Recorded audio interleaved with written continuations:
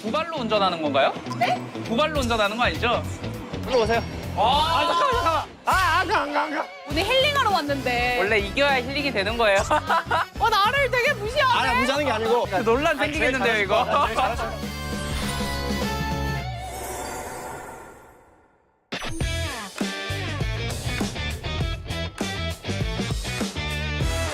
여러분 안녕하세요. 벨즈의 힐링 캠프. 제가 힐링 캠프가 될 줄 알았는데 생각보다 1~2화 우리 팬분들의 반응 그리고 선수분들의 반응이 굉장히 뜨거웠습니다. 모처럼 제대로 힐링하고 갔다라는 선수분들의 그런 평가가 있었거든요. 그래서 또 제대로 맛집으로 힐링 맛집으로 끌어왔습니다. 오늘 저와 함께할 선수분들 바로 한번 모셔보도록 할게요. 선수분들 나와주세요. 어서 오세요. 안녕하세요. 반갑습니다. 안녕하세요. 어서 오세요. 예? 대장님. 안녕하세요. 야, 와. 오늘 리치 그리고 피터 기두훈 선수 오셨습니다. 와, 반갑습니다. 안녕하세요. 아, 힐링 캠프가 벌써 그렇게 소문이 났나요? 힐링을 하고 싶다는 얘기를 들었어요. 저희가 또 게임만 하다 보니까 또 새로운 자극을 찾아가지고 또 왔습니다. 아, 좋습니다. 그럼 먼저 팬분들께 인사 한마디 부탁드릴게요. 네. 안녕하세요. 저는 키움 DRX에서 탑라이너를 맡고 있는 리치 이재현입니다.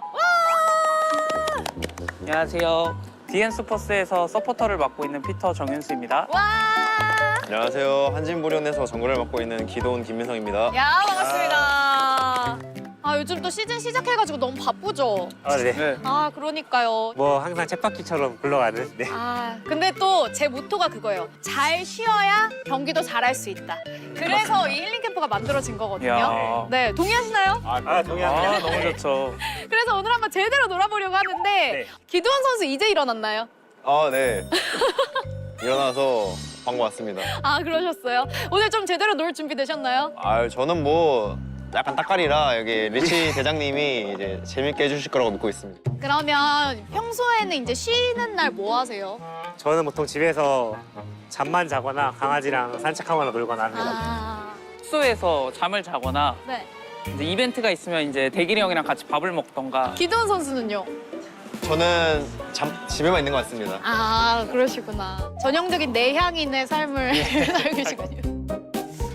뭐 평소에 오락실 좀 가보셨나요? 오락실은 영화관 갈 때 말고는 오. 기억이 안 나는 것 같아요. 그럼 오락실 세대가 아니라 약간 집에서 게임하는 네. 그런 세대구나. 그러면 오늘 또 오락실 첫 그 맛을 저희가 보여드릴게요. 진짜. 좋습니다. 지금 한번 너무 오락실로 재밌겠다. 가보려고. 아, 지금 오락실부터 가나요? 네, 지금 오락실 가려고 합니다. 아, 네. 과연 근데 프로게이머들이 오락실에서 게임도 잘하려나? 와. 우와. 와, 뭐야? 죽이는데? 어떻습니까? 야. 힐링의 장소로 최고이지 않습니까? 아, 예. 너무 좋죠, 너무 좋죠. 롤 말고 다른 게임들을 진짜 제대로 한번 즐길 수 있게 오락실에 도착했습니다. 와! 자, 그러면은 오락실 올 때 꼭 필요한 게 있어요. 황금. 그쵸? 돈이. 제가 한번 와! 여러분의 힐링을 위해서 제가 힐링 많이 한번 된다. 쏘도록 하겠습니다. 자, 그러면 막내가 좀 바꿔오도록 하겠습니다. 너 혹시 몇 월생이세요? 저 4월생. 아, 제가 갔다 아, 오겠습니다. 그래, 막내야. 오케이, 막내야 가서. 혹시 왜 저한테 안 물어보는? 여기도 있는데 저기까지 가는. 자, 그렇다면 저희 한번 첫 번째로 레이싱 게임부터 한번 가볼까요? 레이싱이요? 레이싱 자신 있으신가요? 면허가 없어가지고. 면허 없으세요? 자, 면허 있나요? 맞습니다. 면허 저는 있습니다. 어이, 좋아, 좋아. 깍지. 그럼 한번 보여주세요. 자, 그럼 먼저 대결을 할 사람 상대를 찾도록 하겠습니다. 지금 면허 있는 분들끼리 하면 될 것 같아요. 아, 면허 어때요? 있으세요? 아, 면허 있죠? 면허 있는 사람 먼저 가볼까요? 아, 렛츠고! 가보실까요? 렛츠고, 시범을 보여주시죠. 아, 보시죠. 네. 엑셀이 뭐죠?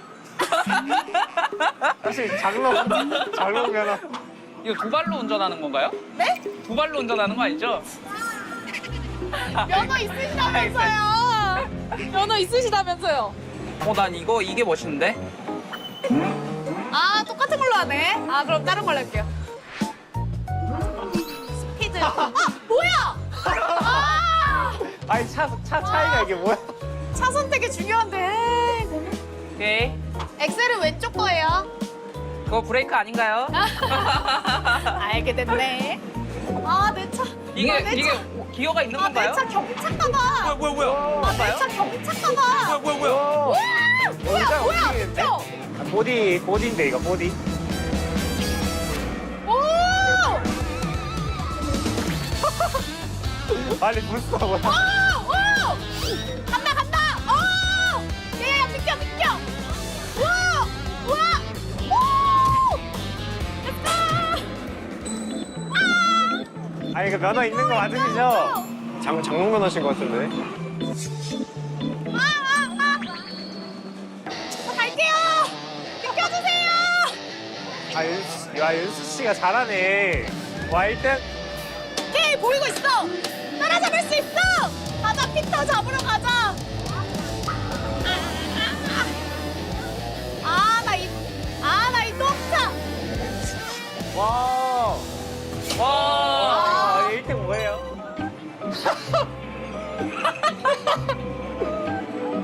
잘하시네.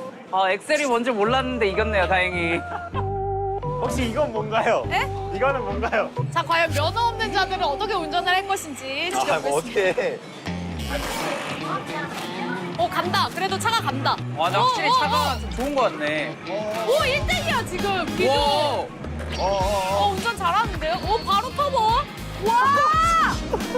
도심을 질주하는 리치! 야. 와, 두 선수 모두 이렇게 잘할 수가 있나요? 근데 약간 두 분 다 벽을 타고 가는 거 보니까 약간 탈리아를 플레이하고 있지 않나. 벽 타는 플레이. 와, 기두원 선수 1등을 계속 막상 유지하고 막하예요, 있습니다. 하지만 2위로 밀려났어요. 지금 2, 3위 대결. 리치 선수 쫓아가서 1등을 달아냈습니다. 기두원 선수 3위로 밀려났지만 포기하지 않고 계속해서 달리고 있어요. 와. 우와. 두 선수 모두 말을 잃었어요. 지금 게임에 겁나 집중했어요. 자, 피니시 라인까지! 리치! 야, 재밌어요? 아, 예, 재밌습니다. 힐링되고 있나요? 예, 예. 힐링 됩니다. 정면입니다. 자, 이제 두 번째 게임, 비행기 게임을 한번 해볼 텐데요. 네. 이번 게임은 어마무시한 벌칙이 있습니다. 벌칙은 바로 코너 가서 노래 부르기입니다. 근데 진짜 안 돼요. 저 진짜. 이기면 돼요. 나만 아니면 되잖아. 자, 걸리면 돈 드릴게요. 아니, 그러니까 나만 아니면 돼. 나만 아니면 되기 때문에. 안 될 것 같은데. 벌써 소리 들립니다. 저 진짜 노래는 안 돼요. 이구나. 아니 노래 잘 부르세요? 저 음치만 아는 정도. 그러면은 기도현 선수가 바로 갈까요? 네, 바로 가시죠. 바로 가시죠. 네, 리치 선수 지금 표정이 밝아. 이거 표정이 너무 맑은데? 이거 벌써 이거부터 다른데요? 이 게임에서 가장 중요한 건 뭐냐면 제가 질문을 드릴 거예요. 그 질문에 대답을 하면서 게임을 해야 됩니다. 게임에만 집중하면 안 돼요. 대답 안 하면 바로 감점이에요. 자, 리치 선수 오늘 아침 뭐 드셨나요? 아직 안 먹었습니다. 리치 선수 그럼 평소에 아침에 뭐 드시나요? 안 먹습니다. 그러면은 저녁을 많이 드시는 편인가요? 네, 기밥이 맛있어가지고 기밥을 굉장히 많이 먹는 편입니다. 아니 이게 손놀림이 다른데? 가 특히 제일 맛있습니다. 마라샹궈를 직접 해주세요? 네, 오, 그러시군요. 이제 이번 시즌에서 이루고 싶은 목표가 있을까요? 일단 좋은 성적을 거둬서 LCK 썸머 때 그 레전드 그룹을 가는 게 목표입니다. 그렇군요. 오늘 이거 촬영한다고 하니까 좀 응원해주던 선수가 있었나요? 다 너무 좋아하더라고요. 자기는 안 간다고. 누가 제일 좋아했나요? 안될 선수가 제일 좋아했습니다. 그래요? 그럼 다음에 안될 선수를 부르는 거에 대해서 어떻게 생각하세요? 제발 불러주세요. 잘하는데? 너무 잘하는데요? 애들이 저를 무시해도 잘 받아주지 않나. 그래요? 와, 근데 리치 선수 진짜 대단한 게 대답을 하면서 지금 이걸 다 맞히고 있어요. 고맙습니다. 끝인가요? 끝인가요? 새 목숨이 있는데요. 새 목숨 있는데 한 번 더. 네. 상당히 길어지는데요. 야, 리치 선수. 이건 얼마나 이기고 싶은 거예요? 저는 이기고 싶다기보다 진짜 노래를 부르기 너무 싫어가지고. 그래요? 아우. 그렇습니다. 몇 점이었죠? 저 못 봤는데. 우와, 15만 6,200점? 우와! 여기서 2등이에요, 지금까지. 이게 아닌데. 지금 1등을 달리고 있습니다. 저 할까요? 네. 화이팅. 근데 기도현 선수가 노래를 그렇게 잘 부른다고 하더라고요. 기도현 선수가 부르는 게 모두를 위해서. 목소리만 들어도. 네. 경기보다 떨린다. 자, 기도현 선수. 네. 봄을 좋아하시나요? 계속, 네, 뭐라고요? 봄을 좋아하시나요? 봄 좋습니다, 봄 좋습니다. 좋아하시나요? 네. 봄이 되면은 꼭 하는 일이 있나요? 네, 벚꽃을 보죠. 그래요? 네, 벚꽃 아무래도. 어디로 보러 가시나요? 이번에 못 봤습니다. 이번에 못 봤어요? 네. 아쉽다. 그러면은 예. 벚꽃도 못 봤는데 네. 꼭 하고 싶은 일이 있는데 뭐라고요? 올해 꼭 이 노래 부르고 싶은 거다 이거는. 노래를 너무 부르고 싶다. 이거는. 그러면 아침을 안 드신다면 뭐 네. 다행이다. 벌써 한 목숨. 진짜 제발. 죽을 것 같은데요, 이 사람. 손가락이 쉬고 있어, 지금. 공격을 안 하고 있어. 나이스.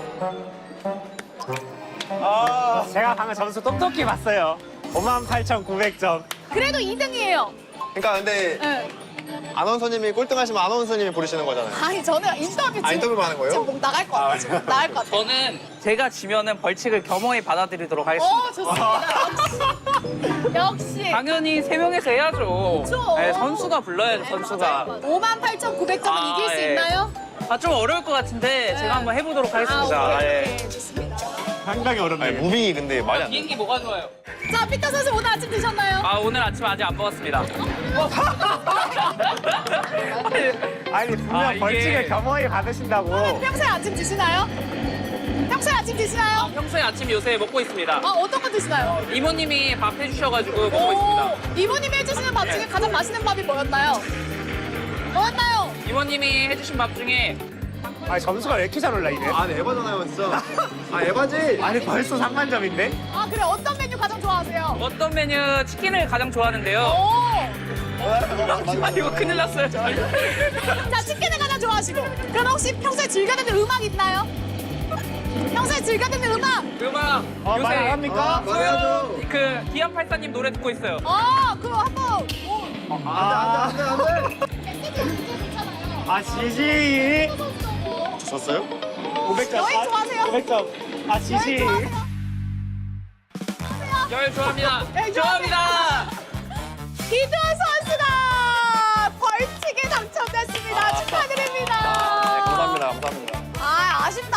하고 싶었죠, 노래. 너무 하고 진짜 싶었는데 너무 하고 아쉽네요. 싶었는데. 아, 노래 진짜 너무 하고 싶었는데, 진짜. 아, 너무 아쉽다, 진짜. 기대가 됩니다.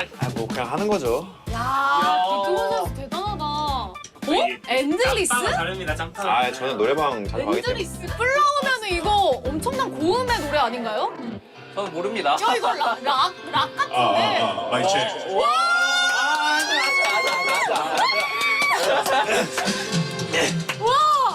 널 사랑해 눈이 감아도 진짜 귀가 너무 호강하는 시간이었어요. 와, 맞습니다. 멋있다. 자, 그러면 이제 마지막 게임을 한번 해보도록 하겠습니다. 마지막 게임은 바로 스피드 하키입니다. 와.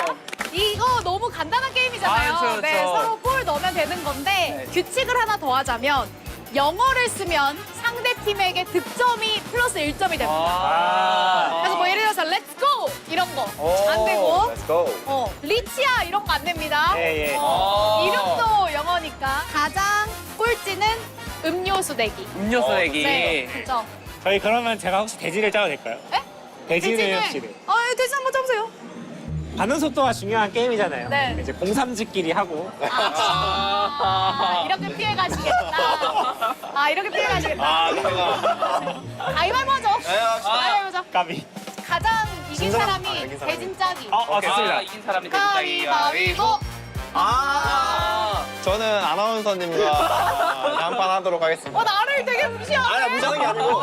그러니까 논란 제일 생기는데, 잘하실 것 이거. 같아. 제일 잘하실 것 같아가지고. 그래서 저랑. 그래서 고수끼리 먼저 하고. 좋아요, 네, 좋아요. 여기 그런 느낌으로. 그리고 이렇게 두 개. 좋습니다. 네, 영어 쓰는지 안 쓰는지 체크해 그냥 주세요. 말을 안 하겠습니다, 저는. 말을 말 안 하면 안 되는 걸로 하죠. 말을 안 하면 안 돼요. 하겠습니다. 자자자. 제가 할게요. 네, 하세요. 네, 네. 오. 안 들어가는데? 예? 제법인데? 제법이야. 제법이야. 잠깐만. 이렇게 하는 거야. 이렇게. 오케이.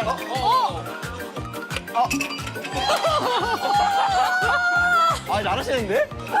너무 잘하시는데? 이게 바로 진행자다. 오. 아이씨, 좋아요. 잘하시네. 주워줘야 돼요.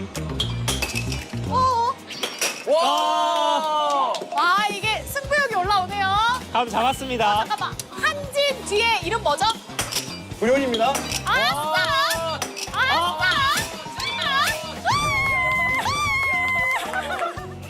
불효 영어야? 오케이. 지아는 70초 남았어요. 70초. 아직 역전의 기회 있습니다. 잘하시는데? 방어가 아니야. 방어가 아니야. 여기 느껴지는데? 너무 잘하시는데? 뭔데, 이거? 다행이다. 진짜 다행이다. 찾았다. 재능 찾았다. 기도원 선수가 이게 마음씨가 착하네요. 음료수를 사겠다고 이렇게 또. 음료수 살려고 기도원 선수가 영어 썼다. 방어력이 어마어마하신데요. 지지. 쉽다 쉬워. 잘하시네. 그래서 영어 몇 번 썼나요? 아나운서님의 승리로. 와. 지화자. 자, 그럼 이번에는 칠 때마다 롤 챔피언 이름 대기 추가가 됐습니다. 준비. 시작. 가만히 있어봐. 가는 바드. 애니. 갈리오. 네가 못해요. 생각이 안 나요. 자르반. 자르반. 좋은데요? 좋은데요? 스위치. 오! 바로 따라갔어. 누누. 오고. 아무무. 누구 한 번 했어요? 아 몰라. 징크스. 징크스 앞에. 모데카이저. 저야 말없이 하면 안 돼요? 내가 정지가 됐어. 말파이트. 파이트. 모르겠어요. 그냥 할까요? 그냥 해. 뭐. 그냥 하시죠. 이 사람 방어력이. 철동봐. 와, 진짜 팽팽하다. 왜? 절대 안 뚫려. 왜 이렇게 잘 막아? 와 집착한 거 봐라. 집중한 거 봐. 자, 이제. 나 알았다. 알았어요, 이제. 확실하게 알았어요. 아, 그래요? 저 자리가 사기예요. 좋습니다. 자, 그러면 이제 진짜 꼴찌를 가리는 대결을 한번 해보죠. 저 진짜 진지하게 할게요 그럼. 진지하게. 아무 말 없이. 아무 말. 네. 저 방송 아니에요. 저기 죄송한데 우리 힐링하러 왔잖아요. 괜찮죠? 괜찮습니다. 힐링하고 있는 거죠? 네, 좋아요. 원래 이겨야 힐링이 되는 거예요. 그럼 가자. 근데 자리가 사기 같은데 저기가. 그럼 가위바위보 하죠. 가위바위보. 여기로 오세요. 잠깐만. 오세요. 안 가. 저렇게 받으니까 오케이. 기분이. 파이팅! 화이팅. 자, 지는 사람이 음료수 내는 거예요. 나이스!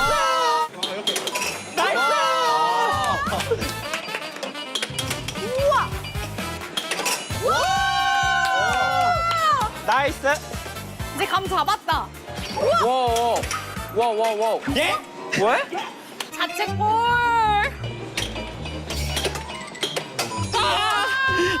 안돼 제발. 기드온, 리치. 기드온 공격 성공. 100초만. 막아. 아니 확실히 좀 집중력이 빠르게 떨어지는데요. 그러네. 나이가 나이인데 나가. 와! 하지만 기도 살아있습니다. 와! 지금. 와, 이거 넣었어. 점수가 안 기도원 나오는데. 선수가 이겼습니다. 와! 힘들어. 선수 예. 꼴찌! 다행이다. 왜요? 음료수라서. 근데 이 지쳤어요. 프로게이머들 약간 우리 마음을 내려놔야 돼. 우리는 오늘 힐링하러 왔는데 너무 다 진지하게 하고 있는 거야. 근데 힐링하는데 게임을 시키시니까 이게 진지해지네요. 승부욕이 올라와요? 너무 재밌어. 좋습니다.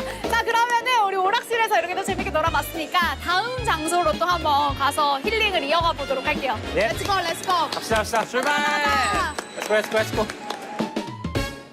뭘 이렇게 많이 사오셨어요? 또 이거 저희 스태프분들 것까지. 이야, 리치 역시 리치는 리치다. 역시 리치하다, 리치해. 리치 보이. 마음도 풍족하다. 그러니까. 마음도 리치. 마음 같아서 이제 스타벅스를 사고 싶었는데. 진짜 감동이다. 형이 안 무거우세요? 그럼 제가 드릴게요. 막내 드리겠습니다. 제가 드릴게요. 형님 피터 손목 씨가 관리 하셔야죠. 든든하니까. 제가 오케이. 드릴게요. 제가 드릴게요. 댓글 또 제가 들어야죠. 우리 팀 애들이랑 달라. 저 매니저님 이거 챙겨주세요 이따. 이거 아니야. 자, 그러면 이제 저희는 보드게임을 하러 가보겠습니다. 와. 네. 보드게임 좋아하시나요? 제가 한 보드게임이랑 이제 부루마블이랑 할리갈리밖에 없습니다. 뭐야, 조금 옛날인데? 요즘 보드게임이 요즘 좀 많이 발전했잖아요. 이거 발전이 안 된. 왜 거기 머물러 있지? 업데이트가 좀 느리구나. 자, 그럼 한번 가보시죠. 렛츠고.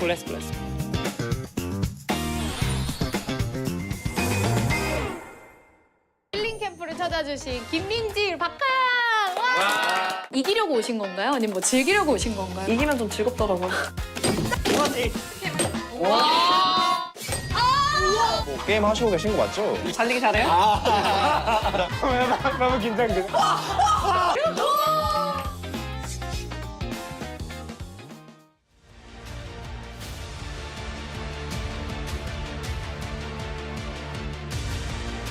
Tell coach, put me in, call my number, I'ma show up. And they ain't no stopping all the shots that I'ma throw up. Been the man since the boy, but now the boy is all grown up. All it takes is one chance to make your life blow up. It's game time.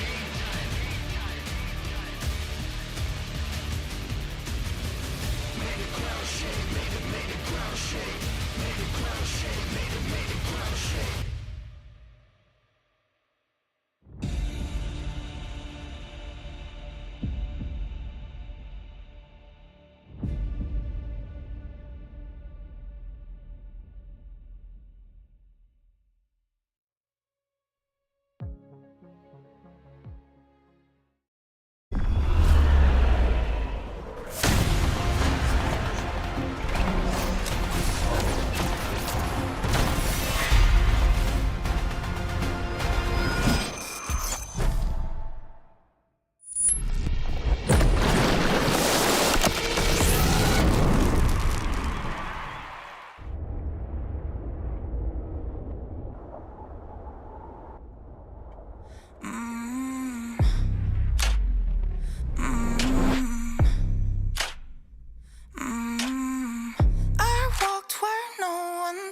to go. No map, no light, just scars to show. Each fall curves something deep. The center of the world, lead the way. Everyone was mine to make. Every scar is a line I've drawn. Every wound is a sign I've worn. I don't just win, I carve my name into the stone against a flame.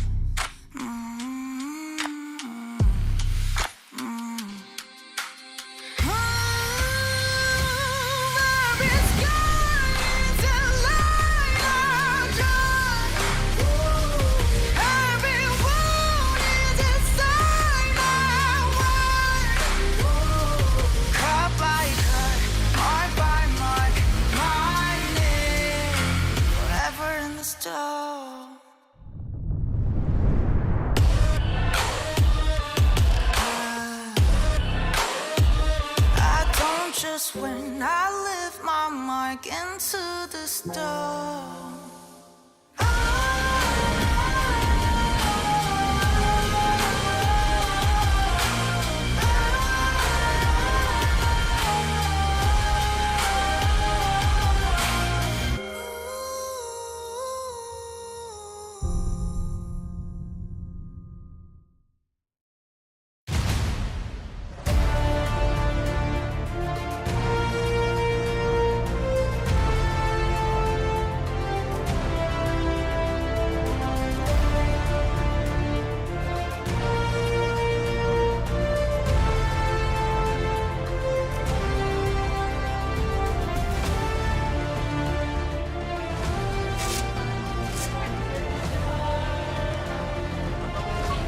자, 아하, 생명수 세트 나왔습니다. 디플러스기야 화이팅! 디플러스기야 파이팅! BDD 화이팅! 네이트 화이팅! Welcome, ladies and gentlemen, to LCK 2026. It is the Wallace broadcast once again. And we are ready to dive into what could be one of the best series that we've had this week, or that we're going to have this week. I looked up the stats yesterday about how many 2-0s we've had this season. 124% increase over last year. We've had more than twice as many 2-0s up until yesterday's series. Like, I looked at until week 6 at the end of match day 1, because I was starting to feel like, you know, we haven't had a 6-gamer, but it feels like all of our series are 2-0s this year. Yeah. And they really have been, like 80% of them. So hopefully today with D+ and KT, which always goes the distance, always is exciting, always is wild and crazy, that it won't be a 2-0, surely. Well, I mean, the more predictable the 3-gamer is, the less likely it's going to happen if KT are at the helm. I think that might have something to do with it. I'm not entirely sure. I feel like KT are definitely going through some struggles right now, though, as they've dipped to 2nd place and a 5-point lead for Hummerlife Esports as they launch themselves into sole possession of 1st place. One of these streaks in our top 3 is not like the others. It is a 2-loss streak. You could make it 3 if you include KT Rolster's loss to BNK at the Esports World Cup qualifiers, and they're playing against them later this week as well, but it's a tough matchup against D+.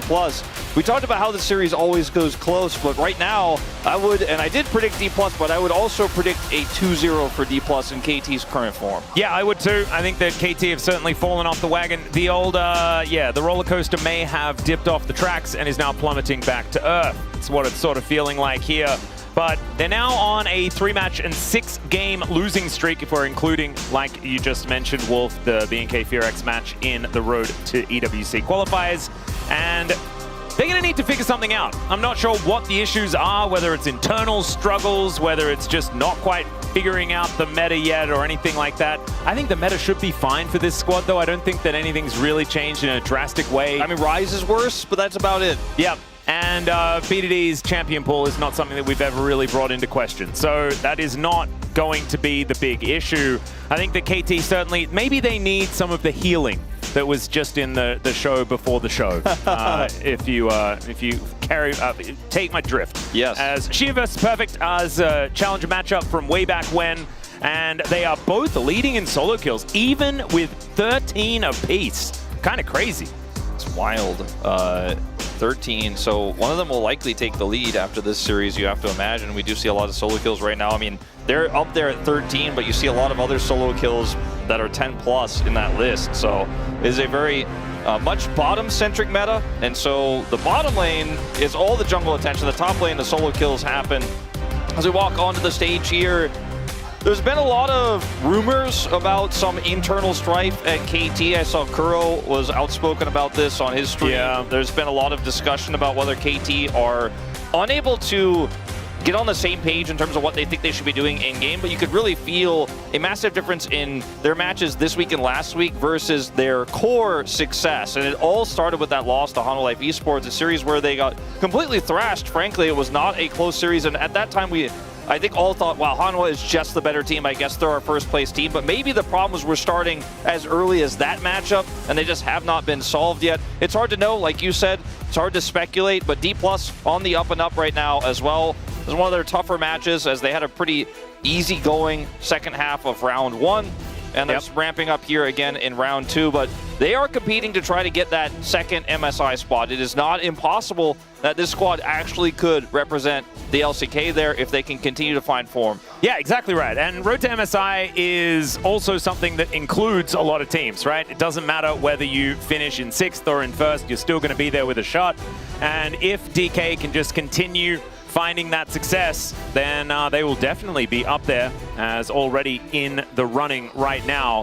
KT, though, need to try and hold on to this second place. It was the greatest first round robin that they've ever had, and now they're going to need to get back on the horse once again. Maybe, you know, say sorry to each other or something like that. I if mean, that's Kuro's even take necessary. was like just kind of explode and let it all out and then move on. Yeah, they need to go to one of those like just go to a junkyard and start hitting stuff with a baseball bat. Yeah, maybe some old 90s like computer equipment. In fact, yeah. Oh man, you remember the satisfaction of like throwing a CRT monitor on the ground? Oh my god. Oh, there's nothing every time like you it. see it in a music video, in you're slow just motion. like, yeah, you're just like, oh my god, I need to do this. And you never will anymore in modern times probably, but you really want to. Yeah, I think it's one of the things that our generation probably did and not very many generations have done since. Nowadays, people are looking for the CRT monitors that people threw places and checking if they still work. They're plugging their SCART cables in and then taking pictures. Look at my scan lines. Let's just maybe that's just me actually. None of the ones that I broke would be worth very much to you. Let's just say that. As the most fun part was shattering the screen. That was always the best. Make sure that you do it safely if you are going to do it, and in a controlled environment, which is, you know, and then it's a very good stress reliever. And hopefully KT have done a little bit of that, destroying things in a safe way so that they can come out onto the Rift and join together to destroy their opposition. Aiming is a former D+ member himself, facing off against the new generation here in Smash. I am looking forward to how this bottom 2v2 is going to go because Effort came in as the calm voice, it felt, for KT Rolster that was able to build that synergy up that was missing before, that we were heralding so much. And if you had asked anyone a few weeks ago, people would say, okay, well, KT wins this 2-0. Career is still too young, is still too green. Effort is going to outclass him. The overall team synergy is better for KT, but I just don't think today we can say that KT's form is what it was when they were at the top, solo first place.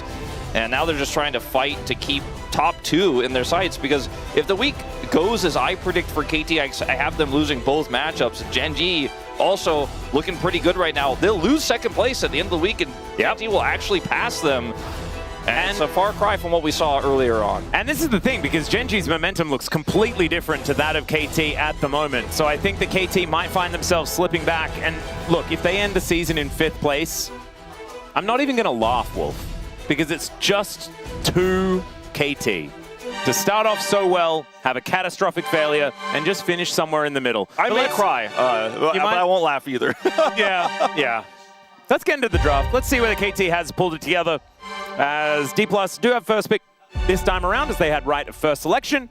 CV Max jumping. Yeah, honestly, they were all giggling. And a D+ that are happy and raring to go is honestly a relatively rare sight. And Lucid, obviously, just not the kind of guy to smile very naturally. But the other example of the other players certainly were looking like they were in pretty high spirits. And so already, we do have the Lucian, the Nocturne, the Varus, and the Rumble banned away. Lucian should be in this first ban priority for most teams. I think it's actually where he belongs right now. He is just so incredibly strong. We have so many good AD carries that are Lucian experts here in the LCK. And Smash is one of the newer ones, but he definitely is on the list, as Karma will also be taken away. So a lot of bot lane protection here for KT, as we do have Orianna available. Yeah, Orianna and Bard, both of them are up and available right now.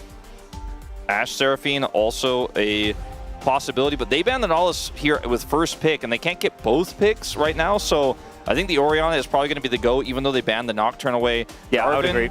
Might be taken in response because Jarvan works really well with Orianna, but you can go Orianna Ezreal if you are D+ Kia, which is what I think we're probably going to end up seeing. Yeah, Orianna Xin Zhao is also just fine. Command Protect really helps his durability, not to mention a few extra stats from just holding the ball.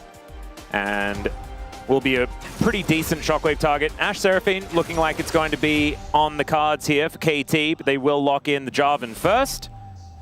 And now, where is D+ going to go to round out their lineup? They could take the Seraphine away if they would like to, but we haven't seen a lot of success with Seraphine denial here in the LCK, and I'm not a huge fan of it. They banned the Nautilus away, so it's a little tricky. They might have to play a Pyke lane later on in the second phase if that's where the bans go, or they could go for an Ezreal lane right now with Xin Zhao and just go Xin, Ezreal, and you could play Ezreal Leona if it's not banned away. Yeah, it's not going to be a fun time, would also be kind of okay. Yeah, Xin Bard actually opens things up a lot. You lose the Ezreal, but a lot of other picks can actually go toe-to-toe if you do have that Bard in the lane. That's a really good point, as...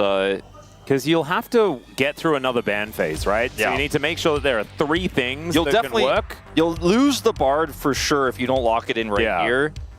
And when you can see that it's Ashe Seraphine kind of face up, we've seen Bard lanes actually do relatively well into it. As recently as yesterday, that was Bard Caitlyn that time. But without Caitlyn, you could play Bard Ezreal and it'd be kind of all right. You could play Bard Jhin and it'd probably be all right. I'm glad they didn't go Nico, because I think that would have been the worst of the ranged options they could have gone for. And let's see what we get ban-wise here, because the Caitlyn, I think, is the #1. Ezreal, very high on the list here, but they also might want to protect Perfect and set him up for a matchup that he wants on the top side and say, you know, there's a lot of AD carries you can play with the Bard. We're still just going to stick with our Ashe Seraphine and feel like that's going to win against almost anything. But I think the Caitlyn kind of has to go at this point. Smash is a great Caitlyn player. We've all seen it. We've seen it in Challengers. We've seen it now here in the LCK enough times to know that it's one of his best. I mean, his Jhin is also pretty fantastic. Maybe it's just Caitlyn Jhin. Just get rid of them and then risk the Ezreal lock-in. But instead, Ezreal will be taken away. It's a really, like on this patch, it's just really strong. It's a really tough position for KT because they already have such a strong bottom lane to choose the right bans here. And I think it's going to come down a little bit to preference, but something is going to slip through the cracks, right? We discussed a lot of potential bans. On the side of D+ Kia here, do you protect the Orianna, or do you make sure the top lane matchup is better? I think protecting the Orianna is stronger because it's already a known quantity, whereas the top lane is a little bit more ambiguous right now, and there's so many ranged champions. Even Tristana's coming back. Like, Teemo might actually be viable. And it was Shiu that played the Tristana top, right? Yes, it was. So I think this is the right call. The Caitlyn goes away, and ultimately you might see Akali ban? It could be a Mel or a Ryze ban here. Akali also kind of makes sense. Just has been banned a lot in the second round here in the LCK. But they're taking their time. You could also just switch over to top laners, right? Like ban a Jace or something like that. Yeah, it's totally fine. But ban Gwen, so I think that makes it pretty clear what they are interested in playing here. Any Sion enjoyers? Yeah. As I did not expect to see Sylas. Victor, definitely a big benefactor of the new Deathfire touch. Yes, indeed. Rune, so I think that's why he's being considered by a lot of mid laners right now, as it will be the Rise, which BD has really enjoyed playing on this patch, but has not won any games of so far. Yeah, I just don't think it's very good.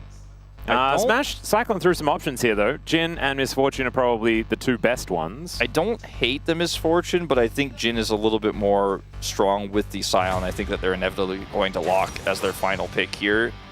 I don't like it as much just because I feel like the lack of consistent damage might come back to bite them if it is going to be a Scion top lane. You could just take like with a Jace up there, it might feel a bit better, but blind Jace feels a bit scary into perfect. Not sure what Shu does want to do here. I mean, they could pivot completely and go for something a little bit more side lane focused, and that's also still strong like a Yorick, but it's blind, right? So the Scion is the safest pick here. They protected it with the Gwen ban. Is neither the Jhin or the Misfortune do great consistent damage anyways. The Misfortune does more and also does a lot of burst, but the Jhin is great if you have setup, which they do. Also better in the lane. Perfect. I feel like Jhin bot is just very, very scary. I actually really like the Zahin angle here, even though it's a little bit like it's a little bit all in, right? And your early game is going to be a little bit weaker. We know the jungle attention is going to be bottom side, and it's one of the matchups where it's difficult to be punished with the Zahin when you know the Scion is there.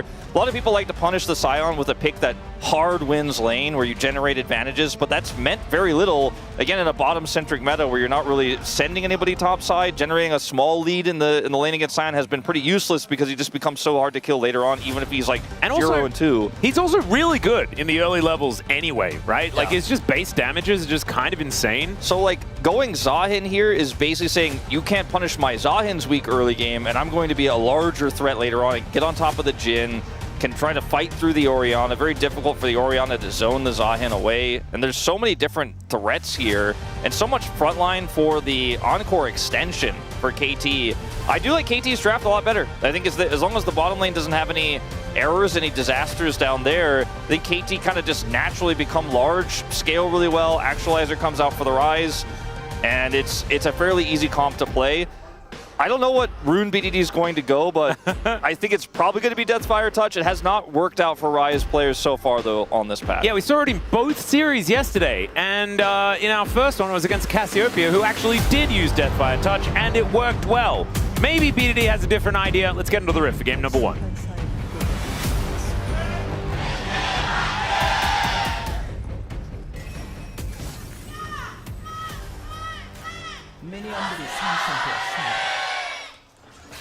All right, here we are, ladies and gentlemen, onto the Rift for game number 1. KT versus D plus Kia. And KT just wanted to get back on the horse, right? They just lost to BNK FearX. Before that, they lost to Bro 2-0. It was a demolition. And prior to that, the thing that started it all off was HLE just bopping them. And so KT really do need to try and figure things out. I think there's a lot of extra factors to KT's losses, right? Like, they lost to OnLife Esports, which there's no shame in that. Basically, everybody's lost to them. Yes. Actually, they have, because T1 lost them the second time around. And, you know, BNK got their new AD carry. There's a lot of hype around that right now. He's actually playing individually incredibly well, Taeyun is. He is. And Bro are actually pretty good.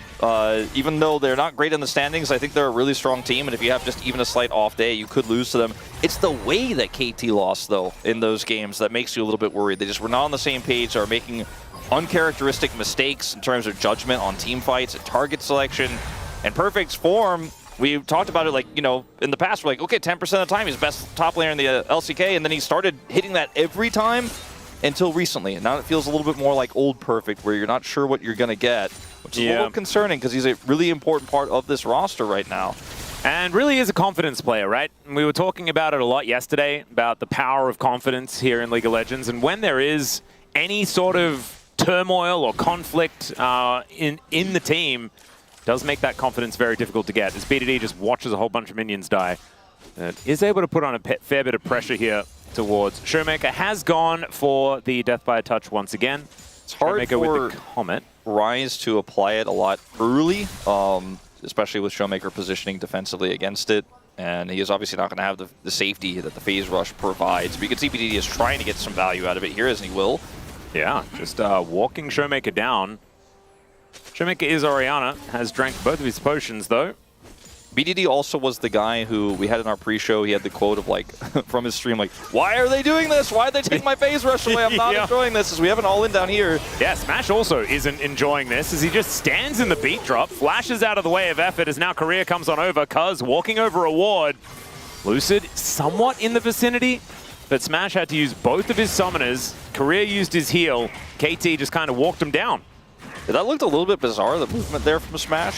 Very confidently just kind of standing in the brunt of that damage. Almost for a moment made me second guess if Lucid was more nearby than we thought, but he was not in the vicinity, and so we'll just be both summoners down for Smash off of just an aggressive fish from effort. You know, it was non-committal, and he's like, all right, well, got him, and let's hold the aggression. So that will be a nice little trade down there.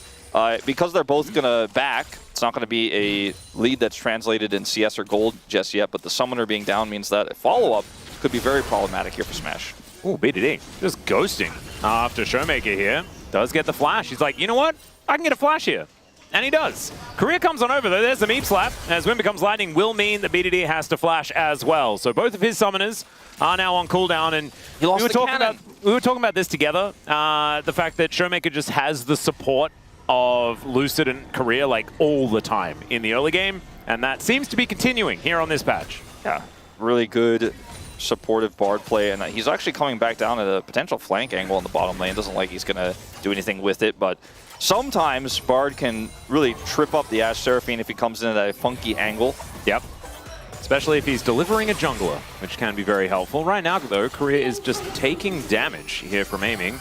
Captive audience going to slow him down momentarily, but it looks like the Jhin Bard isn't necessarily slaughtering here in this lane right now. No, certainly not. CS is even, though. The Airy proc there as well. It's just constant annoyance of this bottom 2v2. They're going to hold this wave here, so it's hard for Smash to actually farm it out. He's going to have to use his Flourish to do what he can here. But like you said, it hasn't translated to a massive lead or anything like that just yet.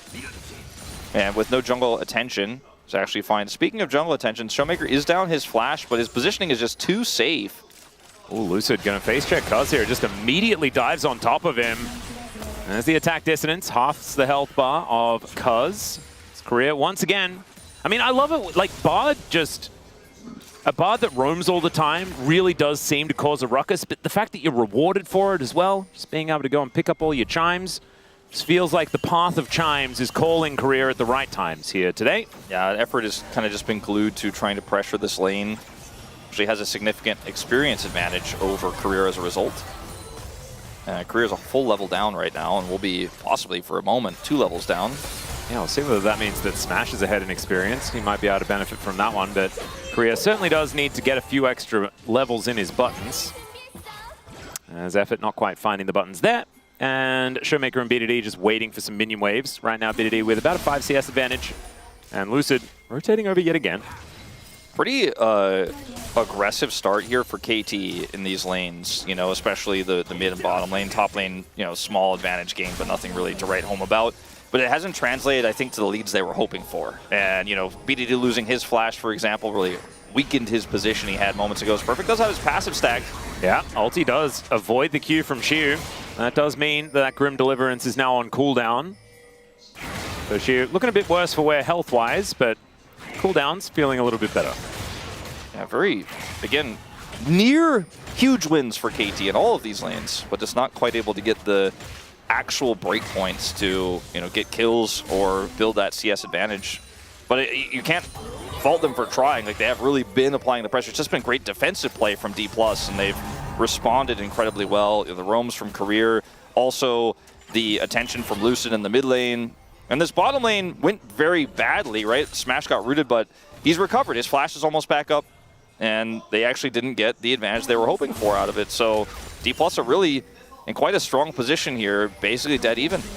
Yeah, not doing too bad. I am a little bit worried if DK can't get themselves to a position in this mid-game where they can start rolling a snowball down, then they could have a little bit of a damage issue in the mid-game, or the late mid-game, with Showmaker being Oriana, who just misses his shockwave. The curtains are being called, though, as now BDD is just dead. So, despite the shockwave, still going to be able to grab this one, as the arrow is going to connect from downtown. There's the Cataclysm, and Lucid throws down the Crescent Guard, and he will just survive somehow. That's Effort also insane. has to flash. Both of them have to flash. BDD dies, and D+. Pull ahead somehow, some way. How did no one die on Absolutely DK? That's just crazy. ridiculous. I mean, the thing about this, the beginning of this too, is BDD is like, I don't have phase rush, I'm not ghosting, but I will dodge your shockwave. Like, the movement out of BDD at the initial part of this is actually crazy. As he's able to predict what's going to happen here. He's like, oh, I see. You're going to try to go for the shockwave, moves forward, dodges the flourish. Okay, I don't know if BDD could have done this any better. It does not have flash, it can't flash when it becomes lightning, and then they go on to Lucid here when the arrow comes through. Effort, the fact that he walked away meant he missed like one auto, and that might have actually been the difference maker. Yeah, I mean, maybe. The shield, probably not, though, to be honest. Yeah, Cuz needed to like just hit him one more time or something like that, but I think he thought that he was just dead to rights. And as it turned out, not to be the case. So Lucid going to be able to keep himself alive. He is extremely far behind when it comes to farm. Cuz really being able to hoover up all of these camps. Smash possibly in an awkward spot here. Does eat a volley as Effort is trying to also add to that damage. Deadly Flourish comes in as Cuz making his way over once again. Smash just observes Effort dropping the beat. Isn't really doing too much about it. But the answering Lucid is going to be in the area. Smash still waiting for his ulti. Obviously can affect things even with his health bar this low. Aiming. Yeah, I mean, Effort is very low, but aiming isn't. And he's able to offer a lot of damage back. Yeah, I think you don't want to stick around into that Ashe. The longer those fights go, the better it's going to be for her. Difficult to get away, no flash on the Bard. So they do respect it, and it's going to be just a reset everywhere. Lucid does have the Dragon, perhaps, on his menu here in his sights, but actually not going to commit. Is they're going to find Cuz. Yeah, Career coming over. The arrow is going to connect onto the Xin Zhao, but this time, Cuz is just going to get the heck out of there. Aiming has done such a great job, Atlas, at like impacting these skirmishes with his arrow. Oh.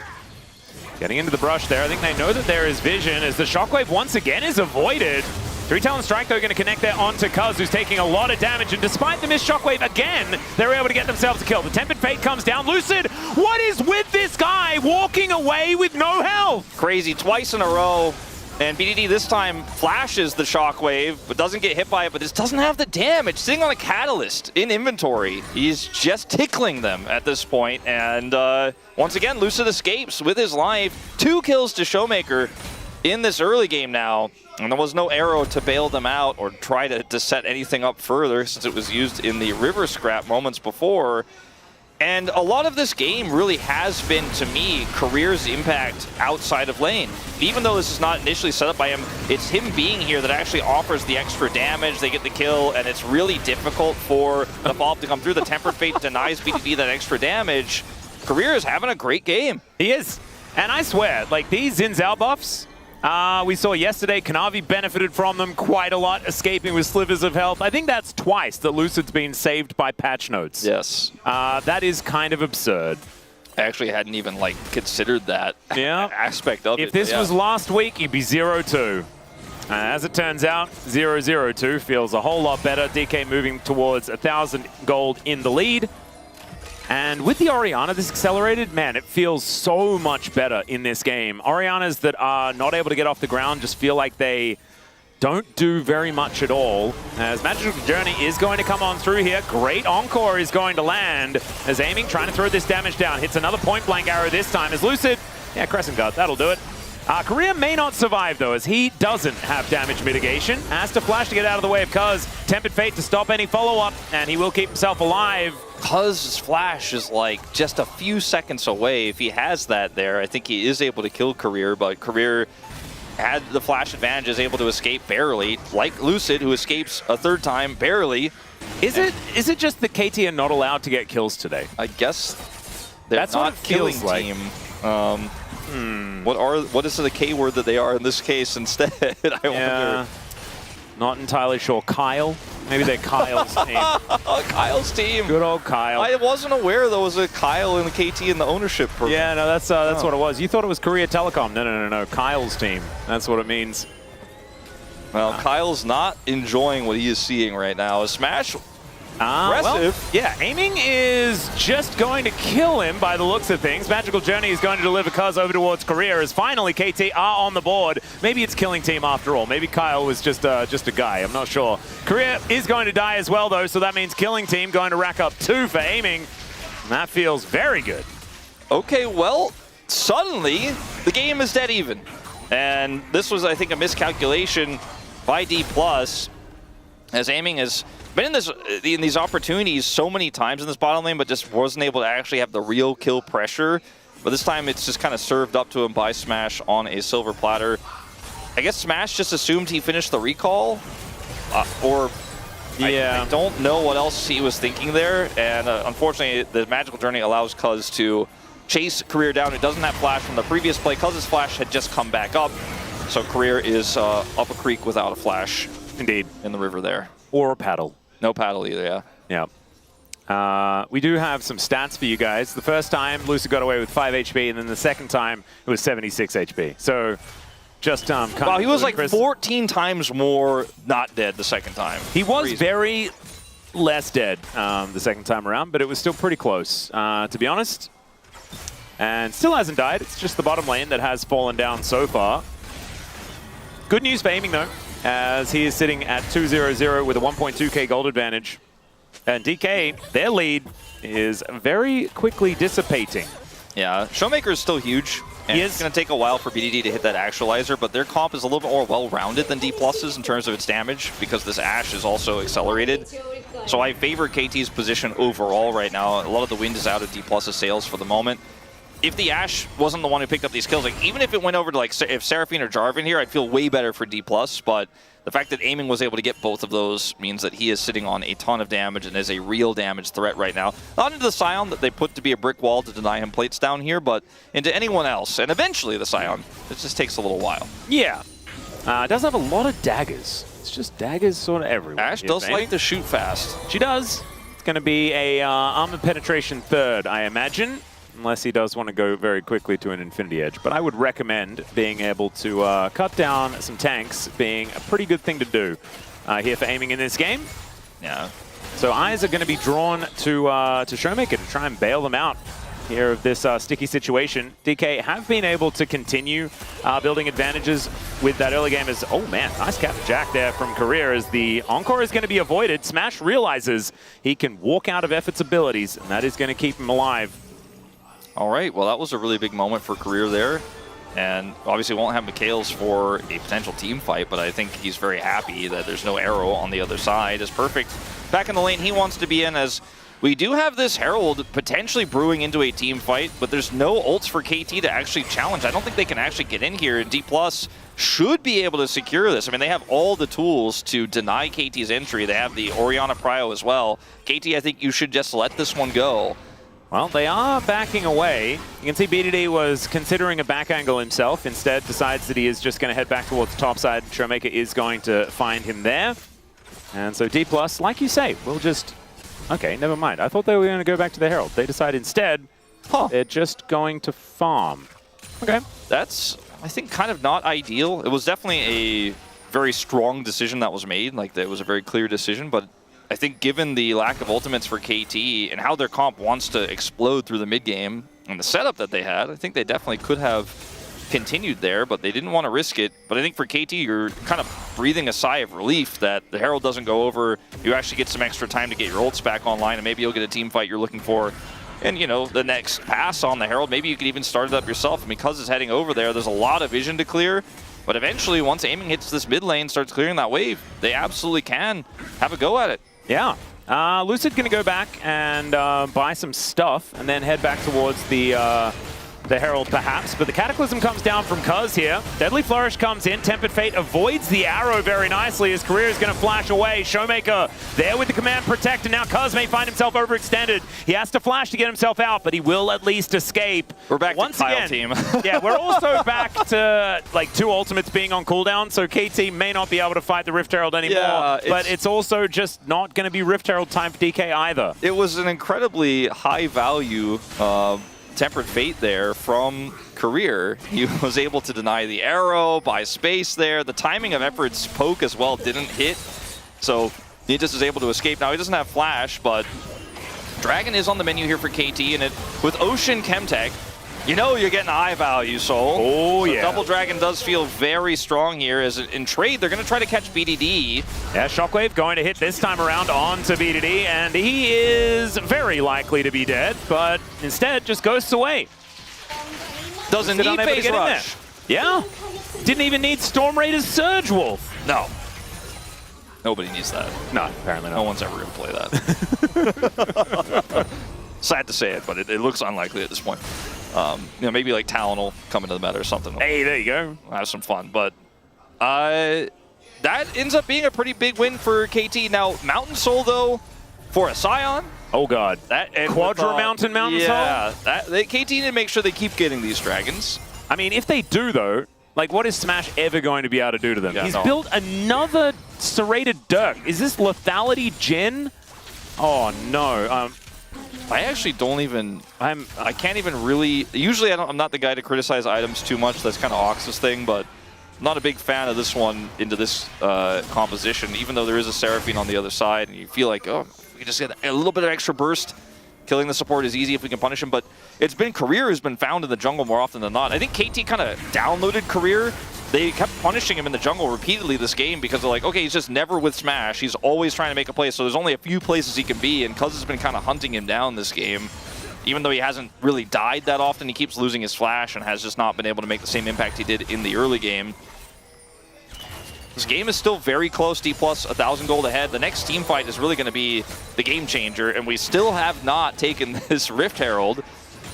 Yeah, it's just they're kind of just milling about in the area. Lucid just, I guess DK really want a team fight, and this is where they have the control. Flag and Drag going to get denied here, as Cuz going to have to walk it off. Deadly Flourish is going to lock him down. Shockwave pulls him back, and that is a kill onto the jungler. DK, do the Herald, for goodness sake. I think they will. I think they will. There is no enemy jungler.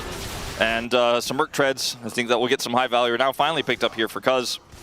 Cannot buffer the stasis of the Tempered Fate. So without Flash, placement of that Tempered Fate meant that I think Cuz is dead every single time. That was a really nice play there from Career, who again, was caught out in the jungle a few times, but is having a fantastic Bard game. Yeah.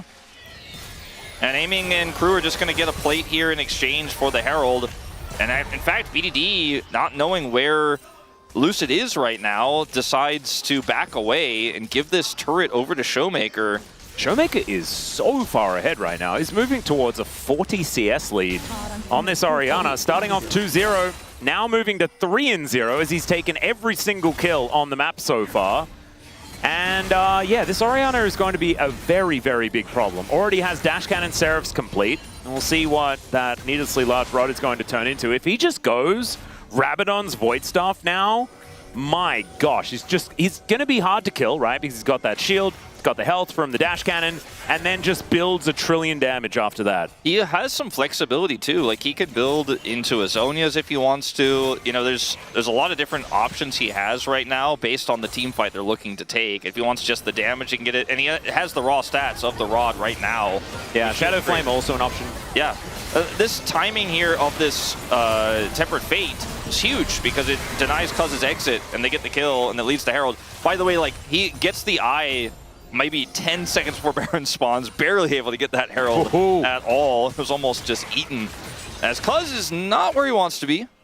Now he does get himself out at least, but like you say, it's getting a little bit tricky. I just think this Orianna, the problem with Orianna always is she's very binary in her impact. If Showmaker doesn't hit the Sonic, or rather the Shockwave, and then she gets picked, and Aiming can carry these team fights later on, I do think that I want to put my money on D+ being in a fantastic position in this game, but there is certainly a lot of things that could go wrong with this comp because it doesn't have consistent damage. So Showmaker really needs to play with this lead well, because we haven't really seen him make that impact in team fights. He's gotten a few flashes, gotten a few dodges out of BDD, but when it comes to the real 5v5s, he needs to make that Shockwave high value to utilize this gold advantage. Yeah, and I mean, he has to do all of the damage because Smash has decided to go Serpent's Fang there. That's why you buy the Dash Cannon, ladies and gentlemen. Showmaker just uses it to avoid the arrow. Not going to be dying today. Smash is doing no damage. Yeah, really. I didn't even notice that till you point out he was Serpent's Fang. He's like, I'm a utility champion. Oh dear. It'll be great when they get Mountain Soul. I mean, if KT gets even a Mountain Drake, I feel like Smash is going to stop doing damage. But if they get the Soul, it'll be great to cut those shields down. Yeah, true. So that he can get to the point where he can do no damage. That'd be perfect. Also, I mean, Jin known to apply Serpent's Fang very easily. I mean, you can do it quite effectively with you know, your ulti, Deadly Flourish, stuff like that from long range. It's fine. I think it's okay, but I just kind of like when you're going Ghost Blade, which is like my least favorite first item on Jin, and then you're just going with a Serpent's Fang, you're like, wow, I'm just accepting that nothing good is going to happen for me this game. Yeah, but that's okay, because Showmaker's 3,000 gold ahead, and surely he will play it with it well. He's got a Dark Seal, and if that turns into a book... He did go with the Shadow Flame as well and has finished it. Yeah. So that's a huge spike that they're on right now. DK do need to take this Drake, though. They are still sitting on the Herald as well, so they can go with Battle Shelly. Perfect is just going to get a whole turret here if they delay this, so I think they really need to do this quickly, and they probably should just respond to the Zahan already, because I don't think KT can contest. They're not in position to do so. Yeah, they do have the luxury of giving it up as well. Aiming already has a Last Whisper, so he is building towards third item Armor Pen. So they just let Perfect have the whole turret, and I think KT are, like you said, because they have the luxury of giving this up, very happy with this exchange. There was not a one team fight there in any reality because of BDD's deficit right now in this game. Does have his Rod complete, he's about to hit level 16, and that's going to be huge for him, but he's so far away from an actualizer, and that is why I think KT are like, let's just play the map. Let's not play the team fight. And unfortunately for D+, they really wanted KT to come to that fight, but instead KT just give it up and get a turret for the Zahin. That's picking up a pretty significant advantage. Yep. Oh god, is Smash going Rapid Fire Cannon next? I need to stop looking at Jin. It's just making me very sad. Just look at the gold difference over time. That's a better one. I like that one. I don't even know whether it's good or bad. I just dislike it. For me, it does feel personal. I don't really, in this game, I don't care about his items that much because I feel like you said, he knows, and we all know, that he's not going to really be doing the damage. He is not the main character. I'm scared about Perfect getting bigger, though, because if they can kill Orianna first, there's only one damaging champion on the side of D+. Like, Lucid is probably closer than Smash right now in terms of being able to actually kill the KT champions. I want to see him build the Dusk and Dawn thing as well, like Kanavi did. That was a whole lot of fun. His career is going to have to flash, magically journeys through the Cataclysm as BDD and Colors, they're going to join them. There's a Tempered Fate, but it's not down in time to save the Bard. And they will be able to get their prize. I would love to see Showmaker's damage to champions this game because he has a huge lead, but he's not hurting the bad guys. No. His support is caught in the jungle again, tries to outplay it, but dies, and now they lose mid-turret, and this gold lead is fading here for D+ very rapidly. Yeah, once again, down to about 1,000. And BD will eventually get a third item, and eventually will be way more consistent damage output than the Orianna, even if the Orianna is ahead, because he's Rise. Well, Aiming's just going to walk down and try and kill this Scion. Xiu does have a few items complete, but he is still very, very dead. LDR going to work here. And yeah, he'd actually completed it, wow. He's a real threat. D+ are kind of just falling apart at the seams here, and KT are just making simple map calls, and D+ are failing to respond. Yeah, Showmaker comes down and just is way too late. It's almost like they're just playing terrified when they probably shouldn't have been, right? Like, Showmaker was so incredibly big towards the end of that mid-game. They should have just been fighting around him, right? Taking the Rift Herald, understanding that they're the big dogs. Yeah, that's why I want to see his damage number, because it's probably comically low, because he's been doing a lot of hitting turrets and minions with his lead. And I think part of this is not Showmaker's fault. It's KT opting out of every 5v5 fight and playing the map instead, but D+'s lack of a response to that is the bigger issue. Is Showmaker may be caught as well. Nope, never mind. Gonna go wide this time around, but I do like that Aiming is just kind of throwing them out.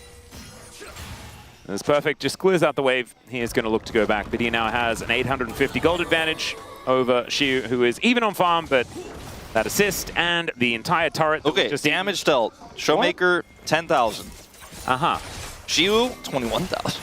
Xiu has done way more damage than I expected, but I guess Zahin does have just a fair bit of sustain. Aiming is now, in terms of gold, has more money than Showmaker has, and is a, I think, bigger, more consistent problem, and a more difficult problem to solve with this composition for D+. I think Lucid has to solve it somehow. He has to get on top of this Ashe. He has to punish, but there's a Seraphine here.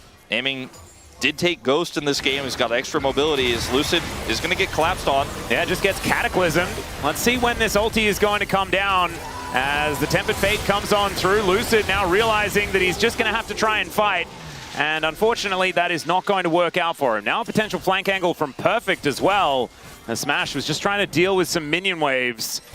I mean, KT are just like, the flowchart is Showmaker here? If no, fight and kill someone. If yes, then run away and do something else. And they just keep finding these angles in the jungle, and Showmaker wasn't there again. He's pushing the mid wave. They're going to try to challenge this Baron. Yep, and Korea, he's going to try and escape, but it's not going to quite work. Finally, a Shockwave. Shockwave is going to come on through, as Shiu just has to drive his way out of there. I mean, Showmaker, if left to his own devices, does do so much damage. But now, I mean, they've got a Seraphine. Like, effort can keep them relatively healthy as the curtains are going to get called. Let's see whether DK can stop them here, as there is only one smite in the pit. Grim Deliverance does come on down. Perfect is very low, but he's going to survive. And I don't know whether the same can be said for this Scion, who is just going to get cut down where he stands. Man, what a colossal collapse from D+ Kia. What a, I mean, frankly, like, what a bizarre game. They had all the win cons, but I think it's partially D+'s failure to respond in sides, but I think KT have really just said, okay, we know the clear problem. It's this Orianna. Let's just try to make fights happen elsewhere. They know she's bottom here, and then D+ are still trying to challenge here into this Fed Ashe. And their Jhin, look at the Jhin damage. Oh wait, was there any? I didn't see any. Unfortunately, Effort's had a bad time timing his abilities post the Bard ultimate this game, but it doesn't matter. And then here, I mean, he's in no man's land trying to check vision, and he just dies. And this is also a huge problem because they need him to buy some more space for Showmaker to get in position to have a big ult in this fight. And look, Showmaker, if he ults all of them, they can win the fight, but he just can't get in. He's like looking for the angle, he's fishing. Maybe I can find this one. Nope, there's that Ashe is too big of a problem. And then Zion is just able to stack up his passive in this fight, gets the ult off. So much healing goes down. A Perfect survives, Shiu dies. This Ashe is doing real damage, and this Orianna is just not able to get access. Nope. And Smash does no damage at all, really. He's about to finish an Infinity Edge, so he'll technically have 2 items that will contribute to damage. And obviously, the other 2 do contribute a little bit, but it's just not really the same as some of the other builds that we have been seeing for the Jhin. Shiu just doing his very best to catch this wave underneath the turret, but with now a Baron buff, should be that Perfect and BDD are very capable of cutting through the turret and through the Scion. Actualizer's done. Yeah, and Shiu is going to have to flash, and that may not even be enough to stop them here, as Perfect still wanting to push forward, Cuz possibly in trouble, but the Deadly Flourish is not going to connect. And D+ well and truly on the ropes, but I feel like they walked over to the ropes and just started resting on them. Yeah. You know, that's what this game kind of feels like to me. I don't know whether it's a misread, but that's kind of how it feels. And Showmaker now just watching this inhibitor turret go down. It's indecisiveness here for D+ is what it's kind of feeling like to me. I mean, KT are in such a phenomenal position now. It's really hard for Showmaker to find a Shockwave target. They're so split here, so that he can't get high value. And again, he's kind of a binary champion here on this Orianna, and they're, like you said in the draft, they don't get ahead, they don't have damage. They were ahead, but they're not anymore, as the Realm Warp's going to come through here to send the minions over to siege this second inhibitor turret. That'll do it. As the arrow is going to sail past and connect onto the Jhin. Now Lucid going to be put into the Cataclysm. Cuz makes his way out of it. Decent 3-man encore there as well as the beat drops and 2 get snared. Flash in from Perfect. He collects Smash. And then the flash forward for BDD to finish him off. Shockwave is decent. There's the knockup from the Unstoppable Onslaught there as well. But she is also going to be cut down, and they cannot get to aiming.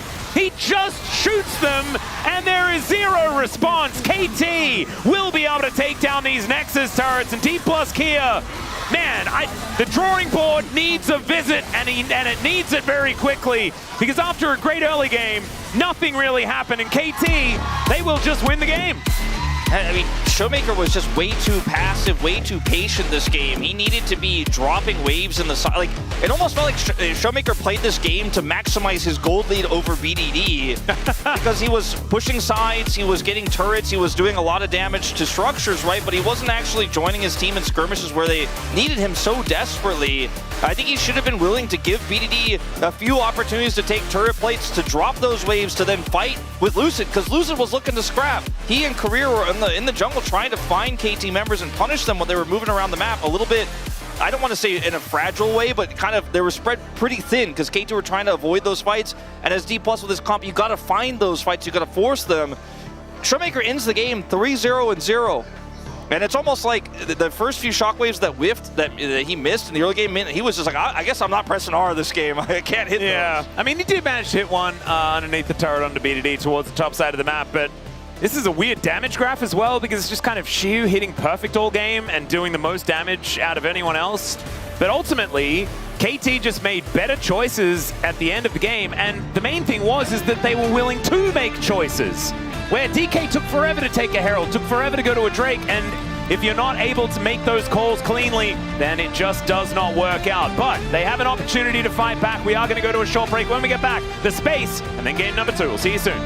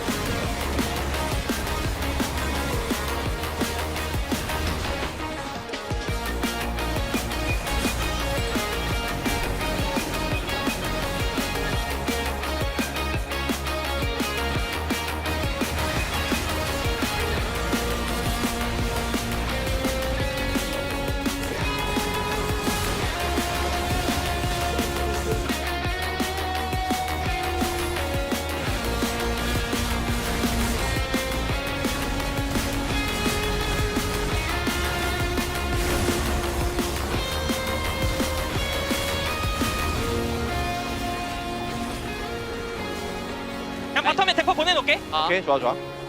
타워 치고 이거 3으로 봐야 돼, 근데 결국 우리. 야, 우리 하나 좀 궁.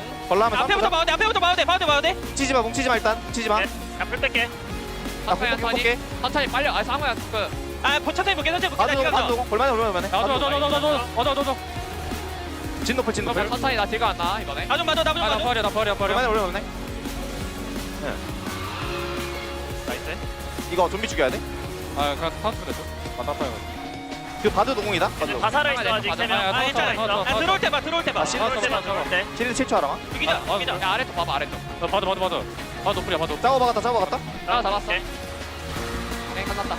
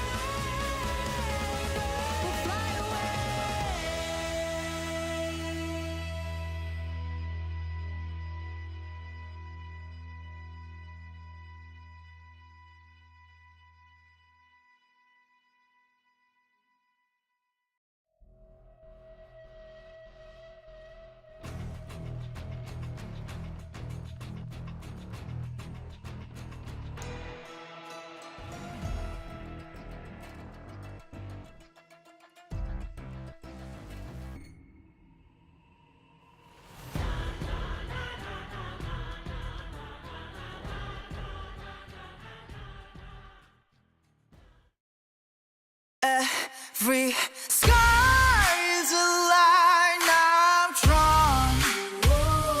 Cut by cut, mark by mark, my name forever in the stone.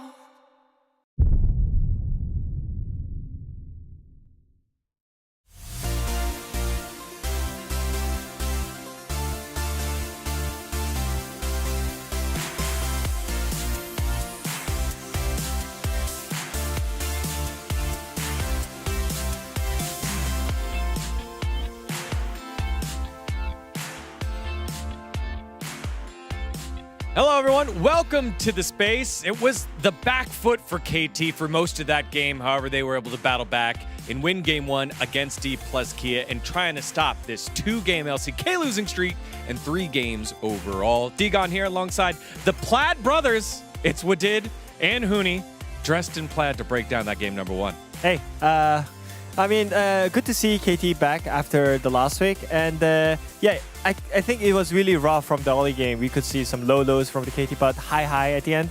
It was surprising that the aiming was the one who had such an insane lead from the bot lane. But I think it all started from the draft. Yeah, I mean, could still see like from the KT having hard time from like all the game stuff, and even draft. Like I would say, it could have been better. They're still getting used to it with the new patches, I think. Yeah, let's take a look at that draft. There were a couple things that jumped out at us. It was the Scion, which has one of the highest win rates in the LCK for champions played more than 10 times, and the Rise as well for BDD. After we had the pre-show, he said this is one that hurts him when he has to play it because of phase rush being gone. Yeah, I want to talk about the Rise first because I think it was kind of risky to just give the first pick Orianna and then play Rise into it because it's worse right now. There's no phase rush, so I thought it could be hard, but BDD tried to really play aggressive with the Deathfire Torch, so he could have some early leads, but he got camped, you know, and I think that was not ideal for Rise situation. But more important thing is on the top side that like Scion had such a fun time. Yeah, I mean, I think the Rise as a champion, it always has to show like from early lead and then be able to move to side lane and help out the side laner, which is like this game, it never happened because like sure, if there was a phase rush, he could have maybe leave like early camp, but still, it was like having so hard since there, so he couldn't connect to the top side, especially because Giant is like so hard responsibility to punish the Scion, the blind pick. Otherwise, you should have just banned, right? Yeah, we got to hear from BDD on his stream earlier last week about his feelings on phase rush. He's just the philosopher.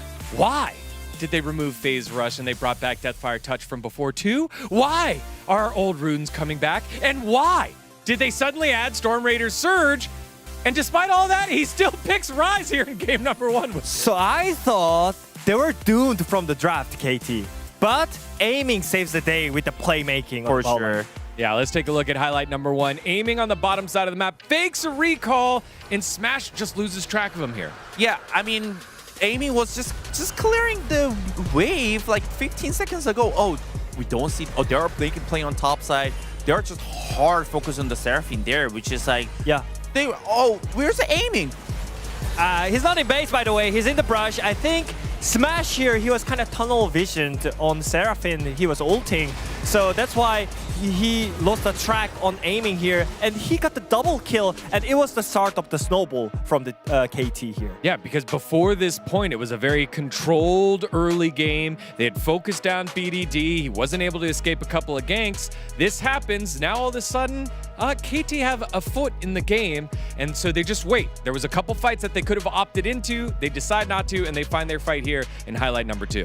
Yeah, so many back and forth happened, but at the end, KT finally realized that they have such a great comp if they just group on the mid lane. We already talked about this a lot in the draft, even though, yes, Rise is having a rough matchup in the mid lane, and also Zahan, you can't really punish Scion on the top lane, but if they group as 5, they have such a great team comp to have such a great combination. Yeah, I mean, what requires her to functioning the DK draft? I think you need a zone control, you need the vision setting up first, and then when they're walking into you guys, that's gonna be having tough time for KT draft, but doesn't really matter because the DK were not cautious about just getting caught, making play. It's just they're super disrespect what KT could do, and that's the this is the consequences of the not being cautious. Yeah, and Perfect barely living there. From there, KT push into the base, close it on out. It's a great start for KT again on a 2-game losing streak here. And you were saying there at the very end in the final calls, they still sounded stressed in this win with it. Yeah, I mean, like, I could literally see that KT was kind of stressing out, even though it was a free win at the end. Yeah, but I think it was still good to see how they functioned together again. And yeah, I think it's all from the draft. Even though you have the rough matchup in the laning phase, it doesn't matter if you can work as a team. Well, KT coaster riders, hopefully you feel better knowing that even the coaster gets stressed out itself. Let's see what happens here in game number 2 with Atlas and Wolf. Thank you very much, Tigon. Yes, it is indeed Wallace back with you for the second game of the series. And I want to kind of start this one off with a little bit of an apology. I know that we were a little bit negative, but honestly, the last game was confusing and strange. I feel like DK did have an angle and then just decided that they weren't going to utilize it at all. And KT just naturally scaled up and won the game. Yeah, I mean, you could feel in the comms for KT, the stress, the frustration of like how things went, but like I still think they handled everything really well. It's a really good sign that KT could win a game like that, as this is a great Photoshop there. Because what we've seen is KT not be able to do anything in their last few series of any strong and coordinated value. But in this last game, in a really tough situation, they made all the right calls. The punishes were great. I think Cuz, in particular, had a great game chasing Career around the map and shutting the bar down, not allowing him to play the game he wanted. And they just knew which fights not to take more than anything else. And then Aiming was like, that Scion is not tanky to me anymore. I will just kill him. Yeah, and then immediately went to the bottom lane as soon as he finished his Lord Doms to test it out. And she realized that he was not the super tank that he was promised. But let's get into it, ladies and gentlemen, into the draft for game number 2. Fingers crossed, we're going to see a little bit more of a competitive one. And this time around, we will have a bunch of champions fearlessly banned away. And thankfully, that Jhin build cannot hurt us until the next series. Yes. That is going to make me very, very happy. Well, the good thing is the Jhin build can't hurt anyone ever. Actually, that's a good point. The Jhin build doesn't hurt. That's the problem. Oh, no. You're right. So maybe I shouldn't be worried about it. Well, Varus and Rumble, both once again going to be banned. It was Lucian, Karma, Nocturne, and the Nautilus that were taken away last time. And that seems to be a pretty similar trend here. Lucian going to remain in this Prero spot. We might just have the same bans because it is D+ with first pick again. Yep, exactly. Which has been a bit of a departure from what CV Max has done a lot of this year. Yeah. Often picking blue side. Nautilus being banned again. So it wasn't a strategy to try and get a specific bottom lane. I think that they were just banning Nautilus from Effort. I mean, it is Effort's most played champion by a large margin. Yeah. So. It's just weird because I feel like there are a lot of ways you can punish Nautilus. And so I don't know whether it's necessarily something that you want to be picking super early. But instead, Jace first pick. Jace. I would have rather seen like a first pick Lulu, if I'm honest, if we're talking about strange and unusual first picks. But Perfect does enjoy playing this matchup with Yorick. He does. But they don't need to get that right now because they can get the Lulu lane I was alluding to. Yeah. And so, as a result, I think KT are very happy with this exchange. And there's no Lucian to punish this lane. So I think Smash and Korea have something else in mind. Maybe it's a Caitlyn lane of some kind, but there's no Bard anymore. If it's Ezreal Nico, I have bad news for one particular spacer in Plaid. Yeah, I mean, there are two and for every D+ fans out there. Okay, they're going to do the Caitlyn lane. Caitlyn is a little bit more fun. It does Caitlyn Lux? Yeah, if it is Caitlyn Lux, I really like this. So Korea going to be picking that one up. This will be a very difficult lane for Aiming and Effort to play out if Smash and Korea are going to play this well. And Smash has a lot of experience with this exact duo, was playing it a whole lot when he was with T1 in Challenger. So I'm looking forward to seeing what Korea can do on the Lux. We've already seen Keria have phenomenal performances on this champion. As there is the Yorick lock-in, no surprise there, as Perfect will be taking that one into the Jace. Just not that many prio mids right now in this meta that you'd want to get instead. And so, in game 2 of a Fearless draft, so that's just going to be the obvious pick here. I think D+ always knew that was going to come through, and they were okay with this Yunara Lulu coming through because they had the Caitlyn Lux planned. I mean, it's crazy how many eclectic lanes Smash played with Reckless in Challengers, because Reckless loved playing Janna. Caitlyn Janna, yeah. They loved playing the Rumble Ashe lane as well and stuff like that, so he's very well versed at these types of punish lanes.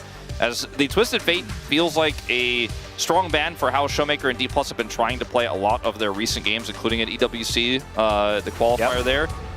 As a Vi ban comes through, I think that's really smart. Wukong also maybe should be a consideration. Like, Annie Wukong could be fantastic for KT here, as they have the Lulu as well. Not to mention it'd be pretty good for D+. Yeah. They could get their hands on it. I do think it would do wonders for them. I just think it's so horrifying to try to play Jace into that. Let's see what this last ban is going to be. Lee Sin taken away from Lucid. Has been a favorite. I wonder if they'll just ban the Wukong here and say you can't have both and you can make your choice, because obviously right now KT Rolster have pick priority on the second pick, so I mean they would love to have both themselves D+, like we were saying, both teams would really enjoy it, but they can't get both because KT has first pick. Yeah. Post second phase. So let's see what they decide to ban. A lot of thought going into this one, and ultimately it will be Pantheon instead. Wow, Pantheon's an interesting ban. And so now I imagine something like an Annie to be locked in, a Wukong to be locked in. Wasn't Lilia. That was not on my bingo card. Yep. But it is an old favorite of Cuz's, and I believe got a little bit of a buff on this patch, if memory serves. It's pretty tough to play that, I think, with this draft, though, and it doesn't empower the Lulu at all. The Nefiri, on the other hand, that's a fun one. Great with Lulu. Great for getting backline access onto the Jace and the Caitlyn. And also great in Deluxe just in general, because you can skip the binding. Also, in theory, it's a flex pick as well. If something that's picked in mid lane is an okay matchup for it, BDD could be the one playing it as well. Yeah, it's technically possible. Somewhat tricky, but it wasn't what I was expecting. Do you take Annie here as D+? I just don't think it works anymore. It's too risky. Victor is a lot of extra damage, but I'm not inspired by this pick unless we get some sort of jungle here that really has great CC. I mean, Skarner. Okay. Skarner works. I guess that does work. I mean, it's not just a Canyon exclusive anymore. It's just a D+ player exclusive, I guess. As effort with the Teemo hover this time. Last time it was the Nasus. Susan has been picking up the wins. Was, of course, his normal hover. But BDD going to go back to his Talia. This is something that Wadid has been talking about a lot. He really feels that with the change to Phase Rush, that Talia definitely has an opportunity to come back in the meta in a big way. And it is one of BDD's favorites here. Great into the Victor, honestly, and can implement this with the Yorick to great success through side lanes. Yep. There's not a lot of rock value that you can get out of this composition. Obviously, Jace a little bit with his To the Skies, Skarner. I believe. The net as well. Otherwise, not much. I think the way they want to play this is Nefiri goes in, sets up a wild growth combo, and the BDD follows up with a shove on said targets that end up getting caught by the wild growth. Yep, put it inside the goalie wall as well. I think that'll work. It's fairly vulnerable though in this draft, and if it gets caught by the Skarner, it just doesn't have a great way of protecting itself. And then the Lux follow-up is pretty easy here for D+.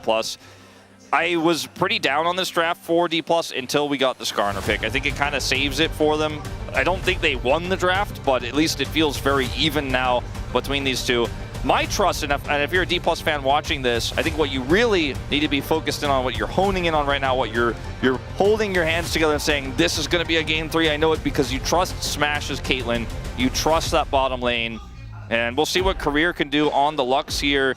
Not known for this pick, but the bottom duo itself is very powerful. They need to put this Yunara down early, generate that lead, get Caitlyn through the mid game, and then the late game, they can shine. Yep, I think so too, but maybe it's going to be a bridge too far getting to that late game. We'll just have to see how KT play it early. Let's get onto the Rift for game number 2.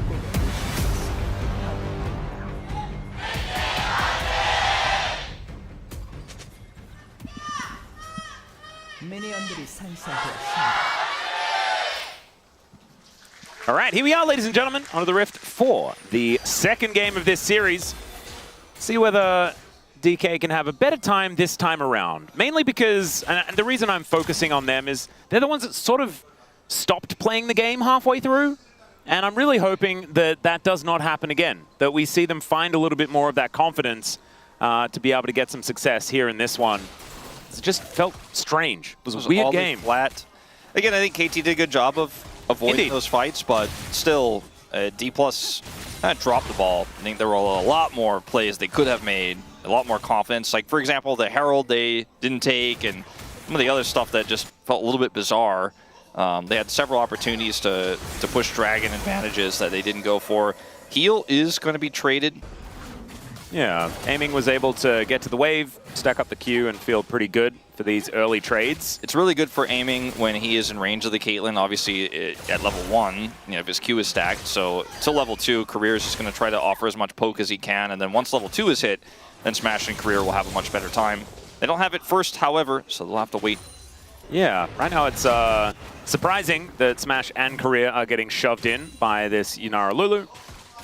But I think once a few buttons get put down, and the DK combos can be very, very scary. It's going to be binding fishing here for Career, as we do have BDD in a very aggressive spot, and Lucid's wrapped all the way around into Cuz's jungle.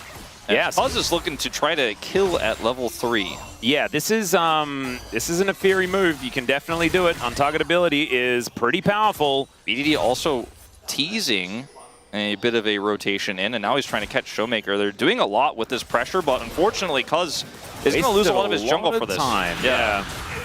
So this will be Lucid being able to clear out that entire top side. He didn't waste any time sitting around for any ganks or anything like that. So we are going to have a look at the amount of times played here, and Smash 1-0 on the Caitlyn. Otherwise, it is first picks abound outside of Xiu, 2-4 on the Jace. I think it's a little bit of a temperature gauge on the meta has shifted significantly. We're seeing picks like the Victor come through. The Skarner was on fringe meta, but really only a Canyon exclusive. But after watching Canyon play it a few times, I think more teams are getting interested in the pick. As we do have, this bottom pressure once again for KT. Like just like last game, they got near pressure, right? Like near kills, near real value, and then didn't get it. And now the Skarner actually has a farm lead, and D+ have that advantage almost exclusively on the top side of the map. I mean, actually, at this point, outside of the 10 gold advantage that Career has, that is the case. Yep. Feeling pretty good about how things are going in this early game. Obviously, Yorick is looking to scale up, but it's kind of surprising that Lucid's been able to find this kind of early game. It's just whether or not Lucid can actually turn it into something later on, because I feel like that was where the biggest disconnect was in the last game. Lucid just getting caught out in weird spots, being in weird spots throughout the mid to late game. And so if they tidy that up, get on the same page, then it could be a much better story here for D+. We're still yet to see that, as Gulliwall will come on down here, as Xiu does need a couple of extra bonks in order to take that one down, but does eventually do so. It's a big wave that has been stacked up, though, here from Perfect.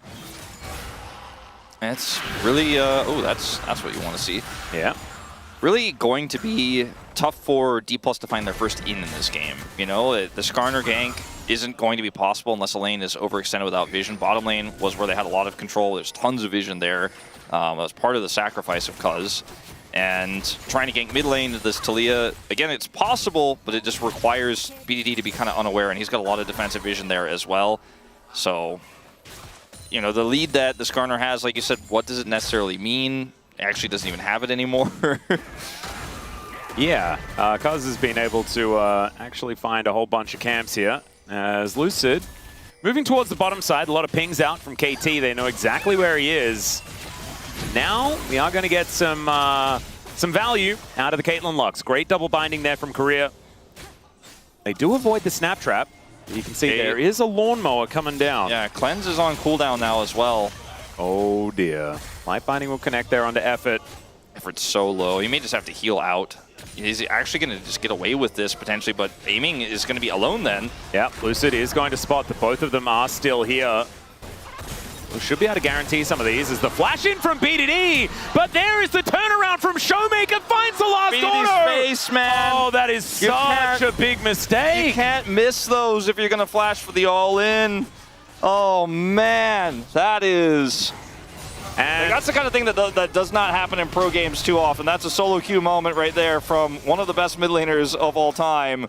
Yeah, Showmaker as well watched him trip and actually just pushed his back. You know, like he really forced that one down, saw his angle, and he took it.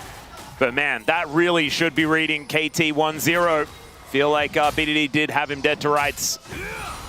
Oh man, that's just no. I don't care what fan of a team you are. Like you probably watch that and you feel pain in your soul. I think pain, but also you can relate.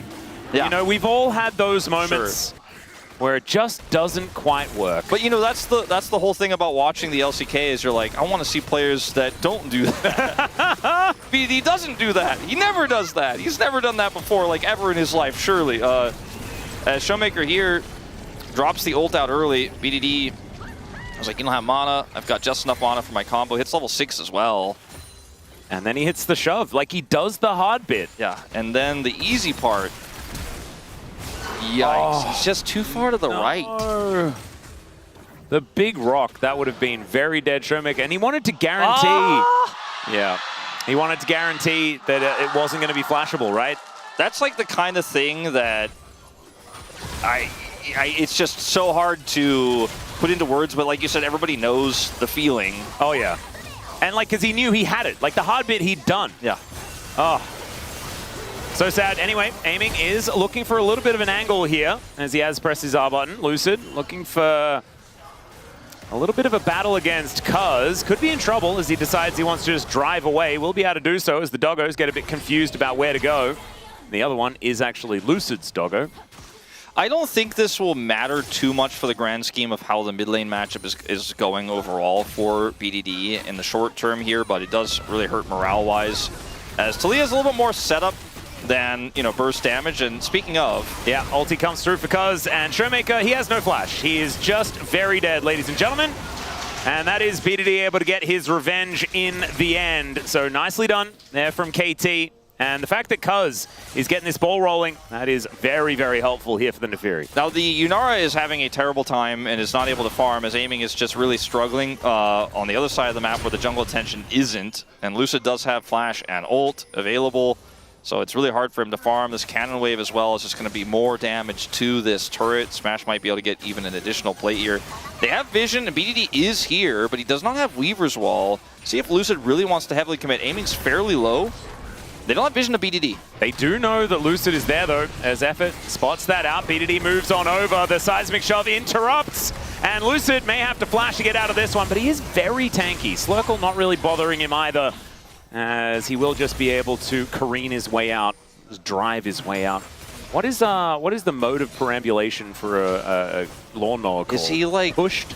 I mean, he normally is pushed, but I guess he just rolls? Yeah. Does it? No, but he's got caterpillar tracks. Is he slithering, but he's a lawnmower? Slithering would be very funny. It's all right. Arcane Storm comes down here in this mid lane as Showmaker, finding a lot of damage, and there's the death ray. That's just a solo bolo, ladies and gentlemen. All right, well, the lead does matter in this case, as Showmaker does have enough damage there to just run BDD down. BDD didn't have his ghost for a few more seconds there, just could not escape the damage. And Deathfire Touch, really strong on Victor in these types of situations where you're ahead. You could just continue to layer the damage down. Showmaker definitely showcasing his mastery of this reintroduced rune very early on. Yep. As you can see here, he's just burning him down, burning him down. Gravity Field comes down. There's no way for BDD to get out of it, and the Chaos Storm is just burning him to death. Or Arcane Storm, whatever that's called now. I think you can go with both, because it used to be the one of them, and now it's the other one. And Arcane's the TV show. And Arcane is like not that chaotic, so... Yeah. I mean, it was in Season 2, you know, with the Victor Realm. It was pretty chaotic. I didn't quite understand what was going on Bauhaus at the time. Wouldn't know. He definitely wouldn't know. But neither do I, as it turns out. That's something that I never told him, is that even though he didn't watch it, I also didn't really understand it a lot of the way towards the end. So maybe we're on the same page. That's all right. Effort is just, we've got a different duo lane. Weaver's Wall value could be high here. BD needs a few more seconds. They need to buy time for it. I don't think he's actually going to join. This is just going to be a bit of a win here for D+, as the tempo is definitely in their favor right now. They're utilizing it well, as Aiming is so far behind, just trying to rush up here and get what he can and stop the push as Lucid is gonna just get out. I don't know what they thought was gonna happen there, but they gotta do something to push him away. Well, here's a flash ulti. Is Smash now having to deal with Cuz. Now he's going to turn his attention to Career as aiming with the ulti. Does get the slowdown with that Arc of Ruin. And the Impale is just going to pick up BDD. He slammed into the wall. They will lose Smash for it, but a 1-for-1 after all that investment. And now Showmaker just with some free time in this mid lane. BDD recently, in all of his games that I've been watching of him, it feels like he's permanently playing on tilt, but like you can understand why with some of these moments, you know? It is, like his death here gives the money over, right? But it also is like Showmaker just being like, well, cool, I guess I'll just get more ahead by hitting the E objectives. Like I'm not killing the players, I'm just killing the structure. You're getting more play gold, denying more farm. By the way, he's 30 CS ahead. Yeah, this is a massive lead. And Showmaker, Cuz, he's gonna look for Showmaker here. But does get his ult out, and then Cuz is just going to immediately leave. Shock Blast is going to come on through here. Gullywall not doing too much, but will at least disengage Shiu from the situation. The Maiden just going to be hanging out here in this bottom lane. Smash making his way back in. He's once again, he's building a collector. Like, he's just making me nervous with all these builds, man. Every single time. It's tough, you know, in this situation, in this game, to criticize his build, though, because the game state super favors, I think, the path he's taken. Yeah, I don't mind it. That angle for Lucid, I mean, he's just on the edge. BDD, already some's gone. It's a roughie. And what they've done with Smash this game is almost like old lane swap Caitlyn meta, where they're just like, all right, well, put him where the plates are, and he's going to get those. And so he got the whole bottom turret. Now he's looking to get the top turret, and he is 0-1-1, but has a 1.1k gold lead because he's forced aiming away from farm and is just getting so much plates under his belt. And like, this is how he's just going to get a second turret. Yeah, this is how Deft used to play Caitlyn. Ever since like 2015 or something like that, where you just march her from turret to turret, and because you have this double-ranged lane that no one can really walk up to you in, you can just siege relentlessly for the entire early game. He did it with Jinx as well. It's a similar story. Smash really is playing that style, and what it does is it gives you so much early game money that it can propel you into a late game, especially with a composition like this, with a Skarner, with a Victor. You want to be on a few items before you're really comfortable. Skarner's going to be unkillable, and Victor is just going to be doing so much AoE damage. Already, Showmaker's done the most damage in the game, but that's only 8k. We're only 13.5 minutes in. That number is going to be absurd later on. They showcased how far behind BDD is, even in experience in this game. He is even in levels with aiming briefly here, as he does just now hit level 10, but it's once again a game state here for D+, but even better than game one, where it feels kind of unlosable with the advantages they have. The Dragons are once again KTs, right? They had Double Dragon last game, they have Double Dragons here. It's Cloud Soul, but I don't know if they get to win fights around Dragon for a while now, with aiming being as far behind as he is. If you have one of these two behind, right, like aiming or BDD, then the game is still kind of playable, especially if it's only BDD and aiming can still do that late game damage. And that was the case last game, right? Like BDD was behind, but aiming was on the Ashe. He was super ahead. He's super behind this time, so they're both losing, and I just don't know if KT are going to be able to avoid fights and then find their way to a late game this time around. Yeah, this is the thing that's really scary. There is at least not a lot more easy turrets to start hitting. As Smash has taken out the entire outer ring already. It's 3 turrets to 0. A large reason why we see a 4.2k gold advantage here at 14.5 minutes. It's not because this game has been bloodthirsty. It's because they've been breaking all of their stuff. Only 2 plates total have been picked up for KT. Like, they have barely hit the turrets in this game. So it's not only that they haven't gotten anything in return where it's like, oh, there's a few turrets they're about to get. They're not even close to getting them. And that's like actually a really good example here in this game of the value of turret plates. Like, man, there's so much money in those things. The truth is, too, though, in a weird world where KT just win a huge team fight, you know, on an upcoming objective, like Herald, for example, if D+ fumble, then there's a lot of standing gold they can pick up very rapidly to even this game out. But I don't see it. I think D+ would have to have a huge fumble.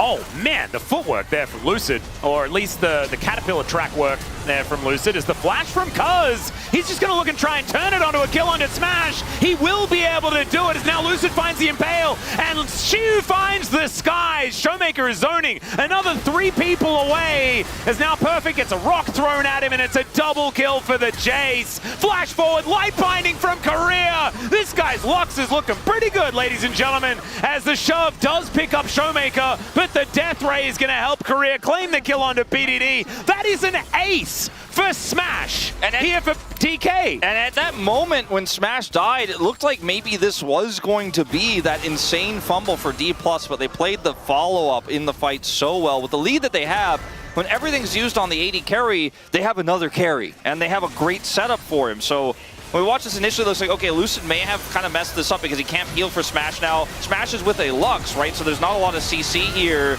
And then Cuz just gets on top of Smash. Smash gets killed, by the way, by aiming. Gets the shutdown gold here. Lucid's very low. Then they turn on to Showmaker, but they can't actually kill him. Showmaker forces BDD to flash because he's that far ahead. And then from here, it's like, okay, well, Lucid didn't die. He's still alive, and he's going to run you down. This flash here from Career also phenomenal. Showmaker just picks up so much extra money. If he was ahead before, can't wait to see those numbers now. He's probably all pushing 3K. Well, not quite. 2.4. Still, massive advantages here for D+ now, and I don't see. I think that might have just been the moment that brings us to game 3. I think so too, especially with the fact that Shu got a whole bunch of those kills, right? Because in this game, oftentimes the Yorick is a great pick into the Jace if all things are equal, right? If you're allowed to sort of weather the storm and then scale up. If the Jace starts to snowball, which, yeah, 2.5K, that will class that as a snowball. I think so. You will just stay in a horrible position and then not be able to play side lanes, and then you're not a great team fighter either.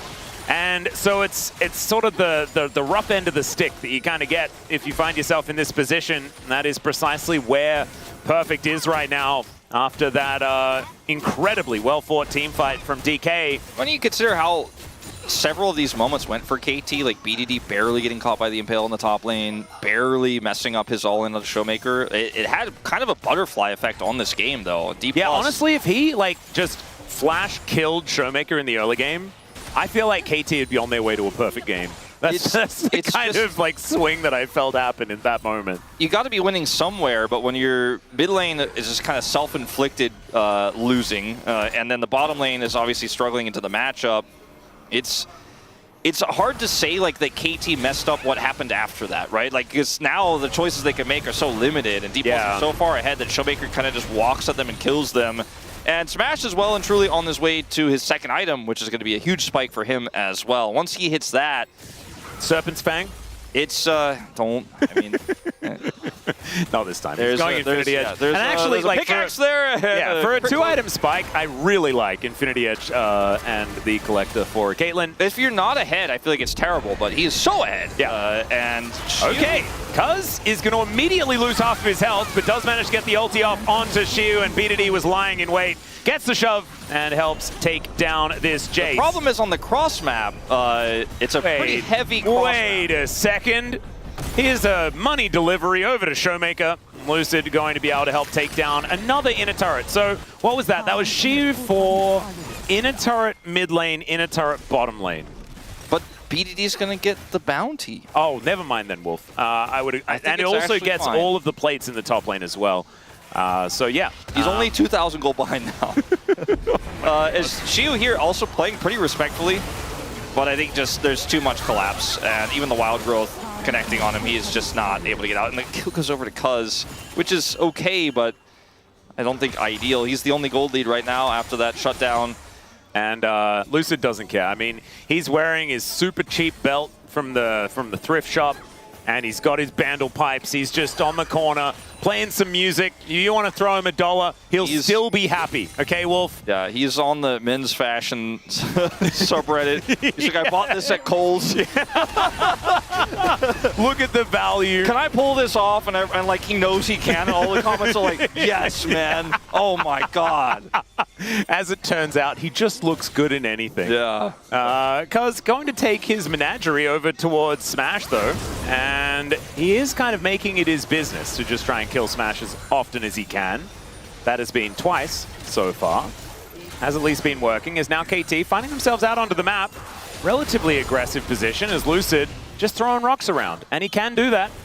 Showmaker getting hit by a shove once again, just barely out of turret range, I'm pretty sure. Yeah, I mean, BDD is like, maybe I shouldn't have brought him closer to me, but aiming is here, so it's not just the BDD problem, and Showmaker is probably just dead. Yeah, aiming was ganking. That's kind of crazy. Dash Cannon gets him out of the shove, but that doesn't matter. That just gives aiming the time to catch up and take down the Victor. So Showmaker a little overextended in this one. I feel like aiming has had kind of quietly a very big game. Like, he's actually moving around the map very well despite some of the struggles he's had, right? He was matching the Caitlyn in the top lane, trying to defend, trying to match farm where he can. Getting these big shutdowns, though, is massive for him, and he's now able to match the goal of the Caitlyn, which is crazy. As Showmaker here just kind of, I don't want to call it lazy, but it definitely was a little bit haphazard the way he's moving around the map because he knows his jungler's nearby, but just too much KT here, and there's too much mobility. His Cuz is able to come over here as well, and like there's just no out for Showmaker. I think flashing that shove was Dash cannoning and picking up all of the rocks was not exactly what you wanted to do, but at least doesn't get shoved, so can't really blame him for it. Ace in the hole, on to aiming. As we do come out of the replay, does look like KT not wanting to commit to anything else, and aiming doesn't quite have his ulti back up and available again yet. So that can make things a little bit difficult to team fight. Seismic Shove they have been very good from the mid game onwards here from BDD. That one not quite hitting the mark. Okay, this is now D+. I mean, the smaller gold lead, but still a lot of oppressive control over the map. Showmaker still has flash. He didn't use it when he died earlier, and they're, again, shadowing him. Lucid's in the same area. Can KT kind of make Lightning strike the same place twice here? Maybe catch Showmaker, punish Lucid. Those are the kind of things they're going to have to look to do here. When LDR is done, maybe they can actually hurt Lucid. Right now, I think maybe he's not the best target, but they're trying to keep him at bay. They're trying to clear these waves. They're just kind of hunkering down and scaling up as best as they can. Here comes BD, an aggressive play here. Yeah, Weaver's wall. Smash. Yeah, Smash could be in a little bit of trouble as, of course, Cuz is after him. Lucid taking a fair bit of damage here. Smash will be taken out. The Wild Growth helping so much as the teleport in from Shiu. They just destroy the doggo. And I guess they still have an 80 carry as Shiu shows up. My God, this Arcane Storm. It is absolutely ridiculous as Showmaker is just raining damage down onto KT. Flashes to try and get revenge onto aiming.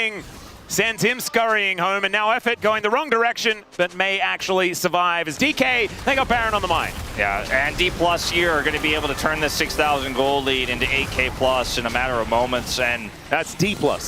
Yes, there you go. Oh, sorry. Yeah, okay, that's the, never mind. This angle on the that Weaver's wall's crazy. It just like sent him through the fat wall.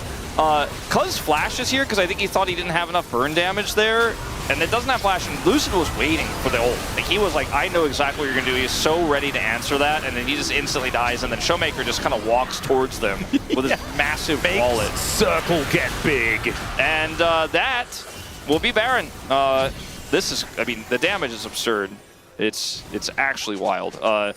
Victor, I think, you know, when he gets fed, he is also going to utilize the Deathfire touch incredibly well when he's chasing people down like this and there's no punish. Like, the one thing you're worried about as Victor when you're chasing people is, well, I am Victor, and if somebody sees me or catches me, I'm going to die. But when you're winning a fight like this, you just win more so hard every time. Yeah, and now DK going to look for their second dragon as well. They are going to be booking it around the map. Extra movement speed on Skarner as well, I think, is just kind of revolting. Yeah. Can always get into position, can always be there threatening the Impale, and can drive you so far away from your team if he ever does catch you. Brand new John Deere. Oh, yeah. And yeah, DK just in a really good spot. I really like the Blackfire Torch as well, because I feel with having Deathfire Touch back, you've got Deathfire Torch. I mean, it's back into the game as well. Well, I mean, it's like both of them work so incredibly well together, where you're just basically stacking up damage over time with both of them the longer you're in the fight. And because no one can kill you, you're the one who's in the fight the longest. Yeah, and you're just doing so much tick damage with your Arcane Storm, with the fact that, you know, at the end of the game, your buttons just barely have a cooldown. But when you have Shadow Flame as well, you're kind of doing burst as well. You're just doing everything if you're Showmaker. And oh man, Smash also completes his rapid fire cannon. He is starting to really hurt, and also just the bursts from those energized shots is going to feel pretty bad. Aiming does have the LDR though. And so he could be a hero in these team fights. Kind of kill Lucid a little bit. The Randuin's is going to help a lot, but Shiu the target. Yeah, going to get ulted as he's going to look to try and kill Cuz. Another Wild Growth comes in though as Effort is going to show up, and there is a dead Jace. At some point, D+ need to support their pushing side laners. Yeah. This is kind of rinse and repeat for KT. They're like, all right, if we all press R, we kill the guy. Hang on. Lucid. Cloud Rift really isn't helping KT here, as Lucid was just driving very, very quickly towards them. And this should be a turret taken down. That's a good shove back, as Lucid does get disengaged. But Aiming is split pushing here in this bottom side. Yeah, I mean, BDD is made up for that early game flub by a long way with a lot of these follow-up plays. Unfortunately, it's just too little and it's too late. The problem is, like, I'm actually starting to wonder if D+ are winning out on this. Yes, they're getting the inhibitor turret. They should be able to get the inhibitor, but they're just giving KT so much free space to actually get so much money that they can team fight now. And I don't think this game should be losable. But down by a lot. I don't think this game should be losable, but all it takes is one team fight. When you look at the tools that KT have and how simple it is for them to kind of just Weaver's Wall in, Wild Growth somebody, then a Fury, namely, sets up the combo and kill that fed Victor. That arm guard feels like a good choice, you know? Because if he dies straight up, like Smash has 3 times already this game because he's been caught, because the mobility and the ability to follow up on the Weaver's Wall is so easy here for KT that gold lead doesn't necessarily feel that great. Like, the inhibitor will keep KT occupied there on the top side of the map, which is the opposite side of the map where this dragon is spawning, so that's very good for D+ getting their 3rd Cloud Dragon, but it does feel like there is a weird way where one great combo could win this game for KT. They do need to stop these. Okay, that shove was phenomenal. BDD really hitting so many of those in exactly the way he needs to. But there is only one inhibitor left, Wolf. That's the thing that I'm a little bit worried about, because we have super minions conga lining down. And yes, they managed to deal with these side lanes, but if DK just keep them busy for a little while, these Nexus turrets may just explode. And we need to remember, you win the game by killing the Nexus. And these minions might actually just do that if KT aren't careful. And they are definitely not going to be able to challenge for the next Drake, for the next Baron probably either. And they need to clear that top wave as well. They're putting so much damage into the champions, but they need to actually kill the minions as well, as BDD is going to go over there. He is Talia. He's going to make quick work of it. They just need to defend for the next 5 minutes, really. I mean, 3 minutes, I guess, total for the inhibs. And then they will be able to maybe get a team fight into their hands. As right now, it's just kind of playing tower defense at this point. Yeah, and I feel like DK have built what is like the closest thing to a siege comp that you can build these days. I feel like siege comps used to be a thing, but they sort of haven't been. This kind of works. Caitlyn is pretty good at just getting close to your turrets and hitting them from a pretty safe distance, especially with that rapid fire cannon done. As DK will be able to clear out these waves and just slink back into the fog of war. 1 minute on the Baron, 40 seconds on this Cloud Drake. That'll be sole point for DK or KT. They're able to pick it up. I just think at this point, for D+, all you need to do is make sure your carries are positioned well. If they don't die, if they don't die for any silly reason, which is the threats of the KT dive composition here, then you win the game. Like 10 out of 10 times to 100 out of 100 times, right? There's no way you can lose this game. But if that happens, like if those carries get blown up, you could still somehow, some way lose this game. But like right now they have the inhibitors, they have mid push, like Showmaker can solo the dragon, by the way. And I think he actually will, and this is exactly the correct way to play this if you are D+. Now that Smash has his wave clear, he's gonna come over here and help him out. And he's gonna die instantly now that Shiu is also in the vicinity. So it's basically going to go from 100 to 0 in 2 seconds. And now you just need to, like, play through your waves. Don't let anybody like, KT can't actually catch anybody. They can't actually do anything proactive, surely, right? Right? Well, Cuz is coming over. Seismic Shove this time is going to miss, as the Scuttler is just going to be slammed against the wall. It's Cuz that does manage to get that irremovable vision. That is a big deal. As Showmaker and Smash making their way in. That dragon was secured by Shiu in the end. Showmaker doesn't quite find very many of these buttons. Lucid looking for a bit of an angle here, and Showmaker is so aggressive. I think that might have been the feedback that they got from CVMAX. Yeah. Is that they need to play a little bit more aggressively, as BDD, I believe... He wanted to get a shove over the wall there, I think, but could not quite get there. It almost looked like he dashed into a trap. It was a bit of an odd maneuver, but still doesn't quite find the angle. There's no way KT just like buy time and win this game, right? No way. I mean, it's feeling a little bit eerily similar to that, Aiming time. is 800 gold ahead. He has IE. He's like taking red buff. He's level 16. He has just been able to, he's the gold king. He's like, there's money, I will find it. And he has found a lot of it. He's like, oh, trinket, I'll take that as well, thank you. Auto reminder isn't completed here for Smash as well. He's behind on items, like a decent chunk. He must be sitting on a bunch of gold. He's got to be, but KT have done it. Like 30 seconds left on this inhibitor. They have staved off the pressure of that Baron. They have gotten themselves to a position where they can actually 5v5 fight just one time. That's all it's going to take for them to win this game. It would be incredibly crazy. I mean, it would be D+ fans would be losing their mind. Cronny, you know, he's like, I'm used to it, I'm definitely fall for it.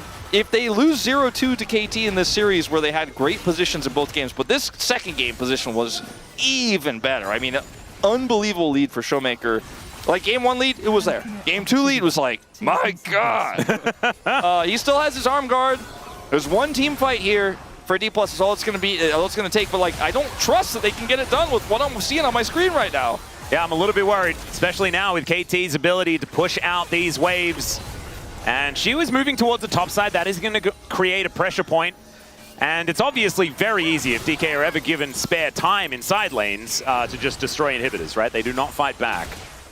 But still, Cuz taking a bit of damage here. Shiu makes his way over. This Jace is very scary. Still has a huge lead. Now has the Serpent's Fang completed as well as DK on the march. And can KT actually find an angle to make this one happen? Good light binding connects onto Perfect. Some chunk damage onto aiming here. Smash is positioned incredibly well. Very difficult to punish him. This is the problem though. KT do not have a range advantage. Yeah, they don't. So they're losing the poke battle. And that means D+ are eventually going to get prio on this Baron. And they have the damage to do it very quickly. Their turn is also pretty strong with this Skarner pick. And it's, you know, a Yorick on the other side that isn't necessarily even going to be able to join this Baron. Yeah, and they have to walk through traps as well. Like, as soon as the map gets dark, I mean, they have enough difficult. now. I think they should start this Baron. Like, D+ should start the Baron. They're just kind of pushing waves. And now they're finally coming over here. They're finally interested. Yeah, but they've lost blue buff first. I mean, they're taking the blue buff, they're taking the Scuttle Crab, and now KT are like, all right, well, we got a little bit of prio back, and we have to rinse and repeat here. His effort's going to take a big hit. Yeah, they don't want to let this get anywhere near a 50-50 by the looks of things. That Shirelia's gone, so that's a pretty significant advantage. I think much more valuable than the ace in the hole. And now, surely they will start the Baron. Because they don't want to rush the Baron, they just want to force the fight with it as Shiu. Seismic shot gets dodged. That was beautiful footwork there from Shiu. Showmaker's angle here is quite strong. Yeah, perfect on that flank. He's relatively tanky, but the gravity well needs to be flashed. Lucid now taking a lot of damage from aiming. D+ played that really well, but I think they've taken so much damage that they're going to actually have to relinquish control of this mid lane for the first time in a long time. And the lead just keeps halving. It was like 8K to 4K, and now it's 2.5K here for D+. Yep, they've just been picking up these waves. Perfect went home and is now able to defend this inhibitor as well. I mean, he's getting so much money because he's the only one who's farming the side waves. Like, D+ are basically K-ramming this game. And finally, Showmaker's going to go pick up some money. He's has not been able to use his arm guard because they haven't team fought. But I think with the lead you have as D+, just like game 1, it's like, use your lead. How are you going to get a fight if KT aren't going to fight you? You go to Baron, you turn off the Baron, and then you kill KT when they come at you. You got a Skarner with Flash and Impale. You've got so many angles, but now KT are like, oh, we have prio.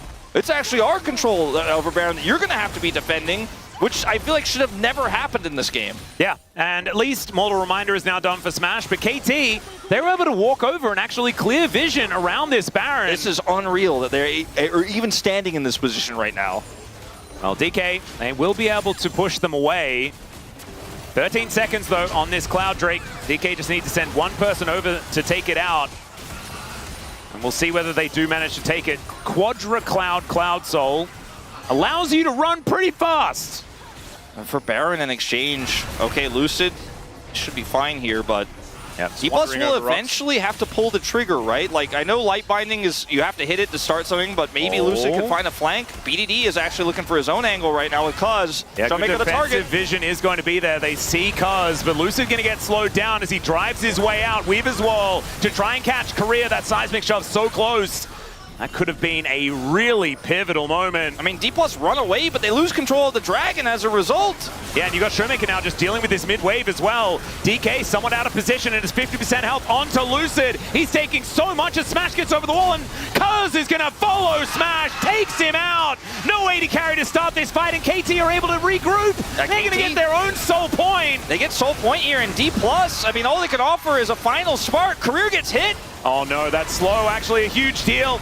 As there is the ult forward from Cuz once again, is perfect on that flank angle. He's gonna show up, takes down the Lux, and he's gonna survive as well. Shovel to the head, and down will go the Scorpion. What a huge fumble from D+ in this series, twice in a row. KT in a commanding lead in this game now. I'm not talking about the 500 gold lead, which is their first of the game. They are gonna get this Baron, and they're gonna get tons of map control. D+ are in serious trouble. This Caitlyn is 0-4. And I don't know how else to say it, but there was no macro from D+ in this game, and KT are literally running circles around them. They had 2 inhibitors down at one point, and D+ could not get either of these critical objectives. KT, what a comeback! But I really like their resilience is insane, but D+ also, I think, really dropping the ball on this one. Yeah, I cannot believe this is happening. Actually, it's like wait, back does to this back. actually happen?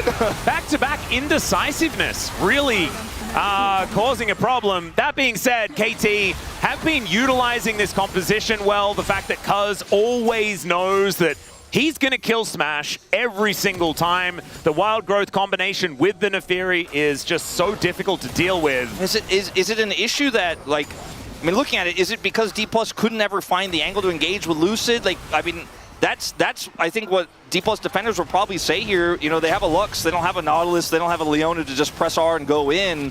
But I think they should have been able to start Baron and turn off a Baron. I think that was the biggest mistake from them, is just not taking that opportunity while the inhibitors were down. And now Baron is against them. Their base is being sieged. And I don't think KT is going to shy away from actually pushing this advantage much further. Yeah, Cuz looking for a little bit of an angle here as Lucid, just trying to make sure that he has everything defended. These minion waves will not last very long for KT, even with the Baron. But the Weaver's Wall, that's going to help them lock down this turret. And I think Talia would be a good part of a siege composition as well. Yeah, now they're going to look for this mid turret, and I think it's definitely gone.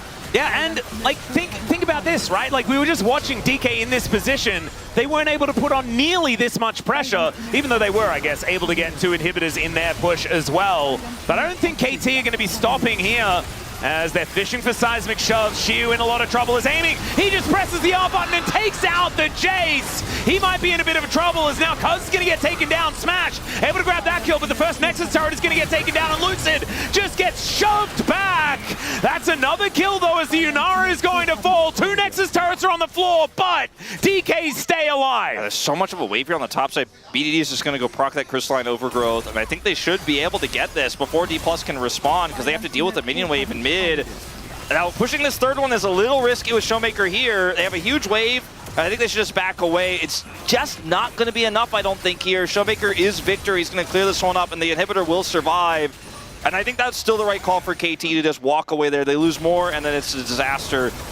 That's both Nexus turrets down, though. Yeah. And that means any TP threat, I mean, it's really only the Yorick who has it, of course, in this game with the Talia, but you could backdoor it for sure. It's something they'll have to think about when that TP is coming up here in a few seconds. In this final defense, you know, I think KT went a little bit too deep, a little bit too far here, but I think they know that in this position now, they're in such a great spot if they just walk away, because they have so much control now. And unlike D+, they're the kind of team, when they have a composition that'll turn off Baron, they will take that chance the next time. They will threaten this Cloud Drake and look to either, you know, rush it down or actually turn off of it. They'll be decisive with this lead, and they have the Weaver's Wall, so they have that extra mobility and collapsing power over D+. And I'm, again, still kind of in shock here. Yeah, it's not over, but it feels very close. As KT moved to their first gold advantage of the game, you saw it in the graph. As Lucid gonna have to drive his way out of this one. It's just demoralizing almost the situation at this point for D+. Yeah, and I feel like we've seen it with this team before. This indecisiveness. I think it was, you know, back in the times where they had Kellen and they were complaining about shot calling and blah, blah, blah. Extremely similar. Yeah. Extremely. It did look a little bit like they'd kind of sorted that out in their last few series. it's rearing its ugly head once again. And I feel like it is because KT are the second place team. They managed to beat them last time. And maybe the nerves are starting to kick in or something like that for DK. But it's not over just yet. Showmaker having to tank up these ghouls. The ghouls are level so annoying. 20 Yorick. And like that third inhibitor is down. Yeah, if they get any space with this Nexus, it's really difficult. DK need to pull the trigger, and they need to do it soon. Otherwise, aiming just hits it 3 times, and they just take it out. Lucid is going to take so much damage here. She goes to the skies in a big way. Aiming going to send him there. There's the shove back onto Showmaker. Smash trying to do the damage, but the Nexus is getting taken down, and KT going to pick up a 2-0. Nothing to see here. Just clean as you like. I mean, a really incredible series for KT. I don't think it gets more of a bounce back from where they were to where they were today. Like, again, both games having a lot of problems for them, but the fact that they were able to stay calm and make every right choice, like aiming side laning, his ability to farm up and actually be a relevant threat in the second game was massive. Cuz had 2 amazing games, right? In game 1, he was able to punish Career a lot. He was being proactive. He was shadowing his side laners so they could actually farm and find money where D+ were indecisive. And then in game 2, is killing Smash on repeat to bring them back into the game. I am bewildered. I'm impressed. I'm also a little bit, you know, I feel like we have to still acknowledge the early game was not great for KT, but the mid and onwards was. So it makes you feel like if you could think back to when KT was winning the early game, that dominant force is still there. Support BDD. Yeah, I like how won't be picking up POM today, but at least he's not going to be going home crying. No, exactly. I mean, he did. Honestly, he made up for it perfectly. As oh my goodness, aiming. That was a statement. That was some definitely a statement. He ripped a CV Max piece of paper in half. All right. Effort feeling pretty good about that one as well. I think there is not any more way to tilt CV Max than doing that, because CV Max is probably like screaming at the TV, screaming at indecisiveness. He was probably like losing his mind. Like, these games were winnable. Yeah. And it's like, he's like, it wasn't my fault. He's the only one who actually can't influence things. There's no coach comms, and the aiming is like, yeah, rip CV Max. Like, so mad right now.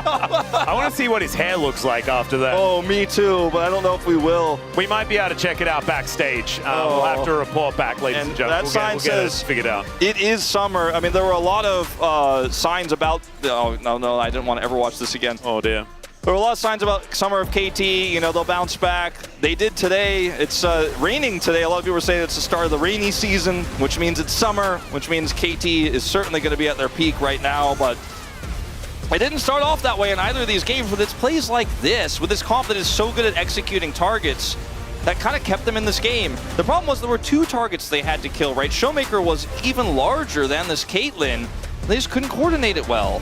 Man, this wall was so sick from BDD. It's crazy. Now, it doesn't even be, it is not even the moment where like D+ lost the game or lost control. But there were so many opportunities for D+ to, instead of just kind of milling about KT's jungle, start Baron and look for a turn that they never took. They never found that opportunity. Yeah, eventually they just everything was just too late. They were playing scared the entire time, and we've seen this before.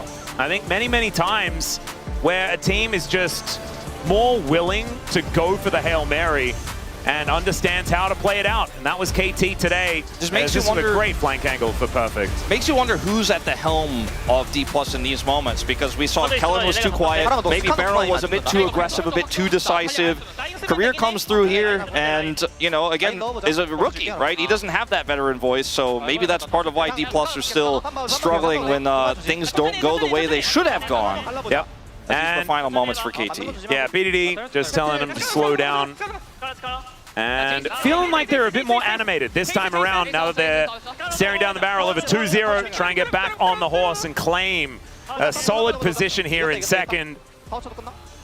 As, yeah, I mean, it's just, it's impressive that KT managed to bounce back, but I cannot help but look on the other side of the rift and see the struggles for DK, who is starting to piece things together, Wolf. It's definitely 2 sides of the same coin in this one. Both KT having great resilience, but also D+ just not. Does Aiming get it or does Cuz get it? I voted for Cuz. I think he was instrumental in both comebacks. I think Aiming had an incredible series though. He was able to just make gold appear out of nowhere and pop off. And yeah, I 100% respect this vote. This is not a boom boom damage vote. He played aggressively when he needed to. He found the money. His Ashe was impeccable in game 1. He just said no to the Scion. And he actually moves up to 3rd place here, just 100 points behind Zeka. Yeah, and alongside his teammate BDD as well, with those 300 points. I think that Aiming is the no-brainer choice. Absolutely incredible plays. Arrows in game number 1, absolutely amazing. But also, we haven't really liked Yunara Lulu very much, especially when you're picking it pretty blind. They do it in this game, and they managed to actually win out, even against a very difficult lane to play it into, right? It felt like the Caitlyn Lux was a bit of an ace in the hole, pardon the pun. And even though it did work in the early game, Aiming was like, trust me, I'm the Gold King. And now we're going to throw it over to the interview with Aiming. Thank you very much, guys. This is Dear for the POM interview translation, joined by Aiming on the side of KT Roaster. You ended your losing streak from this win. How do you feel? Well, in terms of the losing streak, I felt like we were kind of stuck there, which put us in a difficult spot, but I feel like winning today will definitely help us bounce back. I'm really happy about that. And let's talk about your victory ceremony. It was quite impressive. So you must have prepared ahead of time. Is it that Aiming tears CB Max apart? What did it mean? Yeah, I mean, after winning game 1, it just popped up in my mind. And, you know, we always talk about CB Max often and quite regularly, and I just feel really proud of myself. I wish I could see CB Max getting red from seeing my ceremony. In game 1, you guys let Orianna through. So after the removal of Phase Rush, has Orianna's tier gone down?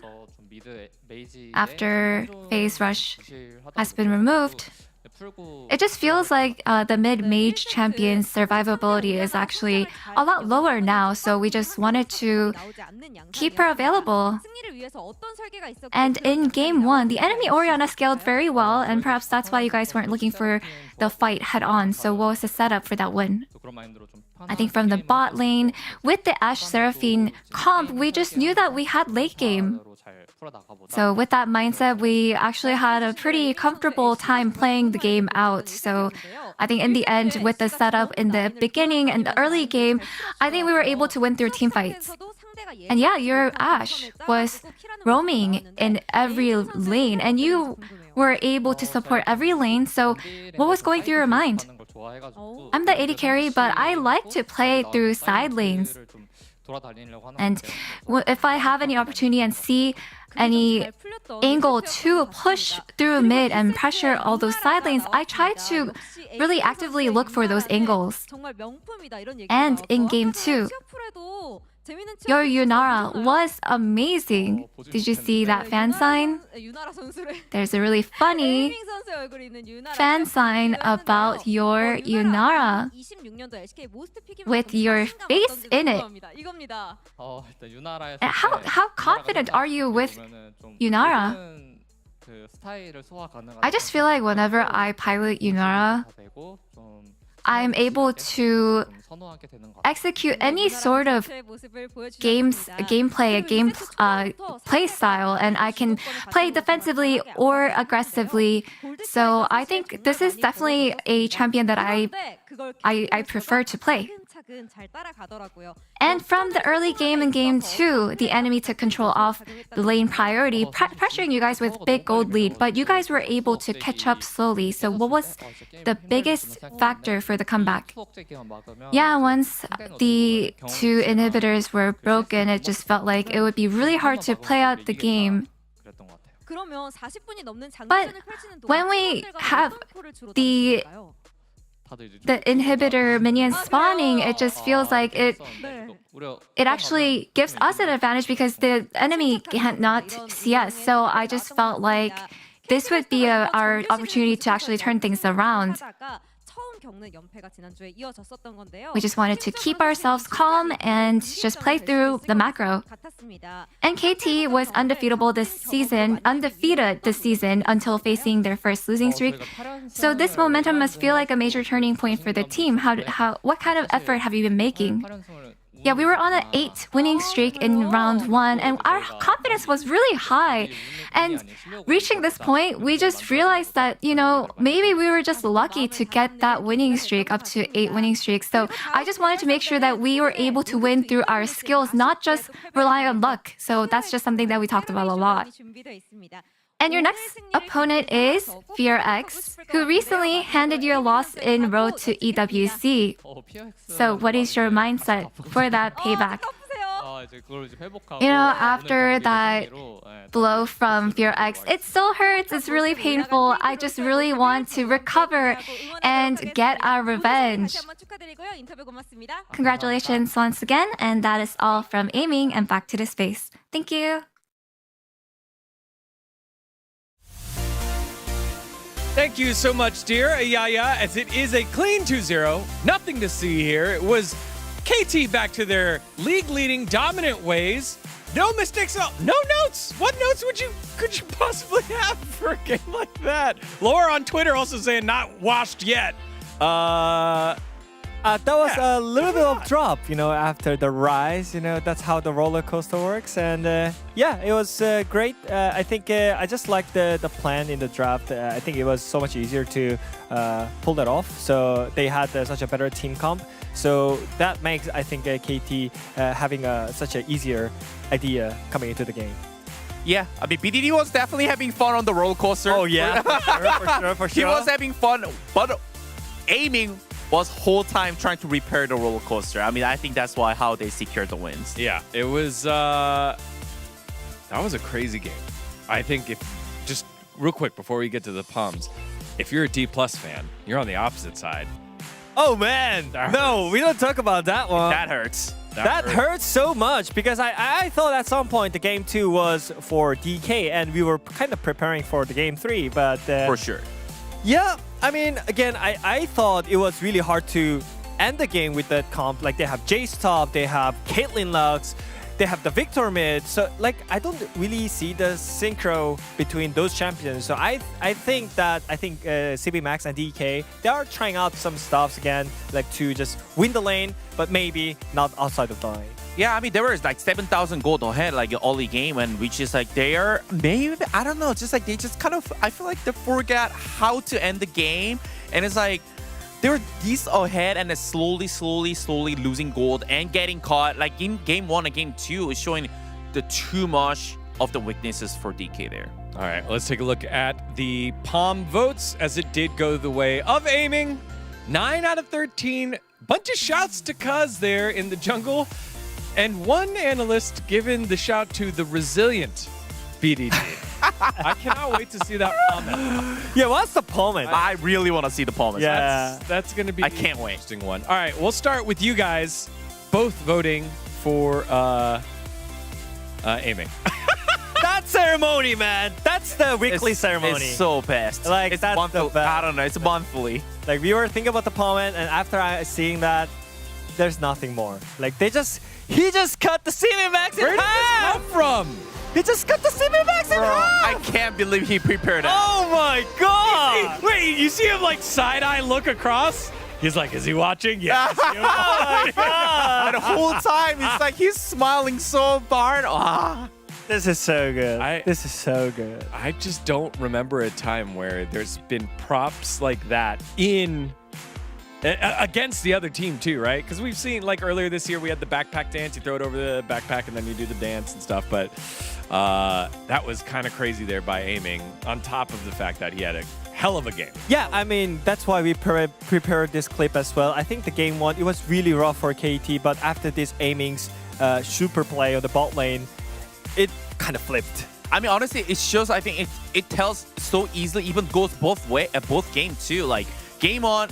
The mid and jungle especially was having so hard time. Even top side wasn't good. Even though he got the counter pick, everything just owns the responsibility to the Aiming. But somehow he managed to do it 2 games in a row. It's really crazy. Yeah, gliding on the ash. It was a great series here for Aiming, and KT back to their winning ways after 3 game losses in a row, including EWC. As Wolf, giving the shout out to Cuz. The whole jungle is his jungle.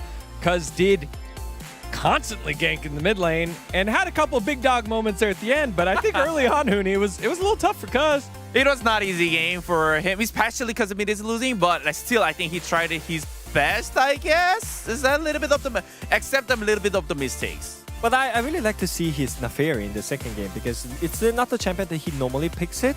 Stop ganking mid! There it is. Okay, we were wondering who it was. Who voted for BDD? It was Pony. And yes, this was BDD having no more phase rush, but still playing those phase rush champions and barely dying, right? A couple of those times it was just, maybe phase rush would have helped him get away. You can't make tilt BDD. That's it. All right, no tilting BDD. If you fight in front of Aiming, you will get teared to pieces. Thank you, Umpty, yet again for a literal comment.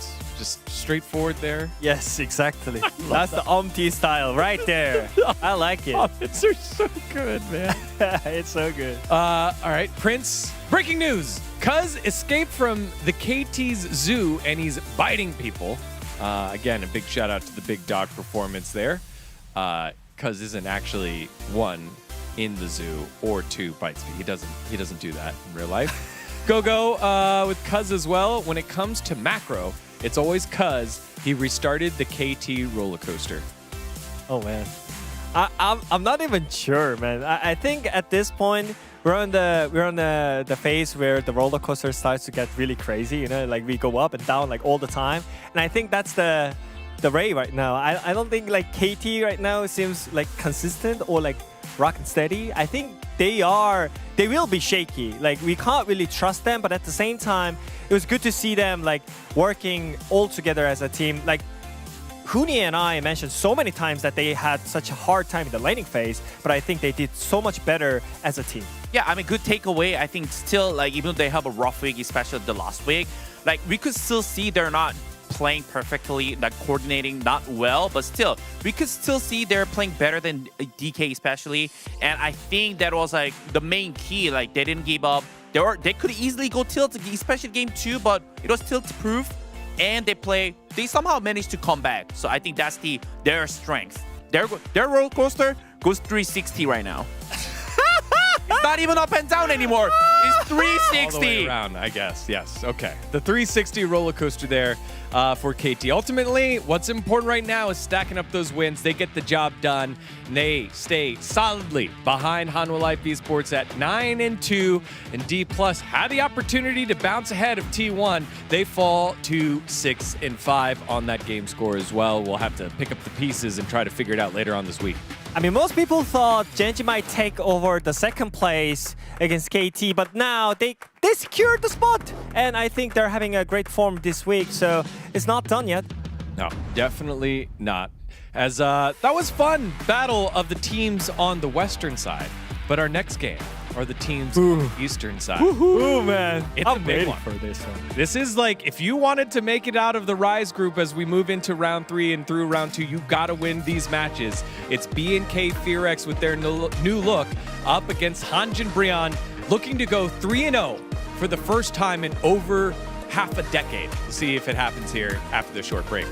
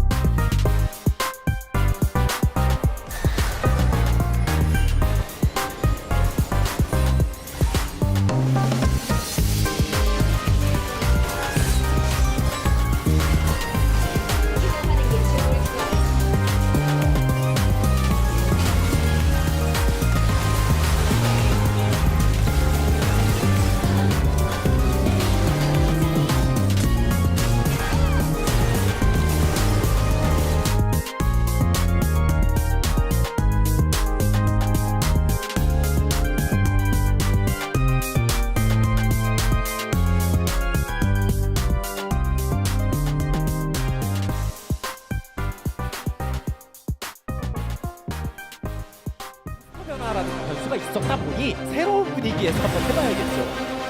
생색내가 좋았습니다. 세훈의 이 노란색도 참 잘 어울리겠네요. He's going to be able to survive. In fact, he will not. He flashes into the maw. The BDD prepared earlier.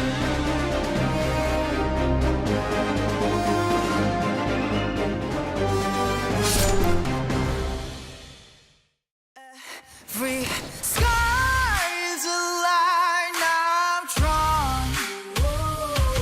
Every wall is a sign I've worn. I don't just when I carve my name into the stone against a flame. I don't just when I lift my mark into the stone.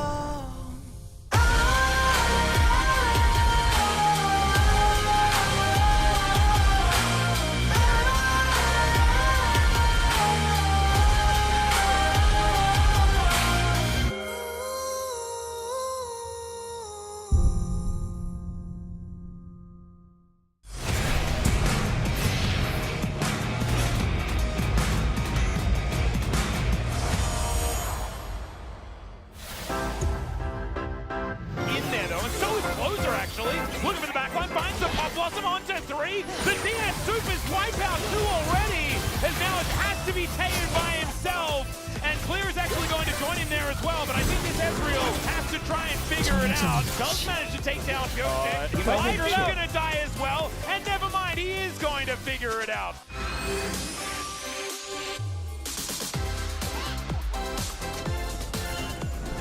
Showmaker is babysitting a cannon here in this bottom lane as well. How do you think it wins? Oh, Helen in trouble. Yeah, gets the encore, but the hop does come out, dodges the beat drop as well, and that should be the end of Kellen. Does get a heal out, but the hyper is going to be enough. And Vikwa also having to deal with that one. In the meantime, I mean, the inner turrets are falling down, kind of everything is falling apart. Meganar comes on through the wall of the crush. 뭐야, 다 잡았냐?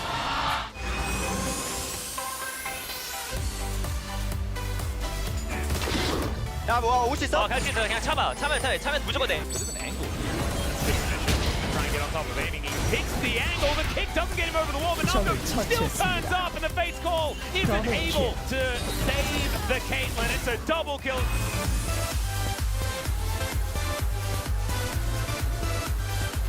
We are looking at 15 seconds until this Infernal Soul, and Canyon takes a bit of damage here, does get himself a shield, and he goes Trophy. One more time, where did Andal go? As the culling trying to do some work here, but Trophy's still looking for it. He gets it with the fadeaway, another wild growth to keep the Akali alive. As Rich tries to be the golden barbecue, but it doesn't quite work as Willa gets in there, but he's alone.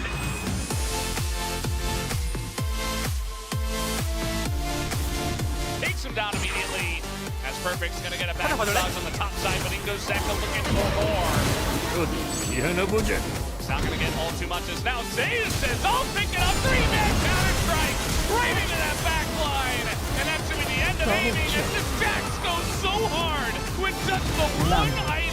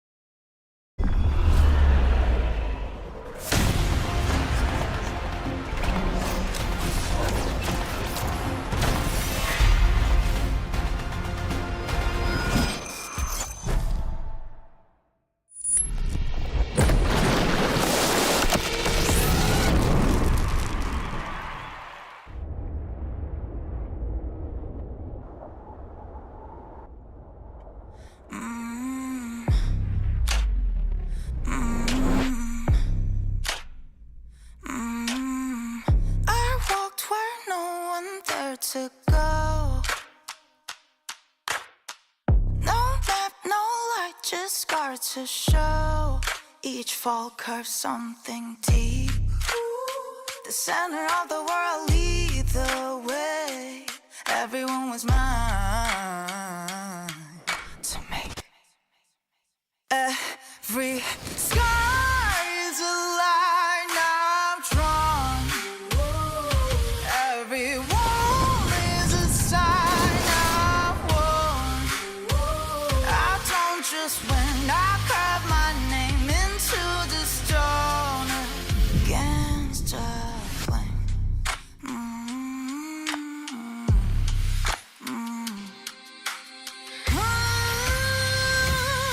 Every scar is a line I've drawn. Every wound is a sign I've worn.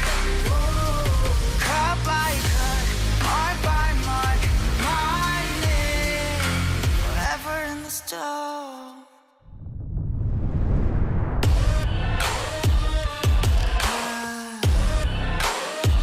I don't just win, I live my mark into the stone.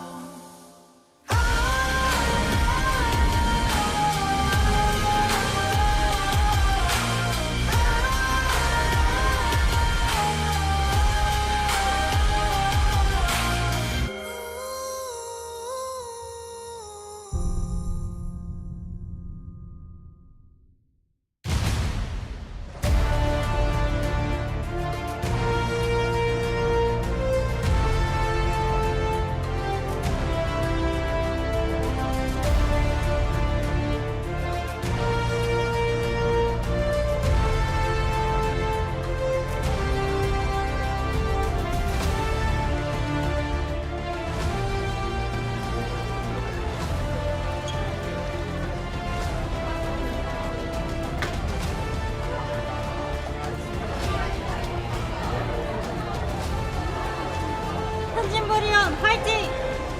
파이팅! BFX 파이팅! 아, 파이팅! Welcome back, ladies and gentlemen, to LCK 2026. I'm Atlas, joined by Wolf, and together we're Wallace, and we are ready to bring you our second series of the night. The Bros taking on a new and seemingly improved BNK BFX. Do you believe in the bromentum, or do you believe in Taeyun? That is the question that you're asking yourself right now if you're trying to predict who is going to win this series. The battle of T's, Teddy and Taeyun in the bottom lane. Teddy looking incredible right now, Bro playing through him fully, but in a more late game scaling sense than BNK playing through Taeyun in the early game where he's just stopping the enemy AD carry from farming minions.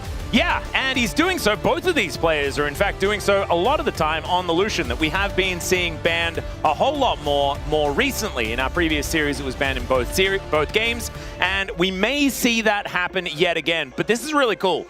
This is about breaking a tie. BNK can leapfrog Bro if they're able to pick up a win here, and Bro could make some meaningful difference between the two scorelines and really catch up to Nongshim, putting them in 6th place and moving Nongshim down. Yeah, huge opportunity here for the victor.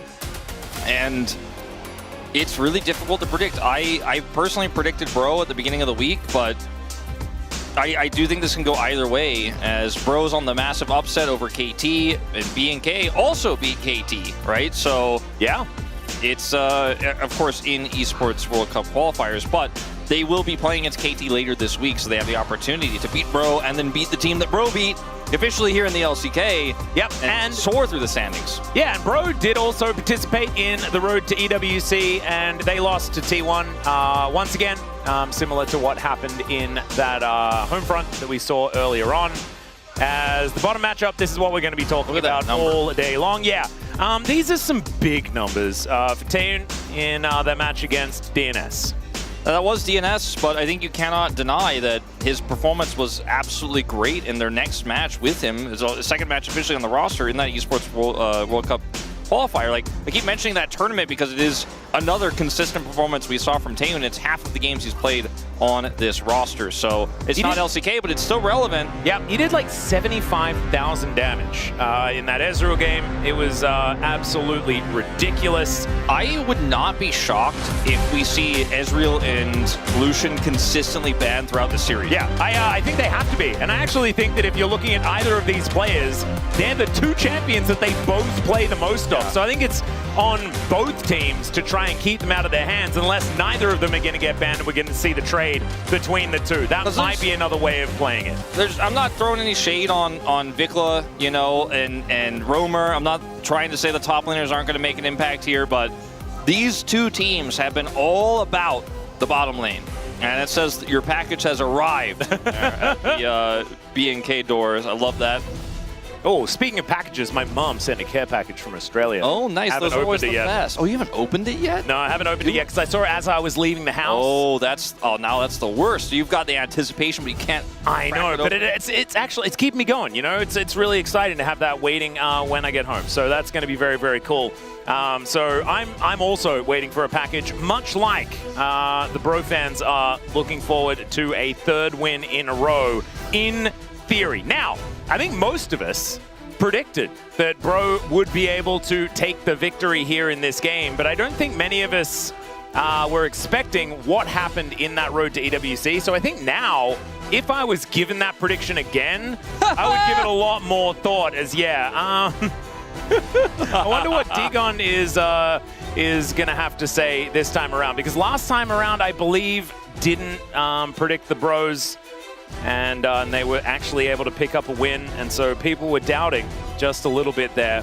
I think we know. I mean, he often. I told him like that I was the leader now. I was the Bro fan club leader because I've been on the hype train for a while. You have, and I've been spreading a little bit more, but. The matchup here at hand, I think, is a big test for both of these teams. Yep. And I think that draft can potentially play a big part in it. There, that's his face there. But this time he's not scared and happy. Yeah. Yeah. You need to look like you're dead inside a little bit more. No, that's closer. That's just scared. That's all right. We'll work on it, Digon. Although you don't need to because the photo is already out there. But great job. Still, I'm hoping that B&K Furex continue to try and make strides with this newly realized roster. It's so interesting that not only do they put Taeyoon in with that trade with Diablo, which was out of nowhere after he missed a fan meet, but they also bench Daystar at the same time, bring Vikla back, and they seem revitalized. Yeah, it's a totally different team. It feels like you could feel the weight has been lifted off of the shoulders of the B&K members because obviously something wasn't working. And on the side of Bro, they're finally making decisions, right? They're finally actually being decisive in game, and Teddy is played. I don't think Teddy was ever the problem. I don't think Teddy was ever having problems. I don't think he's ever been the problem, even on all of the teams that he's ever played and not found that much success on. Yeah, he just needed his teammates to kind of give him a little bit more setup, and they're finding that. They're finding these decisive fights. All I want out of this series is neither of the games to be one team dropping the ball. I mean, especially after what we saw in our previous series, I want to see these two teams play at their very best and test like what they actually have to offer. Because if you lose this one, it's really unfortunate. You mentioned how close they are in the standings. They're both sitting at 3 wins. They are far, far from the top of the standings, and they're on the edge of being able to play in that road to MSI. So this is where you gotta win this series. But both teams, because they're as strong as they are now, you're like, I wish I had this matchup earlier. I mean, you did in round 1, but maybe you're like, oh, if maybe I got it before Taeyoon was in there, we might have a better chance. And for B&K, you're like, man, Bro really started firing on all cylinders at that T1 home ground, and even though they lost that series, they played great there, beat KT, and you're like, well, this is a tougher Bro than probably what we were thinking about a week and a half ago. Yeah, I'm very intrigued. I think that this is going to tell us a lot about the power level of both of these teams. I think it's the perfect matchup to get to really gauge whether B&K Furex are on the up or whether it's actually the Bros that are really going to be challenging for a spot in that road to MSI, a spot potentially in the Legend group. I mean, sky's the limit, let's be honest. But the first thing you have to do is put in your bro tax, ladies and gentlemen. As Wolf, please take us through the beginnings of this draft while I also manage to lock it in. Bro tax. I really do need to. So, Varus is gone no matter what, but Lucian and Ezreal, those are the questions I have for these first 6 bans. 3 apiece for these squads in our initial phase. the Lee Sin ban. And by the way, Gideon was the guy who pulled it off last time around, but he's going to show the respect here to Raptor. And we might end up with a lot left up. The Orianna is going to get taken away here. It's crazy that, you know, with first pick here, we could actually see a Lucian first pick for Teddy. We absolutely could. I also wouldn't mind a ban on it, to be perfectly honest, but maybe a trade. Lucian Ezreal is probably what they're looking for. What if they pull off what we saw T1 do, where you actually first pick the Milio, and Teddy can play Aphelios to an excellent degree. They go for that angle instead. Well, let's see what their decision is going to be. Jarvan's banned. First pick.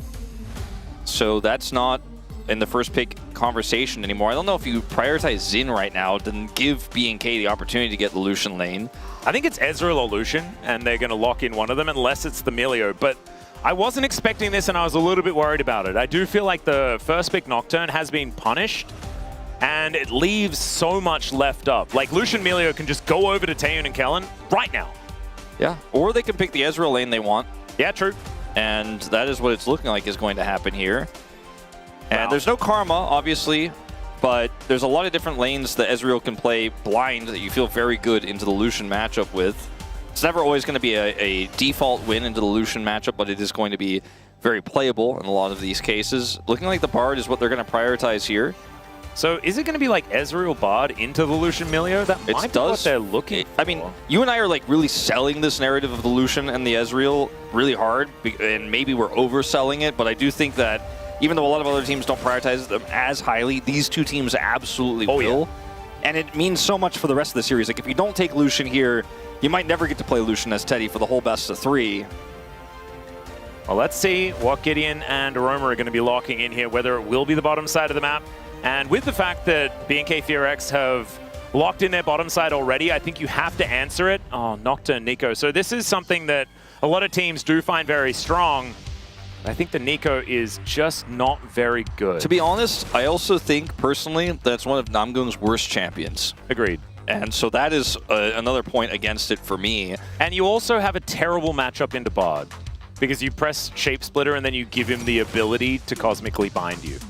Now, Ezreal outranges Lucian with his Qs. It can just kind of keep him at bay, and they have the Bard here, which can ruin a Lucian who's trying to dash forward, for example. You can get binded. It's not an easy matchup to play. I think we have to contextualize that instead of, you know, locking into our narrative of, like, it's going to be Ezreal versus Lucian, but I do think that Jhin, Nico here with a Nocturne in isolation is a good set of picks.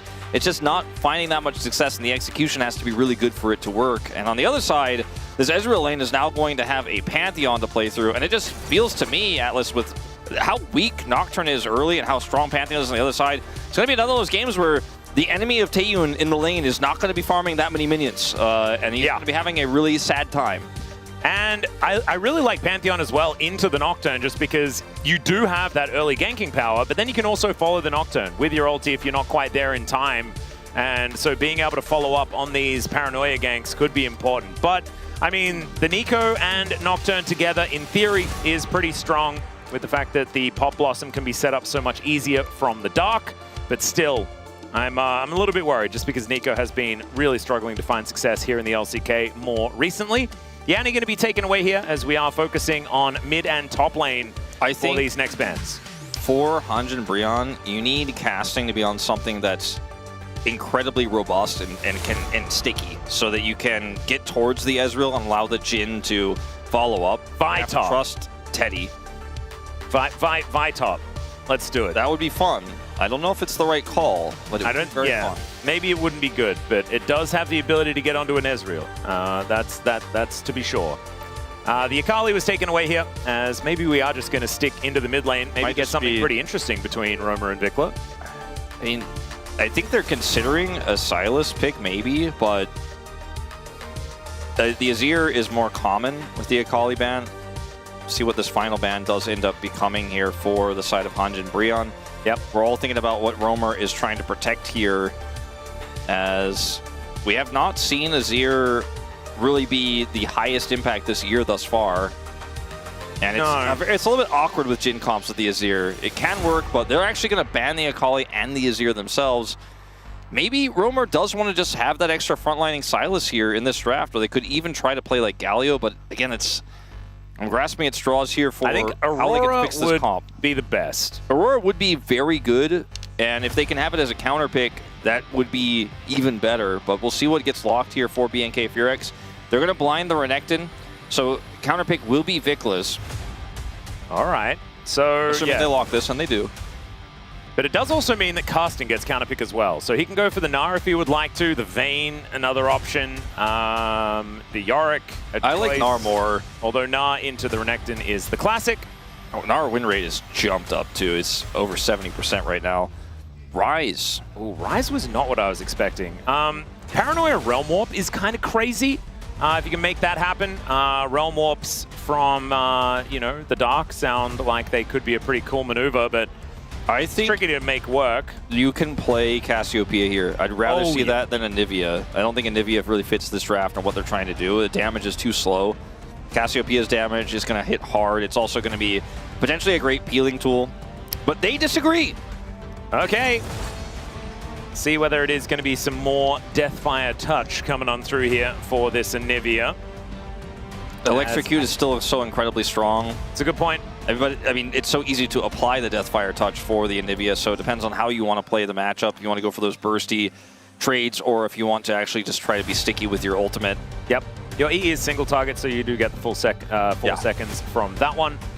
And you get lots of ticks from your ulti. Could certainly work there, but as it all just comes together, I'm not a huge fan of what the bros are putting together, and I know so many of you are like, well, Atlas, you just hate Jhin. And yes, I do, but I also think that BNK Furex's composition will teamfight pretty effectively towards the later stages, and I don't know how they reliably get on top of Taeyun to stop him from killing all of them. I agree with that. I also think that this early game with the Nocturne into the Pantheon is going to be so hard to play. You're laning into this incredibly oppressive Ezreal setup here with Bard in the bottom lane, and I think you're going to be trying to climb out of a hole this whole game if you are the side of Brionne. And Ryze just has not looked that great, even before the patch. Without Phase Rush, his Deathfire Touch build is not doing as much work as a lot of other mid lane champions. We'll see what Roamer can get done here. Yep, see how it goes as we get onto the Rift for game number 1.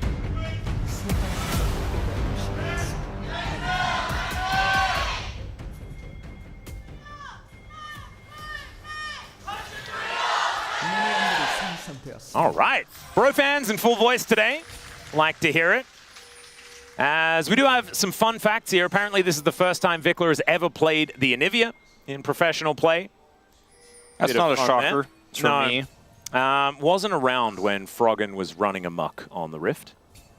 Nor does he often opt to play slower champions like this that need some time before they're going to be hitting their full relevance in terms of late game team fight power. He likes to play, you know, he's more in the closer vein of things, in the, you know, Zeka type of more melee focused, a little bit more flashy, like the RE type. Yep, that's how I look at Vikla. Sometimes he will play like Morgana randomly, and you're like, okay, well maybe that's a little bit outside of the box of what we normally accept to be true, but see how he does on this one. As it does feel like Cassiopeia, for me, could have been so much more potent for late game damage with this Ezreal here.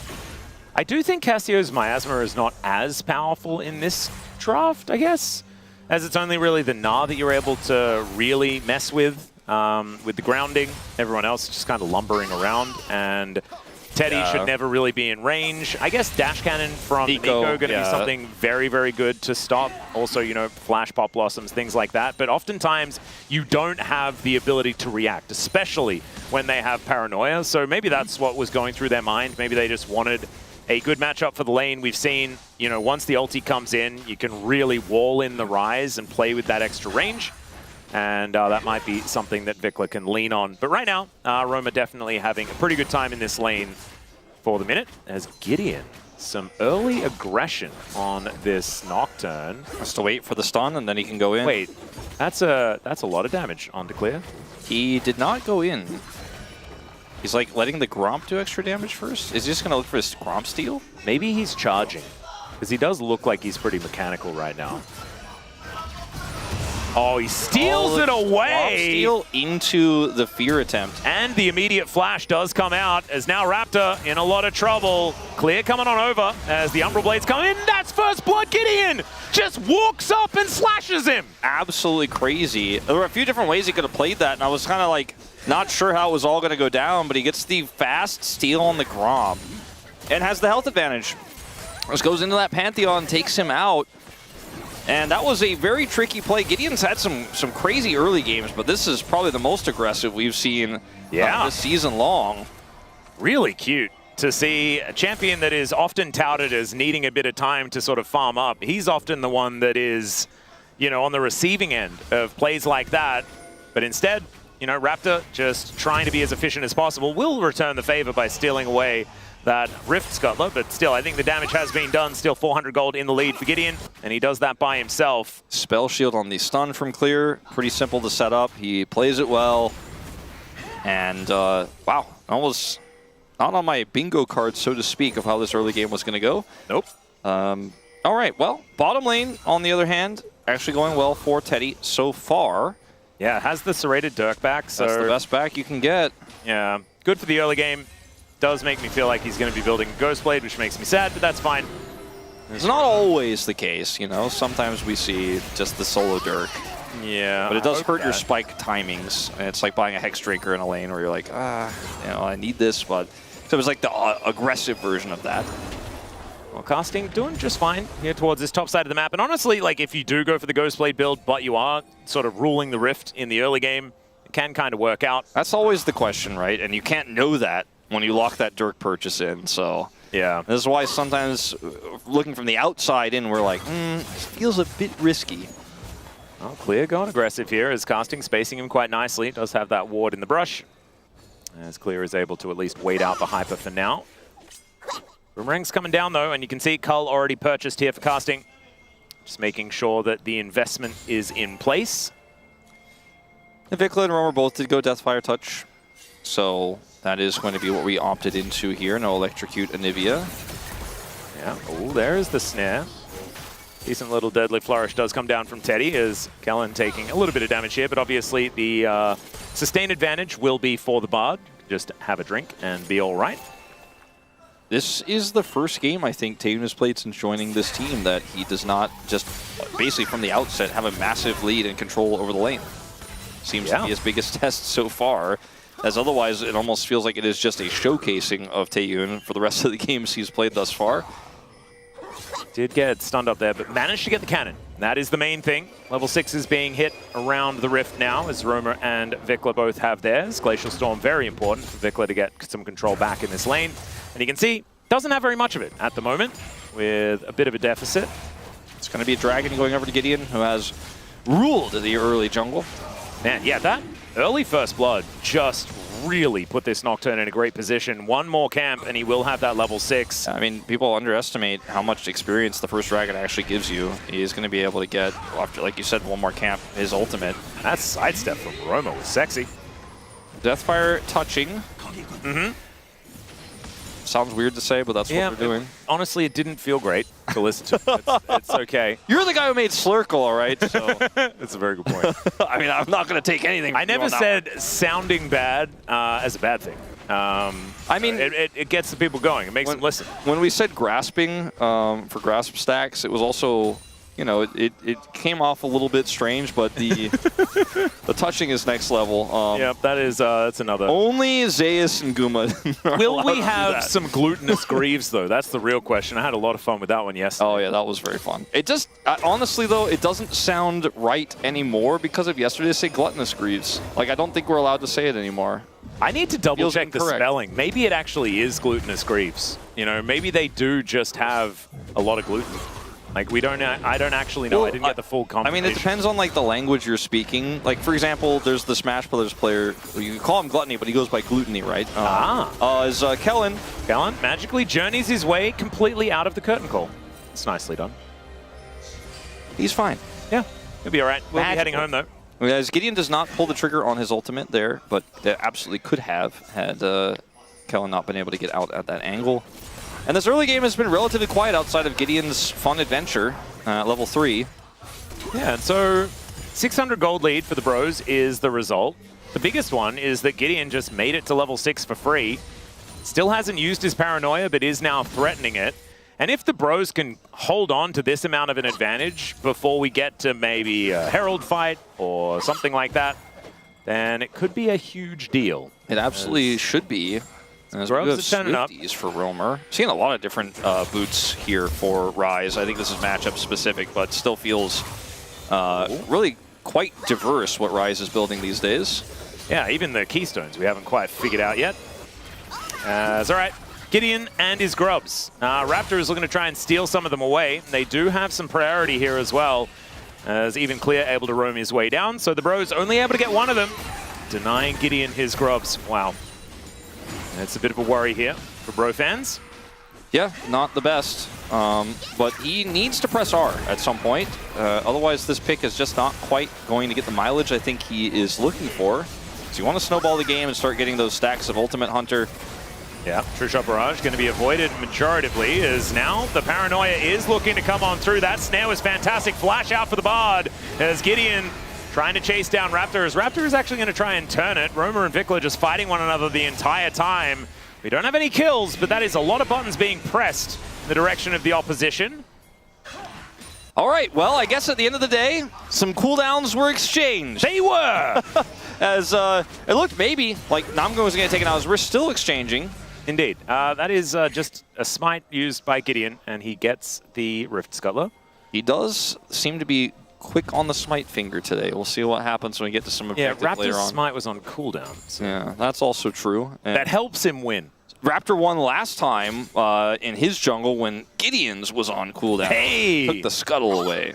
So now they're sort of even. Something like that. This game has not led. It's been a lot of near exciting moments. Cannon! Oh. Yeah, that might be the most exciting thing that's happened since that last little skirmish. And it's really sad.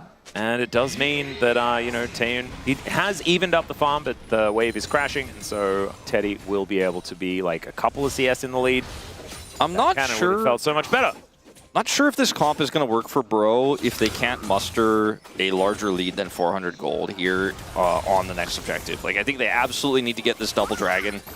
If they end up losing control over the dragon or lose a team fight, even worse, around this dragon, it is going to be such an uphill battle for them in this game because of the Jhin issue, right? The Nocturne that's behind, I mean, not behind, but not, you know, significantly ahead. You know, you want to have Nocturne controlling the tempo, and he was with level 1, but hasn't been able to paranoia his way to great success or any takedowns as Roamer's in an awkward spot. Yeah, Namgung making his way in. Probably doesn't want to be pop blossoming here with the Drake incoming, so decides not to fully commit. Raptor was moving on up as well. True Shot Barrage will interrupt Gideon. That's so he has to go. Yeah, that is actually a huge deal. 6 seconds until this Drake, and that might mean the Bros have to give it up. I mean, I almost feel like he might not have wanted to complete that back. He has his Hex Plate ready, which is why he's going back, and he can't ult from a long way away, but the timing of this is a little bit thin, as they just have no prior. They're just going to, I think, give this dragon up. I think There's still some time, but I think they need to fight, or they needed to, but I don't know if they can anymore. Oh, Realm Warp actually from Roma to mess with them here as the Paranoia is going to get pressed. Gideon biding his time, though, wondering whether he wants to get in there as he does find the backline. Tempered Fate hits onto 4 as Gideon gets on in there. Flash does come out as now Roma does put Taeyoon in prison. He takes a magical journey out as Gideon instead the flash forward to help really kill that Pantheon as Taeyoon gets sniped by Teddy. And the egg will come on down. Roma's probably got enough damage here to try and take it out, although it will be relatively close. Vikla does put him in the freeze, and then he goes down. So nicely done there from Roma. Flashes into the bush to make sure that there is no funny business with the vision. Honestly, I feel like after watching this fight, I'm not sure if I'm impressed with what Bro did or if it was pretty lucky that they were able to get away with it. Because as you guys can see, the Nocturne is coming down, but he's not here yet. The Realm Warp is a little bit tricky, but they end up losing so much health here onto Namgung, who's one of their best forms of engage. Getting at the last vestiges of his ultimate here gets the root, and then the Tempered Fate has to be used defensively. But what happens next here is really, really rough for BNK. Roamer is doing so much damage. Taeyoon's forced a magical journey out. The fight is completely split and broken up. Namgung is rewarded for holding his ultimate, and then Taeyoon cannot dodge. It does not have Summoner there to get away, and the Vikla death here is also him losing his passive. Roamer flashes here to make sure he gets the kill. In the meantime, Roamer with no flash is now just kind of caught, but does just run his way out of there. And Glacial Storm coming down. Namgun getting on in there. There's the Paranoia. And wow, okay, where did the Pantheon go? He is just dead. There is no egg on this Nivea either, as Kellen looking to move his way in. Cosmic Binding does miss. And the Bros, I mean, Wolf, we were talking about can we stretch this 500 gold lead? It's 3.2K now. Now it almost feels like the game is a little bit unplayable on the BNK side. I liked the setup BNK had on the previous Dragon fight, but Bro were able to kind of finagle their way through that. Even though they didn't have Prio, they were able to win the fight. They outplayed there. And now they end up getting the second attempt, securing that dragon, which is double dragon for them. It's Ocean Soul, which isn't the greatest, but pretty decent actually for their side laning champs here. And BNK have an Ezreal that is feeling like it's going to be a little while before he's doing damage. The Anivia, also same boat, but this Pantheon is not working out for Raptor just because Gideon is having such a great time. Yeah, how could we have ever known that Pantheon wouldn't be a great choice? His win rate's not very good. Yes, it's guys, is the issue. Stats sometimes do not lie. I didn't mind it in the draft specifically, though. Yeah, it's moments like this where, like, oh, he has no flash, but Roamer's so far back, he's under turret that even though you wall him, he's like, and then what? You guys don't have the damage. As his Pantheon is not accelerated, he's not ahead, and then he's just free food. Gideon has been so good at waiting for the opportune moment. Yeah, he really has. Both of his paranoias were great. And, like, also one of the biggest problem with the Nocturne in the draft was the fact that he's weak in the early game, but he just set up a trap and killed the Pantheon early, and he was like, yeah, forget that. I'm actually the one who wins the early game, and he's just been so good this season at getting these early leads for Bro. It's just that oftentimes Bro hasn't been able to translate those leads into wins, but very recently, that's changing. And in this game, at least the 3,000 gold lead that Bro just keeps getting, we're going to have to start looking at Bro's, like, you know, win rate, or rather their gold leads at 14 stat pretty soon because it just keeps happening. Oh, back interrupted. Nice lead on that from Taeun. He's going to buy a little bit of time for his team. But yeah, I mean, I think something has clicked in the Bros. They're just like, wait a second, we're an LCK team too. We can just win. And that's precisely what they're doing. Clear is looking to try and grab some crockery, though, here from this bottom lane, as Kellen could be in a bit of trouble. Man, that Hyperproc did a whole lot of damage. There's the Paranoia once again. Flash over from Gideon to make sure that Kellen is very dead. And now Raptor really wants to try and get out of here, but there's the Mega Gnar. The Flash Wallop comes in, and Casting will take down the Pantheon. Now a teleport through from Vikla. Alongside Clear here, they're not going to go for more, but they're buying time for Roamer on that top lane. Yeah, now they get a second teleport because, like you're saying, Roamer's pushing this. Clear has to answer because Vikla just TP'd to try to salvage the play. It doesn't have it anymore, as Clear is going to look for the attempt here to catch the Ryze, but we'll be reminded that the Ryze's route is very difficult to outplay as the Renekton. Isn't it crazy, Wolf, that after the series between KT and D+, I'm like, wow, what a breath of fresh air this early game macro is from the Bros in their Bro versus BNK series. It is wild, but Bro are legit good. I'll say it, and I say the full quote every time. Until they're mathematically eliminated, this team could be a legend group team. 100%. As that's another stack for the Nocturne as well of Ultimate Hunter. So he is getting his ult up pretty quickly already, has Hexplate, and this Nocturne just keeps ulting and killing people. And it's never been, I think, more clear-cut than this in terms of how to play from ahead with this type of composition. Just find a out-of-position target and kill them over and over and over again. And then, like, BNK panic TP Vikla down there, and then he just doesn't have it. They lose both teleports, and Casting still has teleport advantage now as a result of that. Then they're looking for a potential Herald contest. Or take, rather. It'll be a contest for BNK if they can muster one, but they don't have Vikla's TP, so it's always going to be a numbers battle. They may not lose if it's going to be a full 5v5 fight. It'll be a 5v4, or that's going to be a bird that's flappying all the way back. Remember Flappy Bird? Flappy Bird? Loved that game. I just never really understood what the devil's like. Leave me alone. I'm not going to make Flappy Bird anymore. It's just very strange. I mean, he needs to be studied. He didn't have to make it again. Like, he'd already made it. Well, I'm not going to get.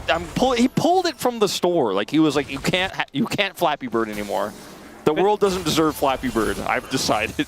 It's so weird though, because there are now like 1 million Flappy Bird clones that he's not making money off. It was a fascinating maneuver. I don't want the acclaim. I want to take Flappy Bird down. Yeah. Clear. Yeah, the Bros want to take Clear down, but he is going to flash into his natural habitat of the river.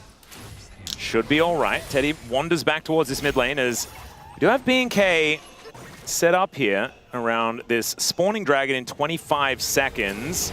Rift Herald is there for the Bros, though I feel like if they do want to contest, having Shelly as an option is going to be very powerful. Casting doesn't have teleport, though, so they are just going to give up this Drake and look to take down the turret. It's the right call. Just get Casting ahead here, and then just simply avoid this fight. And it's only an Ocean Soul. Exactly. I think this is a really good call. It's not that relevant. And in fact, like, because B&K need this so desperately, there's no answer to the Gnar, who's going to get even more plate value. Yeah, look at the investment, man. Dash Cannon there is going to be used to avoid the Tempered Fate, but Casting is still getting even more. And they're going to use the Rift Herald, so they're going to take top outer turret, mid outer turret, and maybe even top inner turret?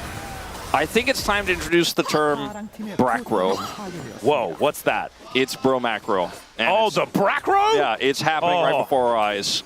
Like, this is... Casting is going to get so many plates, he's almost got the whole inner. Is he just going to get it? They're shadowing him. He might actually be able to, but he goes Mega. He can host a dinner party for, like, lots of people right now. Yeah. The amount of plates that he has. Multiple courses as well, I think. Absolutely. He'll have little plates, big plates. Do you have different designs on the plates depending on whether it's an inner or an outer? I don't even know if it's a dish, but like, or a plate rather, or a dish, but he's got the like saucer for the teacups. Oh, yes, he's got so many spares. Uh-huh. He can use plates for absolutely anything. He could play Frisbee if he feels like it. Yeah. You know, he drop a plate. That's fine. We were talking about dealing with your emotions before as well. He could use the plates for that. You know, just throwing a plate on the ground in a safe space does help sometimes. And with all the extra money from the plates you've got, you could just hire a cleaner to clean it up. You don't even have to do it yourself. Oh, my goodness. You don't even need to get the broom out. I was going to say he's eaten good, but I feel like that's also a bit on the nose. But the Bracro, man, I think that is an absolutely genius little thing that you've coined there. And they are using it to full effect. It's a 6.3k gold advantage.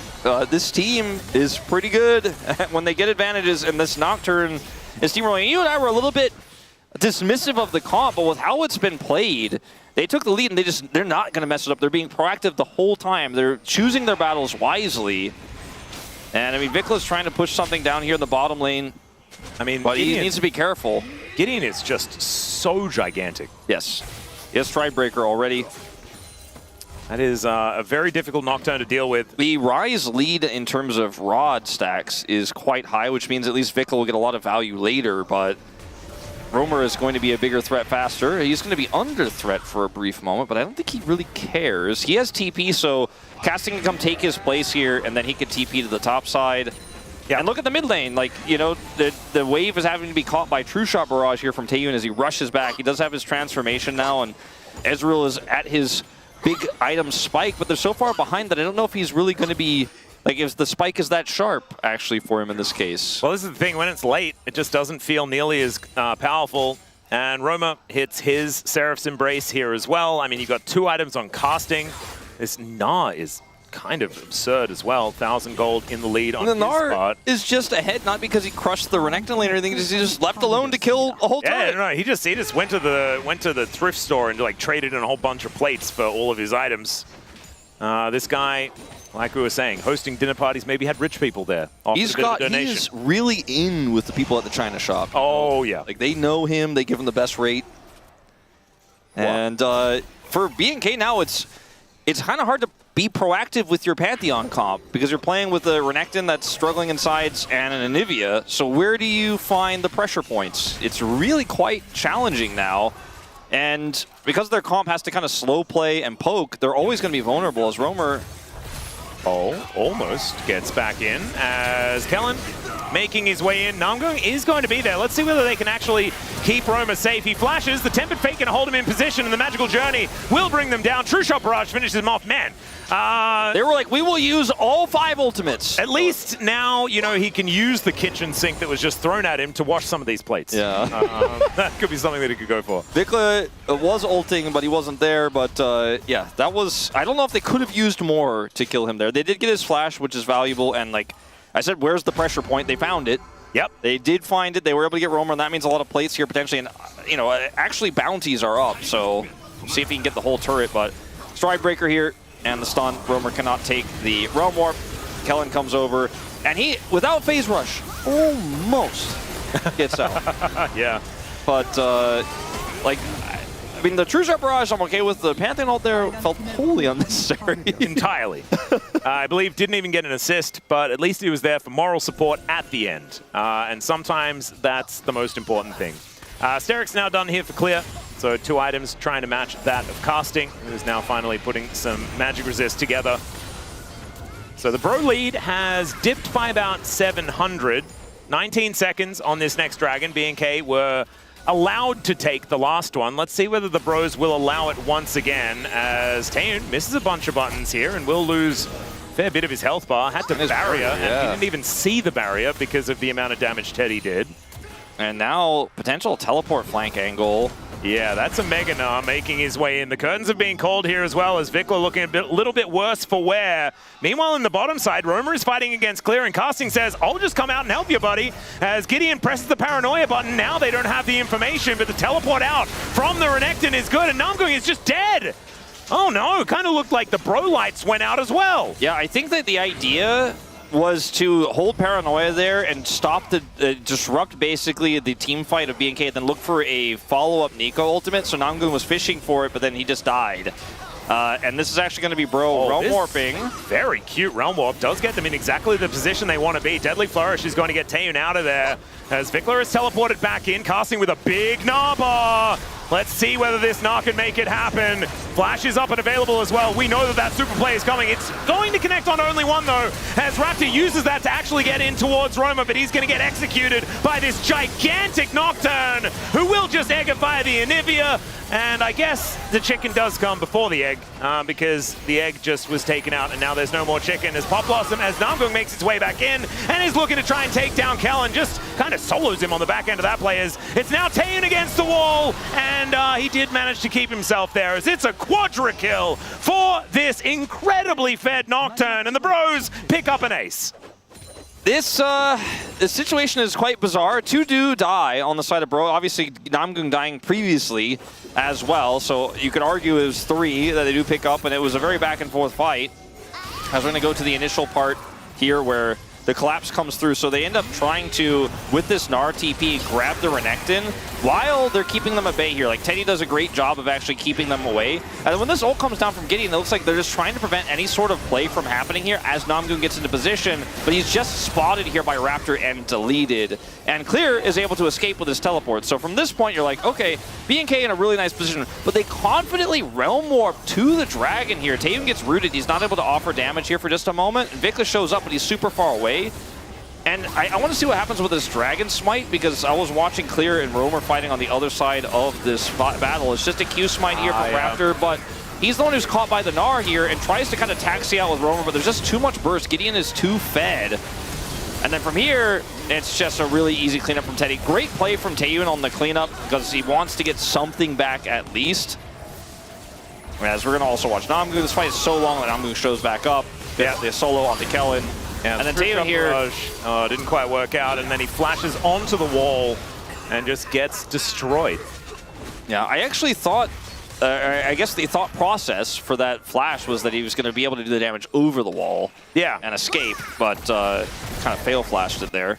Yeah, fail flashed it and also hit 0 with his ultimate. Kind of hit his teammate with it instead. Yeah, the ult was very weird, but the rest of it, he gets a kill at least. You know, he's the only gold lead here for this team. Oh, True Shot Barrage connects onto Casting this time, as Pop Blossom manages to find 2. Gideon looking for the backline, but he gets stunned up immediately. Takes down Taeyun though, and he's still alive! He had a GA as well, my goodness! Okay, he is just a little bit too fed. And now the Renekton, he goes into his ultimate, but just gets slammed against the wall, chain CC'd, and hit with a 4th bullet from Teddy. Oh, man, I mean, if ever you were racing to the Bro light and I'm speeding, it'd be today, Wolf. You know, LBB or BBB. It's the Bracro. The Bracro's beautiful, and the Brome fighting, the team fighting from Bro. I mean, it's just... The moment was delivered. Yeah. And of course it's Woodid who's doing this because D-Gun's not really that. He's your not much secretary, of a isn't he, believer. on the Bro fan club? Yeah. Yeah, of course. Nice work, Woodid. He had some great memes yesterday with Bro as well that you guys won't see, but they were very funny. And I gotta say, like, the way this is looking, I mean, Gideon is playing so confidently. He has GA, so he knows that even if he dies, air quotes, he is going to revive. But because he has a GA, he's also quite tanky, and they can't kill him. So he doesn't even lose his passive of the GA, and ends up going in, setting up the fight. This works well with Jin because Jin can very safely follow up. Teddy is popping off in this game, and the lead just continues to grow. Yeah, the Baron now up and available. Have increased that one to 900 so far, but I imagine the Red Bull Baron Bro power play is probably going to look all right. That's a decent wall, but oh dear! Oh, you make walls and then casting just slams you into them. It's another double kill to come on through for Gideon. Can he find even more? As, yeah, I mean, I guess that's all you can really do, Raptor, is try and dive onto the AD carry and see whether you can take him down. But Teddy, he's got a bullet for him too. And the Bros, I think, are going to put BNK FearX out of their misery here in this game and just continue ascending here in the LCK. Absolute incredible bro up from these guys. Am I right? Absolutely. This is the flash forward from Broma, and now Namgung makes his way through, finds the Pop Blossom, doesn't even die for it as it's another kill. 10-1-7 here for Gideon. As at least they buy some time with the Tempered Fate there. Gideon goes down to his GA, but he is going to survive. Casting turns up with a full health bar, and that will spell the end of game number 1. The Bros just put down BNK in clean fashion. And unfortunately for Taeyun, it's his first loss on this squad, and he was not able to get off the ground on this Ezreal pick, and the rest of his team fell apart around him because Gideon was just running the map, and they had the real global powerhouse of the Nocturne. The Rise Realm Warps weren't always the cleanest, they weren't always the best, but there was that big dragon fight where he was able to change the entire fortune of that big fight, which may have been the window back in for the side of BNK. As we got some Bro-Leavers here in the audience, and I think many thousands, maybe millions, maybe billions online. I'm looking at the number. I can only see one of the numbers, and yes, billions. There could even, like, if you consider extraterrestrial life, there could be trillions of like aliens who are they're monitoring the Bros? They were interested in finding, you know, life on other planets themselves, but they found Bro and they liked it and they're addicted. They're like, man, this Bro squad is so sick. They were supposed to have gone home like 50 years ago, but unfortunately, you know, they found the Bros towards the end of that overextended Think about how long it takes for light to travel in millions and millions of years of time, right? And all those light years of travel, people will know the legend of this game and Gideon Grubbs. They absolutely will. And do you know what the best part about it is? We've got another one. It is time for us to take a short break. When we get back, it is going to be the space to break down the Bro win. And we'll have game number 2. We'll see you soon.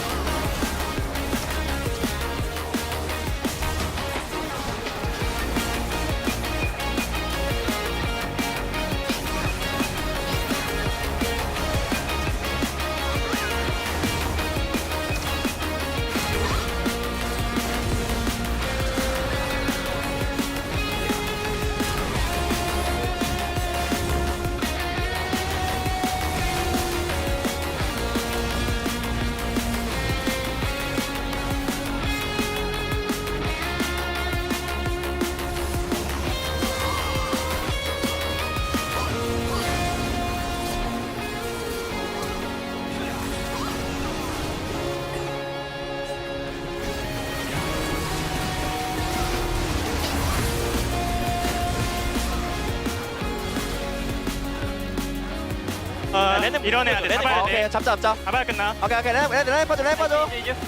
레 빠져. 나 죽을게 그냥. 타워서 타워. 나왔어요. 나도 2초. 라인 들어온다 얘들아, 딜라인. 왼쪽. 딜라인에 끝내면 돼, 괜찮아. 확인했어. 이제 많이 남았어. 확인했어. 아야. 타워. 나 몸 살짝 뺄게. 저 이제 라인이 없어. 끝났어. 아, 죽이자 이거. 줄게. 뭔가 다들 폰을 돌았어잉. 가봐야 될 것 같아. 오케이. 아, 가야 될 것 같은데 병이. 평타 안 되면 지금. 아, 네. 1세스 많았지. 아, 평타 못 쳤다. 안 나갔어.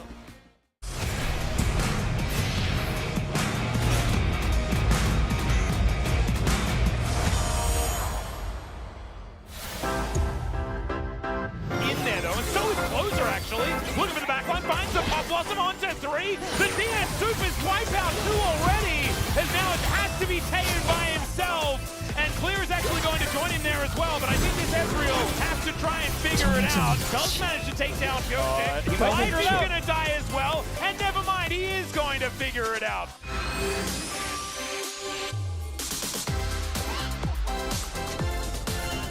And the Showmaker is babysitting a cannon here in this bottom lane as well. How do you think Win? Oh, Helen in trouble.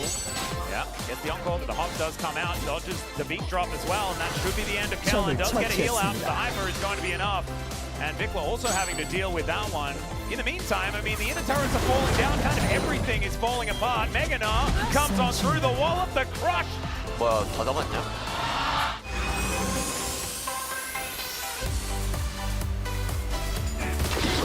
야, 뭐, 올 수 있어? 갈 수 있어. 그냥 참아. 참으면 무조건 돼. Trying to get on top of aiming. He picks the angle. The kick doesn't get him over the wall. The number still turns up, and the face call isn't able to save the Caitlyn. It's a double kill.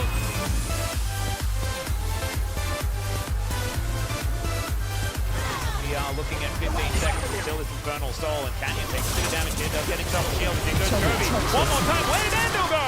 As the Culling trying to do some work here, but Trevi's still looking. Oh, gets it with the fade away. Another wild growth to keep the Akali alive. As Rich tries to be the golden barbecue, but it doesn't quite work as Willa gets in there, but he's alone.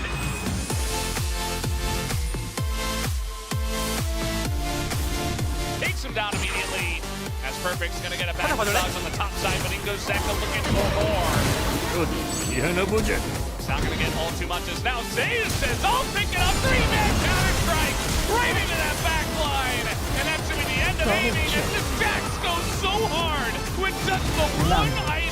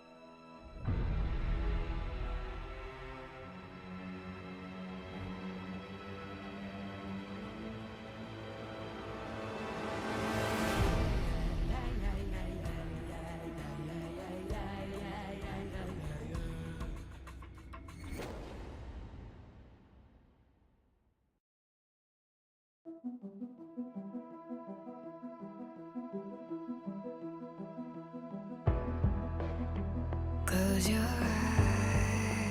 eyes, breathe in deep, feel the high. Need the hush, feel the dark, overcome. Every sky is a line I'm drawn. Cut by cut, mark by mark, my name forever in the stone.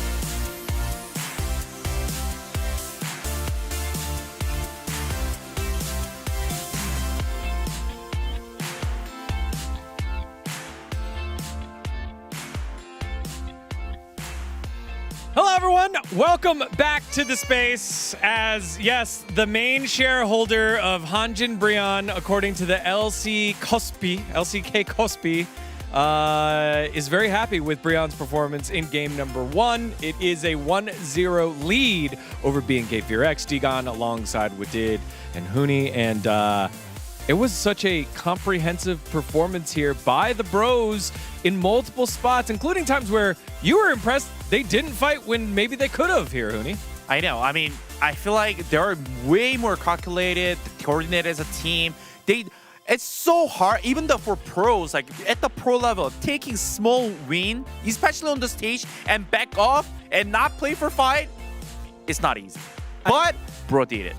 But I just really like their plan in the draft as well, especially around the mid lane, because I think so many times we never want to pick Rise into Anivia, because that's just a counter matchup. Like Chovy and so many different mid laners explain that like this matchup is literally like kind of unplayable, you know. But I think they kind of figured out that Vigla has never played on stage an Anivia game, so that's why like Roamer is like, all right, just give me Rise, I can just play Anivia. I can just play Rise into Anivia, and he picked such a nice build as well. He ran the swiftness boots as well, and I think that helped a lot in the matchup. But also he played really good on that.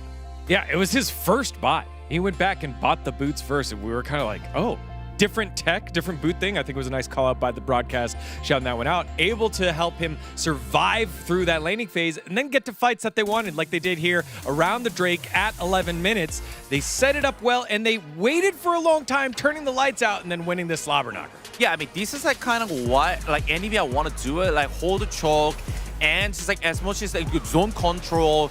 But I think they tried it like really well from the bros. Like they tried to use a Rise ulti, and somehow the bar ulti used it like wrong way. Like you don't really want to freeze your teammates that place. Yeah, I mean, I feel like that bar ulti literally helped the bros to reposition themselves in the C brush, the banana brush. I mean, so I think it was just such a like huge misplay by Kallian, but at the same time, like Hanjin Brion, they literally just collapsed on them so like calm and collected, and I think we are just considering now Hanjin Brion as a good team, because like they're just not hesitating, they're not shaking, they're just looking for the one play as a team, being on the same page, and like they're just a good team now. Digon, why are you making that face? I'm not making any face.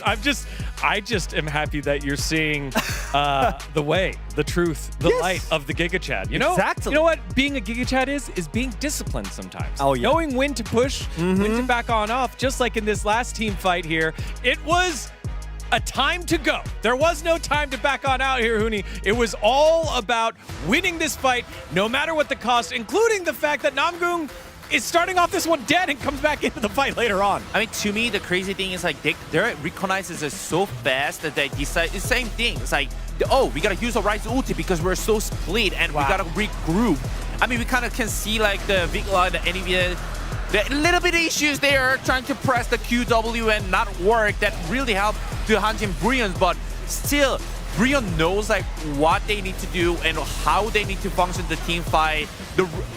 It's just like the zone, they're trying to break it out, the zone control. It's so easy for them. Yeah, I mean, the whole positioning by Hanjin Brion was just so perfect. So at the beginning of the fight, the Roamer was flanking on the other side, and he face-checked the Renekton and he pushed it out. And I think Gideon helping him out as well. Like all the focuses that they're having in the team fight, it's just on another level. This is not the same Hanjin Brion that we had before. This is just the new level, and I need to shout out the mid laner, Roamer, once again, because I think when they were playing with Loki, they had some good mechanical plays, but they were not like having a great decision making. Like for example, in this game too, like on the third Drake, even though they had the 2 Drakes lead, they didn't look for the third Drake. They just gave up the Drake and get the extra gold in the side wave as well. The macro play is on now with the Hanjin. It's just like blowing my mind right now. Yeah, and you know the hands of this guy on your screen is great. He is that highly rated solo queue warrior since coming back from the CB lull here in LCK. That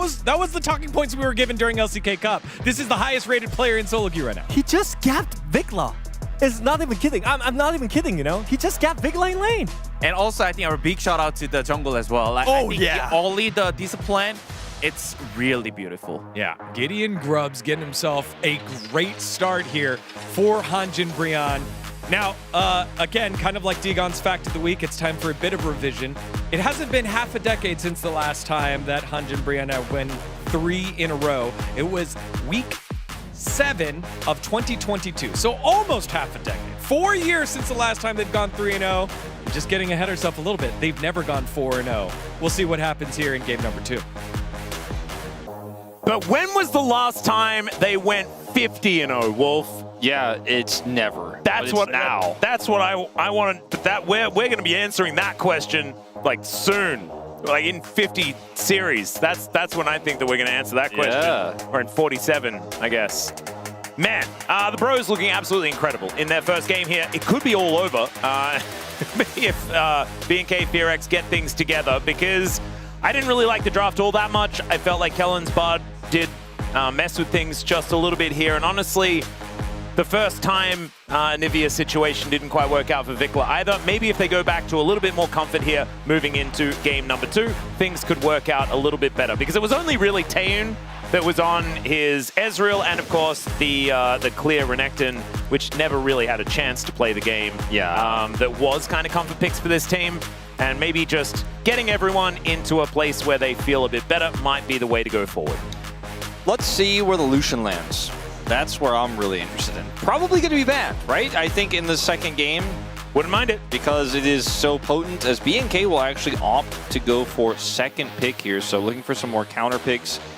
We saw the Renekton blind in the first game, and then in our last draft, let's say, and then the Nivea counter pick, as we've kind of been talking about, just did not work out.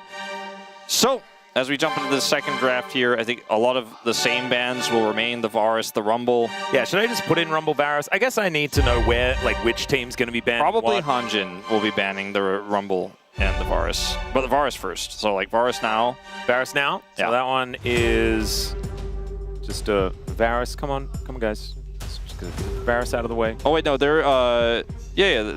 It should be BNK. Sorry, my bad. The new right of first selection has been messing with me. They did not find the Varus button. They haven't found any button, in fact. Maybe it's Garen. Garen! Varus. Okay, it was Varus. So they were just like, well, we'll just go ahead and get it out of the way. Wow, look at how quickly BNK found the Rumble button. They understood the whole thing. Hanjin were just using the time to discuss strategy. Well, Caitlyn going to be taken away. An interesting maneuver, as now Orianna needs to be banned, Karma needs to be banned. Okay. Now we're looking at a little bit more flexibility. These are the main ones. The Karma should be banned by BNK. I think you have to assume. Would expect so. The Ezreal is gone, but Karma is still very powerful. There's no Jhin Karma either, so it could go through the draft, but I think it will be banned. Yeah, it's only really Sivir Karma that's left, and you're probably going to be playing into Lucian Milio if that's the case. Lee Sin still going to be taken away, as the one that is going to miss out is either Karma or the Jarvan from the last series. Maybe the Jarvan does slip through. I think Karma is still just that little bit too strong. Yeah, it's, you know, Hanjin Brian do have first pick, so they can't get the Lucian plus Milio combo. And maybe BNK are hoping they're going to respond with that. So I was thinking maybe they leave the Jarvan up. I think ban Karma and then go Lucian into it. Yeah, I think the first pick Karma feels a lot better now, though, with the Jarvan banned, because you feel like you can pick Sivir without too much of an issue. Yeah, and you also get to just say no to Lucian by mantra queuing towards him repeatedly. Yeah. If he is going to be picked into it, so... And the broadcast seems to agree with us, as we are hovering over Namgung right now. So, can I wait a second? Instead, however, this is what we were talking about. The Lucian priority going to be pretty high in this series. And there it is, locked away already. But now they're going to be staring down the barrel of a potential Sivir Karma right now. Or Ashe Seraphine, I guess. I was going to say, do we trust Taeyoon to pick away Milio and play like Aphelios or Jinx in this situation? Because that'd be kind of crazy. It is really, I mean, those are your two options. Otherwise, going for the Ashe Seraphine lane. The Karma Sivir could have been an answer.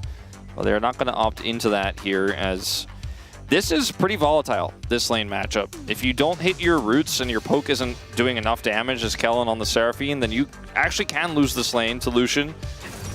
So he does a lot of damage very quickly, but it is one of those lanes that feels very playable into the Lucian. It's not going to be Lucian just pushing waves into your turret and then a level 3 gank comes down and you know. Ooh, Trundle. That's a bit of fun. Trundle is an interesting one, just right out the gate with no information about Raptor's pick. I mean, I think they're saying like you're probably going to pick Xin. Yeah, I think that's what it is. And obviously Xin does pair very well with the Seraphine, as he just does like to have an enchanter to keep him alive and to give him more stats and stuff like that. But kind of reading it, but it can come back to bite you. Like, what if it's Raptors Kha'Zix? Something like that.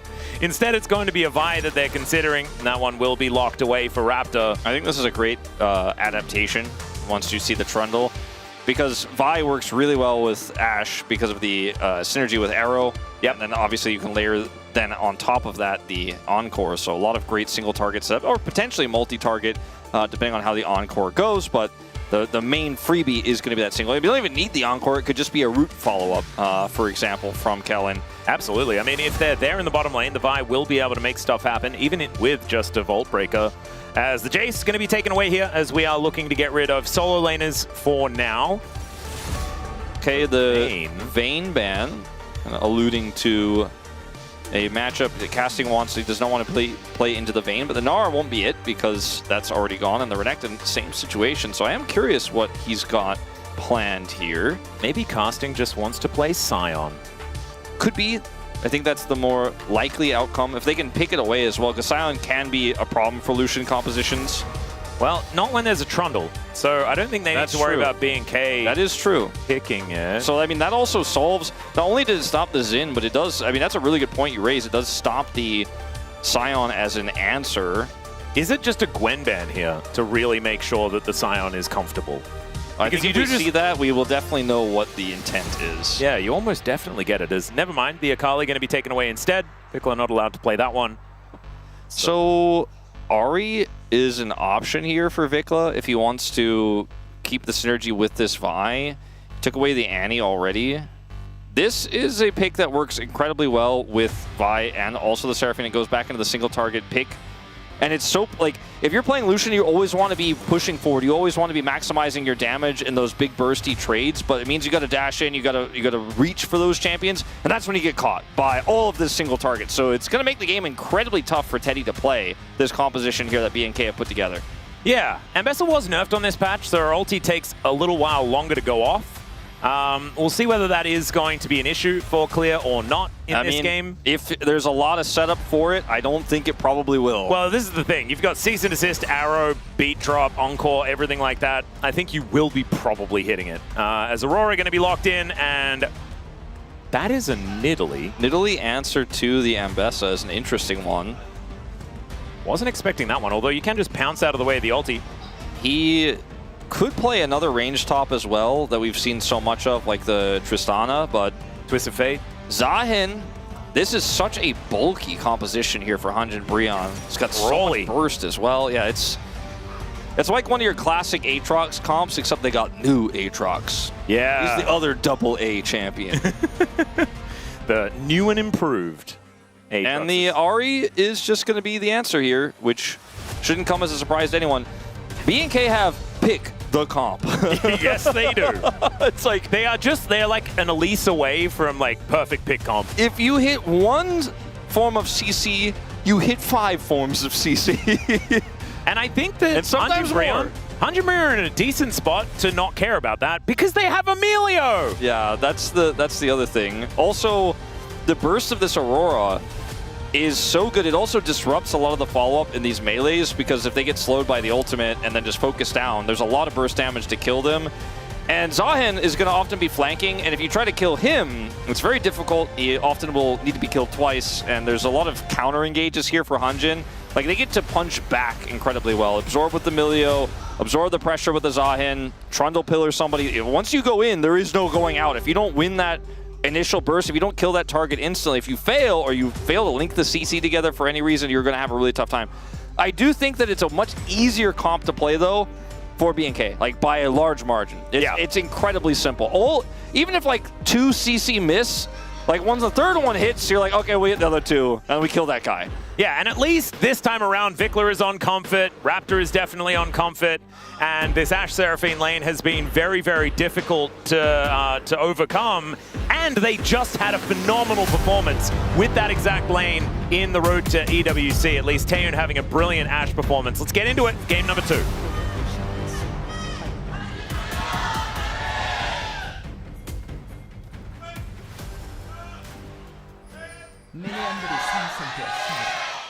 All right, here we are, ladies and gentlemen, under the Rift for the second game of this series. Hanjin Brion with a lot of momentum after just winning until they killed the Nexus in game number 1. If you're a Bro fan, it was the most cathartic thing that you've ever watched in the history of League of Legends. And if you're not a Bro fan, it was probably still pretty cathartic because they're just pretty easy to like. Yeah, who dislikes Bro besides Degon? And Chronicler. Yeah. But we fight Own Bro anti. You know, and that's mainly the reason why. Sorry, Cronny. You just didn't pass the Bro test. Yeah. All you had to do was Bro leave. He couldn't handle it when they were sometimes too slow, you know, Yeah. sometimes just, you know, farm and take dragons. Patience was always his issue. Yeah. You know? There's a bit of a jumpy guy. Couldn't sit still. Just catching strays here on the broadcast. We missed you, Cronny. Hopefully you're watching, but it's a Bro series, so he's probably not. He would not waste time on this. What would it take to make him a Bro leaver? Is it all the way to Worlds, or is it just like a road to MSI run where like they almost go to MSI? Is it an MSI qualification? What would it take? I do wonder to Brunvince him. Oh, maybe just saying Bronvince more often is perhaps a really good trade from Teddy and Namgon could be a way to do it, but they did use the heal, and the BNK bottom lane did not. So a little bit of an advantage here for a follow-up salvo from the BNK guys. Yeah, and this next trade is going to be really important. What if Bro brought out their own signature bread? I feel like that would be how Chronicler would get into it. Yeah, that would be true. He was a huge fan of bread. He did like bread a lot, and also chili for some reason. Yeah. He liked to eat chili with bread, in fact. Yeah, and I think that's a relatively normal thing. Yeah, no, it is pretty normal. He also liked to eat chili with a spoon. And he made it at home. As for the all-in. Yeah, Teddy looking for a bit of an angle here. Saving Wolf from that weird moment talking about I had to get out. I had to get out. Thank you, Teddy. Man, these 80 carries are just saving the day. Guma yesterday saving energy, and now Teddy saving everyone in the world who's listening to this, including aliens in the future. Millions of light years away. Yeah, it's going to take a while for this broadcast to get to them, but one day they're going to love it. I do think that this comp for BNK extremely associate all these picks with these players, right? And this is a comp that is so simple to play, very aggressive to play. Mentioned Vikla's Ahri earlier when I was talking about the Anivia, right? Like, that's not a pick I go, oh, that's a Vikla champion. Ahri absolutely is. By the way, yes, Mao did say something. He said, when does DK play? Oh, no. Yeah. Don't watch the VOD. Let's just put it that way. It's all right. Let's try and leave that in the past, as we do have Casting and Clear just fighting one another. So Clear's feeling pretty okay about this as he looks to try and get back towards his side of the lane. Baiting. Yeah, Gideon moving up. And does Clear have enough dashes left remaining? That's the question. The flash after him from Gideon, and that's first blood over to Casting. Gideon's playstyle is so punishing. It is... I don't know what to call it. Maybe the best word to use is incredibly opportunistic, but he finds these angles, and then he gets his teammates I think it is just opportunistic. I think it's the perfect word. He's just suddenly like, okay, you didn't expect this gank, did you? But I set it up long ago, and I'm here for this. Casting is going to trick you, and you're dead. I mean, the camp in the jungle with the Nocturne was crazy as well, as we do have a heal. Yeah, Kellen taking a lot of damage here, but now Teddy has to deal with Taeyun. Throws out a fair bit of damage, but Fire Kick's so good at denying a bunch of those autos. Raptor's turn. Yeah, Roma. Is he going to have to flash this Vault Breaker? The answer is no, because he made it very far underneath his turret. So he's going to be absolutely fine. No flash needed. Oh dear. This is actually very dangerous for this top side of the map. Casting now with his Hage put together. And with a 600 gold lead. The Zahen is not supposed to really win that hard early. but we've seen a few, including perfect Zahins. Okay, hold up, level 6. Yep, and avoids so much of Vicla's damage here. The charm goes wide, and he throws down the ultimate. At least Roma does take back a fair bit of damage here from Vicla as well, even though he missed half of his buttons. Yeah, you kind of feel like that was, if Vicla hits those buttons, it might have been disastrous for him. That's definitely not what he was looking for with the tempo ult there. As, you know, the Zahin, we talked about it, it normally doesn't win lane early, but I think a lot of mastery of Zahin is coming through with some of our top laners over the course of, you know, his release, right? The last few months, definitely starting to see a lot better Zahin play, finding his angles. This time, obviously, very heavily assisted by his jungle, but now let's see what he can do with the lead, as he's not supposed to have it, but he does. Yeah, certainly. Now Gideon looking to grab a Rift Scuttler here, as we do have a wraparound from Gideon, sorry, Raptor. For an angle, but that would, yeah, wrapped around. Exactly right. Sorry, I just sometimes, like, sometimes LCK commentators have, like, a response. I mean, oftentimes, I think it's part of your job, honestly. Yeah, we just have, like, we have to, like, acknowledge that, like, there are many Pog State episodes and desks where something is said like this, and there's a pun opportunity. We all kind of look at each other and say, "Don't say it." And then, like, wait, is that what you guys do? Yeah. Oh, because I normally just say it. Yeah, maybe that's part of, maybe my wife is right. I mean, what I mean to say is we attempt to not say it. Yeah, maybe there should be an inside voice and an outside voice. That's what I'm starting to learn. I don't know, would I be me? I'm not sure. I'm having an identity crisis. As Teddy and Namgung, they're not. They are doing absolutely fine here. As Teddy going on forward, Tan taking a fair bit of damage here, and Teddy keeping up the pressure. The volley does come back though. Barrier going to be used here from Teddy. Keep him alive.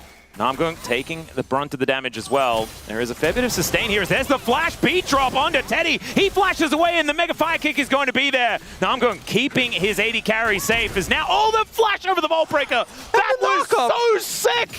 That was crazy. I thought he was doomed for sure. I don't even know how that even happened. That's Mad Movie. Put that, just the flash, in the Mad Movie. I love it. As, all right, Vicla smells blood in the water, flashes on forward, the fire kick is there, the flash away, and Vicla will be able to find the double. They made him work for it, but he picks it up in the end, and that may have put B&K back in this game. Yeah, I think so. I was sorry to be concerned when he did take that turret aggro, but he ultimately does end up picking up 2 kills there on the bottom side, as Teddy and Namgung took the incredibly long journey away from the turret, and he came and swooped down and stopped them. Yeah, big crash into the turret as well, so a lot of minions are also going to get denied. He pings that full wave that was coming. He pings twice, Roamer does, in the mid lane. They're very aware this is happening, but they're like, just can't go faster, and then they try to outplay, and the charm does connect here. If that misses, maybe an angle there for Teddy with the turret shot coming through, but it would have been very close. Either way, 2 kills go over, 4 stacks of Dark Seal, and Vicla is on the board. Yeah, and Roamer also wasn't expecting Vicla to ult his way over there. And so sort of was a little bit slow on the prediction of where he was going to be as well. So didn't quite work out there. Still, I mean, he had to vacate the lane. There is a big lead here for Vicla, but it could have been larger as a bunch of those minions were taken back by Roma in the play. Now, we've got Gideon setting himself up here for a potential engage on this bottom side as Teddy will take the arrow. And Raptor was lying in wait. There's a brilliant pillar to try and deny him. Gets the flash out as the culling was also involved. Not really doing too much of anything there at all, though, unfortunately, for Teddy. Feels really good if you can get that steal away of the Vi ult because it extends her engage range so much. So massive grab there by the pillar of Gideon. So we keep looking at this top lane matchup because Clear has ult ready and always there's an angle. Yeah. Casting, just clearing these minions and happily holding on to this advantage, getting very close to item number 1. Got a lot of cookies in inventory as well. It's going to be very difficult to punish him as Raptor is on the top side of the map, but a little bit too slow to get him. He's just going to take Krugs and then might look for a grub contest here. We'll see when Gideon is forced to smite. I don't believe he saw the Vi there actually with that Scryers. I'm not 100% sure, but either way, knows that he's not on the grubs right now. We'll take this Scuttle. And yeah. Gideon, we know he loves some grubs. And there is also just a lot of top lane pressure right now, and with Vicla taking all this damage, Roma should be able to make sure that they do have full priority on these grubs. So really nicely played. Possible Vi Ari angle towards Roma here, but it is an Aurora. She is somewhat slippery. Also has flash. A lot of pings on grubs, and including vision pings, but they don't have vision and they're not looking for it. As this could be, that was an aggressive rotation from Romer. Yeah, if there was a Raptor laying in wait, then it could have been a problem. He's like, what if he's in there? Let me check. I'm like, I don't think you want to check. But he was fine, and it's not going to matter. But all 3 grubs go over, no contest whatsoever from Raptor, who was trying for that gank in the mid lane and did not come up with anything. You can see in this bottom lane, Taeyeon has actually been able to utilize this early advantage that was built up by that initial play and has just continued to build. 500 gold, now the lead for the Ashe. And Teddy was really trying to put the screws in the early stages of the game, and that might have that ship might have sailed. Yeah, I think that part of this game is done, but there's still opportunities for him to fight on upcoming Dragon, for example, or get ahead by pushing through the mid lane with some assistance from Gideon. Spacing great there from Romer as we're having that fight I was talking about. Yeah, Grim Deliverance just going to be thrown down here as Clear taking a bit of damage, but is otherwise looking kind of all right.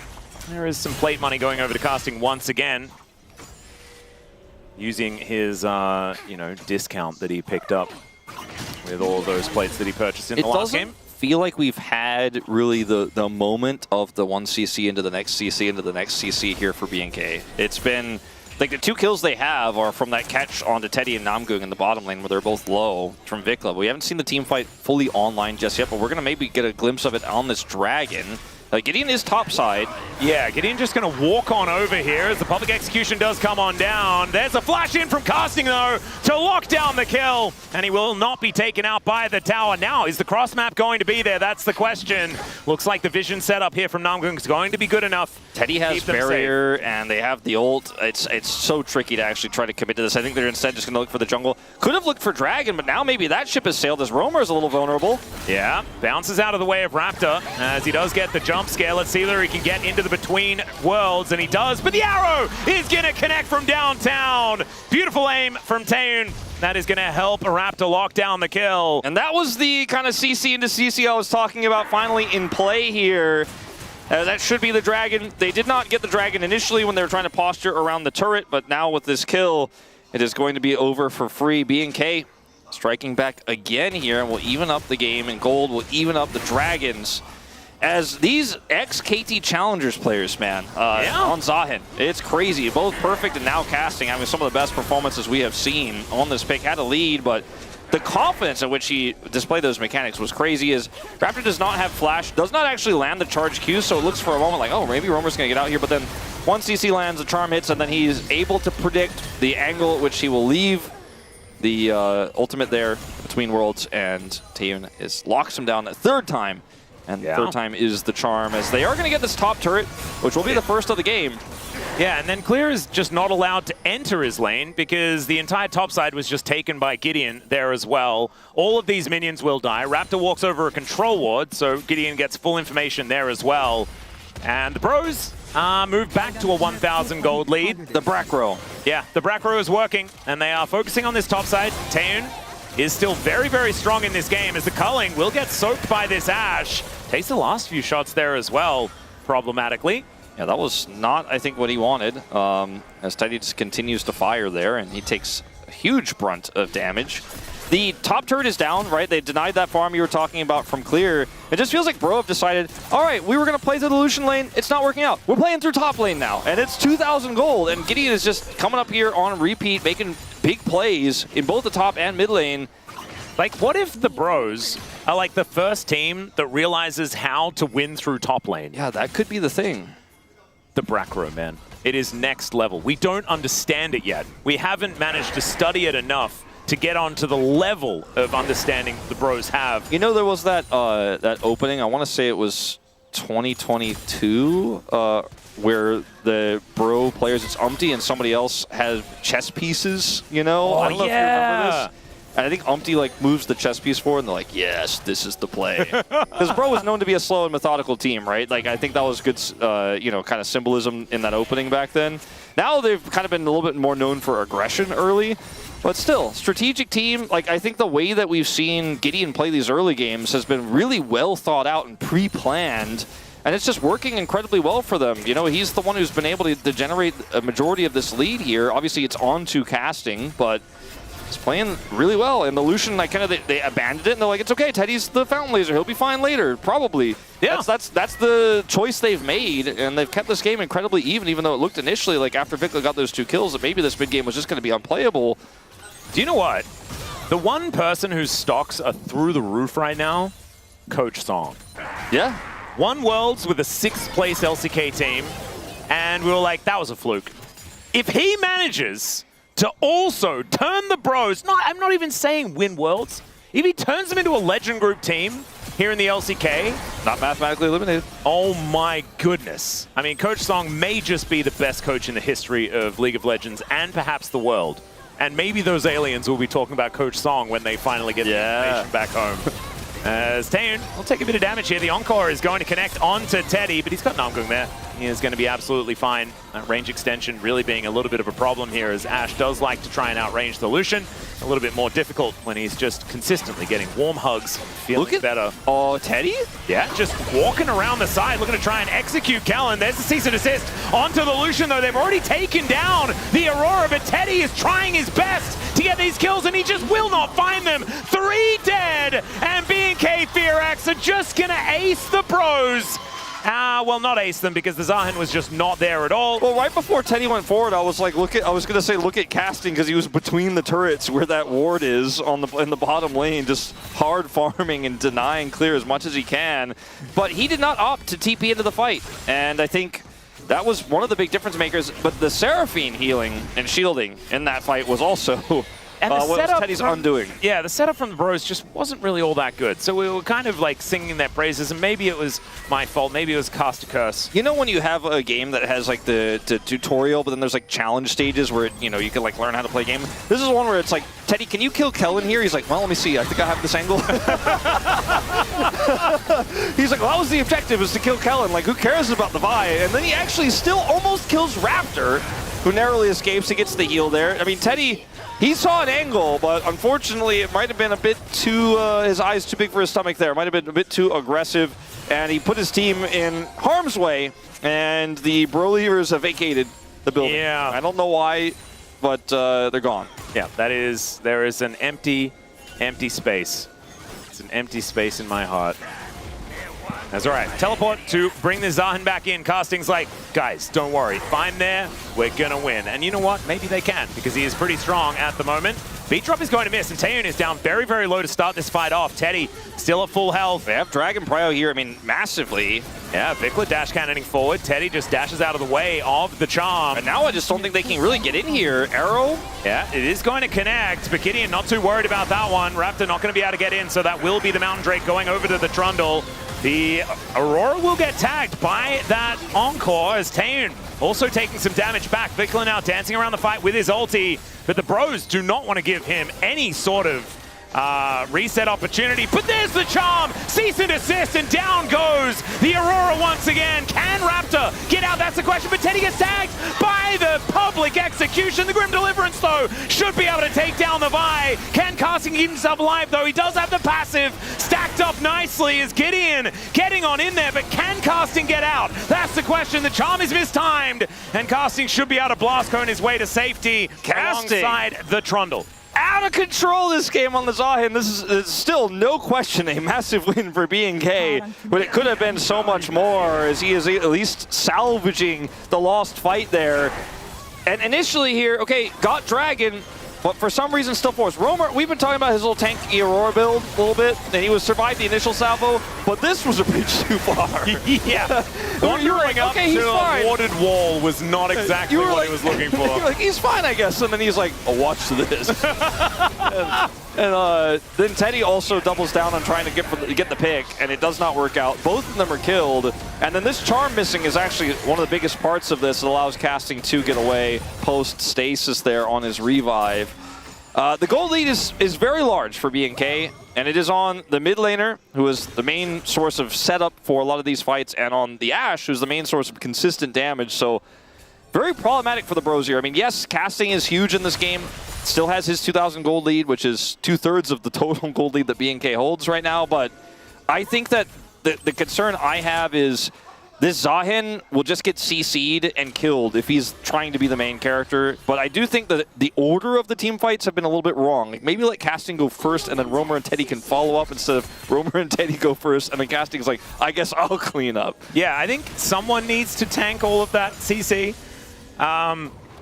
Mainly from Raptor. Right now it's been Romer that's been elected to die over and over again in these team fights, but Teddy has not been able to capitalize on the attention that they're giving the Aurora and has also ceased to exist in a lot of these fights as well. Bros need to solve this problem. There's now Gideon.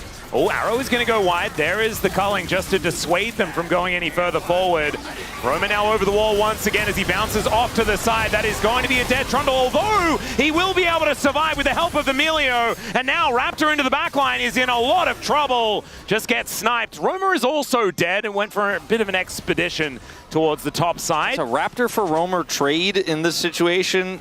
Romer not having a great time on this Aurora, but it is reminiscent of his last one where he did a lot with very little. It was in the Mad movie this week, I believe, as well, from last week on said Aurora. But this fight, it's all a skirmish around this blue buff. And this is exactly what you need to be doing if you are BNK, is just get in there and force them to fight you because you have the CC, you have the lead, and you want to make sure you can further accelerate this Ashe in these scrappy fights. It ends up being a trade, though, as Romer's trying to keep everybody at bay. He does die for this, but because of his sacrifice, they are able to walk away with only losing Romer there on the top side and get the kill there onto Raptor. Could have been way worse. I think Bro stabilized quite well through there.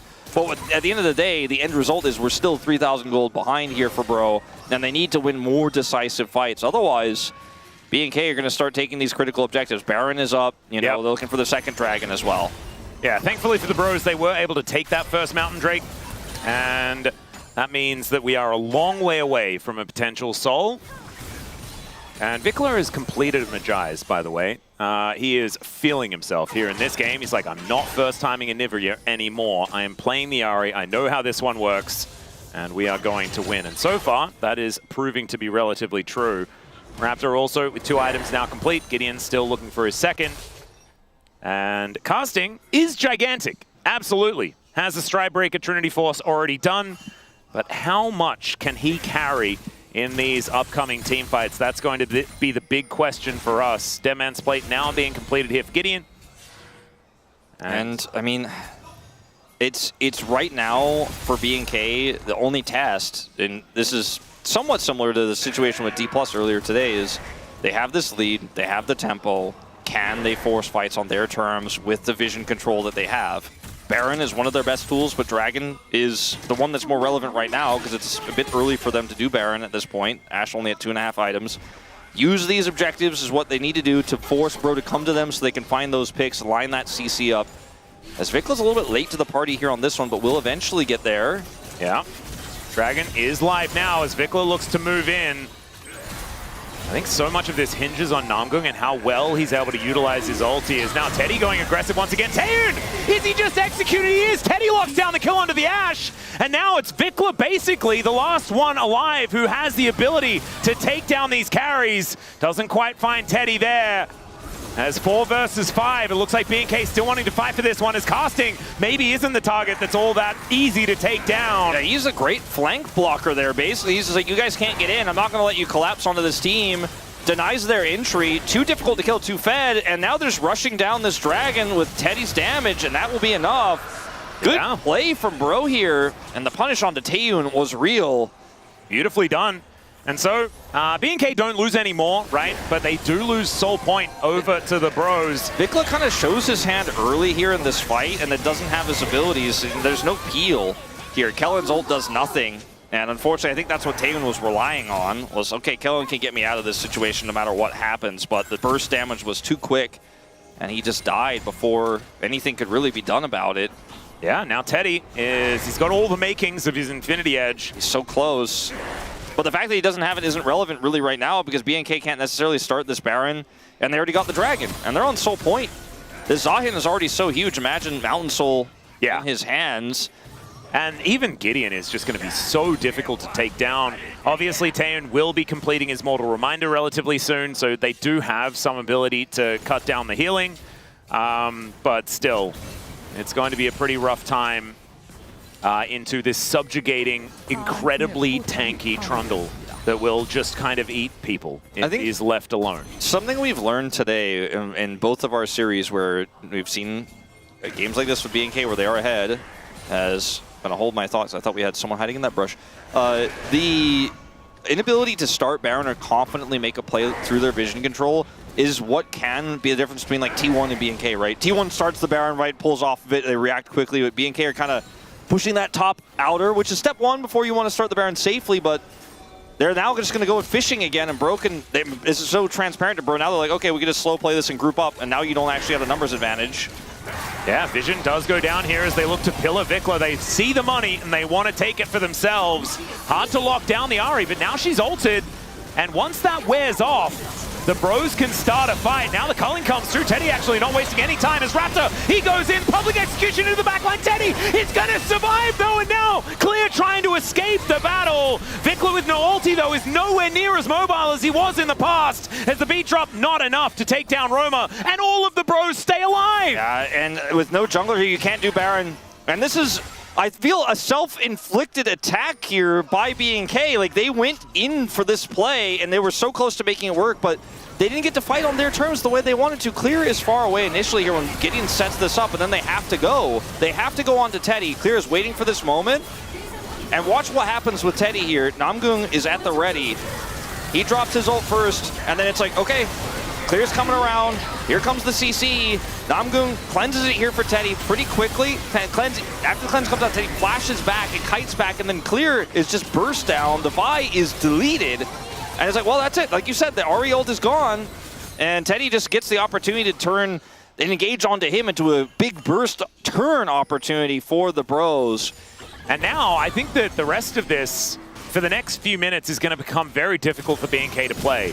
Because the Bros, I think Mountain Soul is extraordinarily powerful with how single target burst pick focused this composition out of BNK is. And so BNK need to deny the Drake, but the Bros do not care at all whether BNK gets one Mountain Drake. So the Baron then on the table for them. The way this is played is going to be paramount here to whether we can get 3 games out of this series. In Bros comp, I think is always best fighting from a defender angle. So if you try to push into them, they're always going to have a better edge. They've got the Milio comp. You need to force them to attack you, and that's what this Baron is going to do. Now Bro have to be on the offensive for the first time, and it's going to be very, very difficult to get in. Gideon trying to close that gap. Yeah, he's just wandering over right now, down to 6K, as the Bros kind of milling about. Here's the teleport in from casting. As, okay, Raptor does go for the engage, but the culling is just going to murder him. Public execution goes wide, but Teddy still in trouble as he gets charmed up. They manage to take him down, but casting already picks up a double. As now Roma is doing the damage. Taeyeon trying to get out, but Gideon is just eating him. He just hits him with his truncheon, takes down the Ashe, and now Clear versus Gideon and casting. That is not going to work. He might be able to take Roma with him, but that doesn't even happen. And now Gideon casting, they'll easy be able to take down this Baron. The turn, the timing of it was so rough. Raptor had taken so much damage before he went in that Teddy just kills him in ult. That almost never happens. And then Clear, you could feel the lag of that new ult coming through on the Ambessa and them falling once. So Raptor flashes through, he's dead before he gets there. Back. And look at this. Yeah. It takes so long to channel that Teddy actually doesn't get hit by it. He ultimately still dies. But now Clear's on the wrong side of the fight, has to flash away. And it demanded the flash charm from Vikla, and then Vikla is right in front of a Zahin who just murders him. Yeah, this is what I'm talking about. The defensive capabilities of this Bro comp are so insane that you need to have everything linked up, or you're just not going to be able to kill them fast enough. You're not going to be able to kill them the way you want. Teddy's going to trade one for his life while offering extra damage there. It's crazy. Now there's a gold lead for Bro. Yeah, 100. It's not really much, but they have just been so much more confident in these team fights. Gideon coming on over. If they get a Mountain Soul, man, this game is going to feel so difficult for BNK to play. Right now, Teddy, though, is just going to push through, probably grab this turret, as Vikla in a bit of trouble here. Lands the charm onto Roma, though. Still taking the worst end of that stick with Namgung there to try and defend his mid laner. Vickler in a bit of trouble. Let's see who is going to be able to pick up this dragon as the culling comes down, just trying to soften them up before this fight has even started. Between Worlds comes through as Vickler dashing on forward. He's so incredibly low as now Casting dashing to the back of the fight. He's got the passive built up now as Teddy takes down Raptor. Clear battling, wants to take out at least Emilio for his trouble, but not even that's going to happen. Vickler's dead. Kellen once again, the last man standing in. It's almost a clean ace for the bros. Yeah, and Kellen is just in no man's land here. It looks like he might be able to get out, but ultimately this is a back-breaking play. It was step-by-step Bros defensive setups and team fights, got them inch by inch closer to the gold lead of BNK. Now they take a 4,000 gold lead. They're breaking open the base here. 5,000 gold on the Red Bull Baron power play. Whoa. I think Bro have done it. Look at the kill score and tell me what Gideon's KDA is this game. My God, I've never seen a Trundle this active. He is all over the place. 100 KP. All right, so Vickler's incredibly chunked, so he can't do anything. Look at the split here between this ult from Raptor onto Teddy and the rest of the team being gated by Casting. Raptor just tries to 1v1 a Fed Lucian and finds out the hard way that that's not going to work, but the team just cannot link together. And Bro have just denied every single aggressive mid to late game team fight here for BNK. They've tried to find the angles, they've tried to find the dive. And I said the comp is easy to play. I think that's true. It's just that Bro have outplayed it at every turn, and this Emilio pick is really doing quite well. But Teddy's positioning, his reactions to these engages. I swear, Gideon is just improving at a speed that I was not expecting this season. This guy on the Trundle making stuff happen. But also, I feel like Lucian Emilio has been utilized incredibly effectively. Like you're saying, you look at the score lines of this bottom lane, it's not all that impressive. But as we get to the later stages, the Emilio's value is just extraordinary into what BNK want to do. Yeah, and when they lose map control, it becomes difficult to fish for those charms slash, Vi ults, charged Qs, the Mbessa public executions to link that CC together. All you really have for safe engage is the arrow, but you don't know where to aim it. Well, they're going to aim it at Roma. And Roma is going to leave. They knew where he was to aim it, but it didn't. He just reacted very quickly. Yeah. So now Bro are one dragon away from that Mountain Soul you talked about. That's super problematic if they get their hands on. They have the mid inhibitor, so Prio is always there. It's very difficult for BNK, especially with this composition, to quickly and safely clear waves to get to a position to threaten. Like, look at where Raptor is right now. If he can find some window where he can get between minion waves and get to the backline flank, maybe there's an angle, but by the way, so hard. If Casting ever gets on top of anyone, they are not going anywhere. He's got Randuin's Stride Breaker. And he's like, you're slow, very You are slow all the time. As Vickler takes half of his health bar, we'll get a bit of it back with the help of Kellen, as they just put a kennel up underneath that turret. It's blinking at them. It is. Or at us. There might be a doggo in there. Be careful. All right. Vickler standing pretty far up as Teddy just throws out the culling and doesn't get hit by anything. It's kind of insane.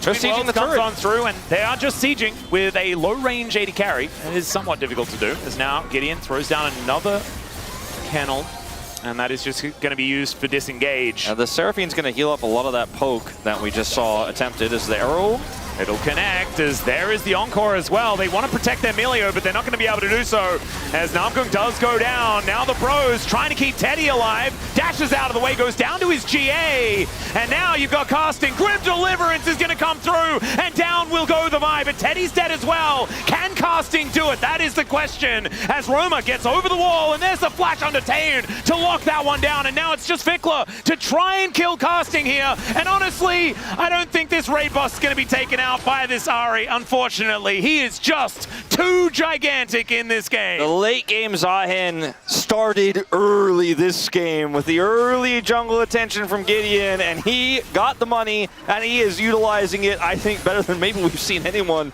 on a Zahin so far since the release. 5,000 gold the lead here, and it's basically all his. Oh my God, these turrets do not last at all. as down will go Clear, and down will go the Nexus turrets. Roma and Casting the only ones in the picture, but honestly, they had a pretty fantastic game. Roma mainly soaking a lot of the attention, as Casting will have that last auto attack, and down it will go. Bro, another 2-0, back to back to back. Bro, so close to beating T1. Did not win either of those games, but they, I think, walked away from that series at the T1 home ground with a lot of lessons learned. And it feels like since that loss, they have been unstoppable. Now, the strength of schedule has been a little bit easier. KT in a slump, and then some other simpler teams. DNS was one that we're looking forward to seeing them face. But I do feel like there is some bro magic going on right now. Oh, yeah. I said early on this season, this roster is stronger than like what we are seeing from it. It has more potential than the results we're going to get. And I think a lot of people believe that as well, but they were like, but that's just bro. That's often how it goes. But to get the potential realized is quite a scary thing, because it feels to me like bro have always been the brunt of many a joke, right? They've always been the cute team that everyone wants to laugh at and laugh with. But this season, it's not just like the, oh, fluke upset randomly against Genji that one time, or, oh, I just beat KT in a funny way. It's like, actually, they're winning all the time. They found the consistency. That's not supposed to happen. That's never happened before. And they had a moment in this game where they really started to fall apart, and then they just bunkered down, got behind Casting, and made it happen. I mean, Casting did so much work in this game, but if it wasn't for Gideon getting him ahead, I don't know if he would have had the opportunity Oh, to. yeah, Gideon was an absolute superstar today. I think when it comes to a POM, there is no one that I would look to other than Gideon. I think Casting will probably get some votes because of his insane performance there in the end, but I voted for Cameraman Gideon. definitely thought the Casting had a very good game. And honestly, if there were POGs, it'd be Gideon Casting, 100%. Yeah, absolutely. But we cannot forget how good Gideon was. And from minute one, just putting Raptor out of the game, making sure that the bros were just able to snowball it through, and they did so incredibly beautifully. Duke having a chat here to Casting on their way out. Of course, a former world champion top laner himself. Yeah, that was kind of wild, like to see Casting both like kind of like waving to the fans, but also being like intently in whatever the conversation that you were having. We just came here to see Teddy, which is a great choice. And you also got to see Gideon and Casting having an incredible performance, and you're going to see it again right now. Gideon, I think, you know, his time on Nongshim showed us what he was capable of on his best days. Early this season, similar situation, even like completely pushing Kanavi out of the jungle, if you guys remember, in the opening game of LCK 2026, but hasn't been able to turn that into performances like what we're seeing today each and every game. But recently, he's looking great, and it's no longer this is just Teddy team, right? I think we can actually say that's the biggest takeaway, I think, from this series is that it was the top side that carried, and I say top side being the very top. Romo didn't exactly have the greatest of times, but Casting was just so good alongside Gideon, and that is huge to see, because like you were saying, bros were Teddy team. And it's not the case anymore. And that doesn't mean that Teddy isn't also a huge part of their wins, but he's not the only win con. And that's growth, for sure. Or as we like to call it as World fans, growth. Yes. Exactly. But I have to say, this is just such an easy team to like. I just love it when the bros are doing well, as they are going to be making the calls here. And the fact that they lose the Melio at the very beginning of this without being able to really do anything at all really shows how far ahead Casting was. Yeah. Casting is just like, I don't care. The rest of them are screaming Ash, Ash, Ash, Ash as they get on top of Taeyun. And then at this point, you were like, can Casting do it? And Casting was like, watch me do it. He instantly flashed on top of Taeyun and executed him. And then, yeah, Vikla didn't really have very many buttons, and so Casting killed him. Casting had red buff as well. He has well and truly ascended in this game. Having a look here at the damage numbers, Taeyun and Vikla are actually doing the most in the game. But the 22k that Casting did was the important 22k, let's just say it was the most effective. It was the one that led to the eliminations. As Romer actually ended up doing a lot, despite being 0-4 at some point in this game. And give Gideon his palm. Yeah. I know Teddy's very popular. I know Casting had great moments, but Gideon deserves it. He controlled from start to finish so many aspects of both games. And 100% really KP. 100% KP Trundle is just so impressive. He is going to pick it up 10-1-7, 4-2-12. Just an absolute masterclass in the jungle here from Gideon. And from the beginning till the end, he just knew what to do and executed on it. And it's beautiful to see, like proactivity, sorry. And finding moments and adapting on the fly. It's beautiful to see. And I cannot wait to see Bro win Worlds. It's going to be so hype. I can't wait either. I can't wait for them to also win 50 games in a row. Because we were talking about 4 games in a row being unprecedented. 50 games in a row is also going to be unprecedented as well, I think. Well, they keep 2-0ing, and we only have 2 zeros in the LCK now, so... I mean, if they win 25 series, they'll get it, but if they win 50 series, which I think is what you were implying, I mean, it could take years, but they will get there. They will, and hopefully the aliens are still here to watch as well, as we are very, very soon approaching the interview with Gideon as well. Man, I mean, I feel like now our hosts are going to have to really learn all the Bro players as they are just winning all the time. Now it's time to get into it. Thank you very much, guys. This is Dear for the POM interview translation, joined by Gideon on the side of Hanjin Brion, who just reached their 3rd win in a row. Congratulations! Gideon, you delivered the win properly today. How do you feel? You know, going on a winning streak for the first time during the regular season feels great, and it feels even amazing that we're able to show up in front of our fans. And this is your first POM. The POM votes were actually pretty split between jungle and top. So did you expect this POM? Just a little bit, yeah. And following the KT match, winning today means that you reached your 3rd winning streak and you've stepped up to 6th place. So how is this team spirit? Honestly, we're having a great time practicing. And although we were underperforming in the beginning, I know that our fans have not stopped supporting us, and that's why we're able to climb back up. So we're really happy about that. And in game 1, using the early pathing, you set yourself up for a solo kill on Pantheon. So let's take a look at that replay.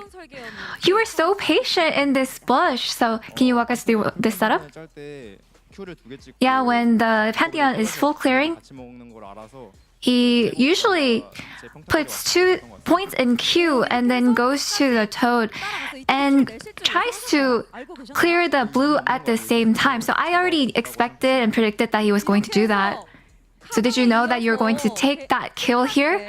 Yeah, I think I had a good read on this. Everything went as I planned.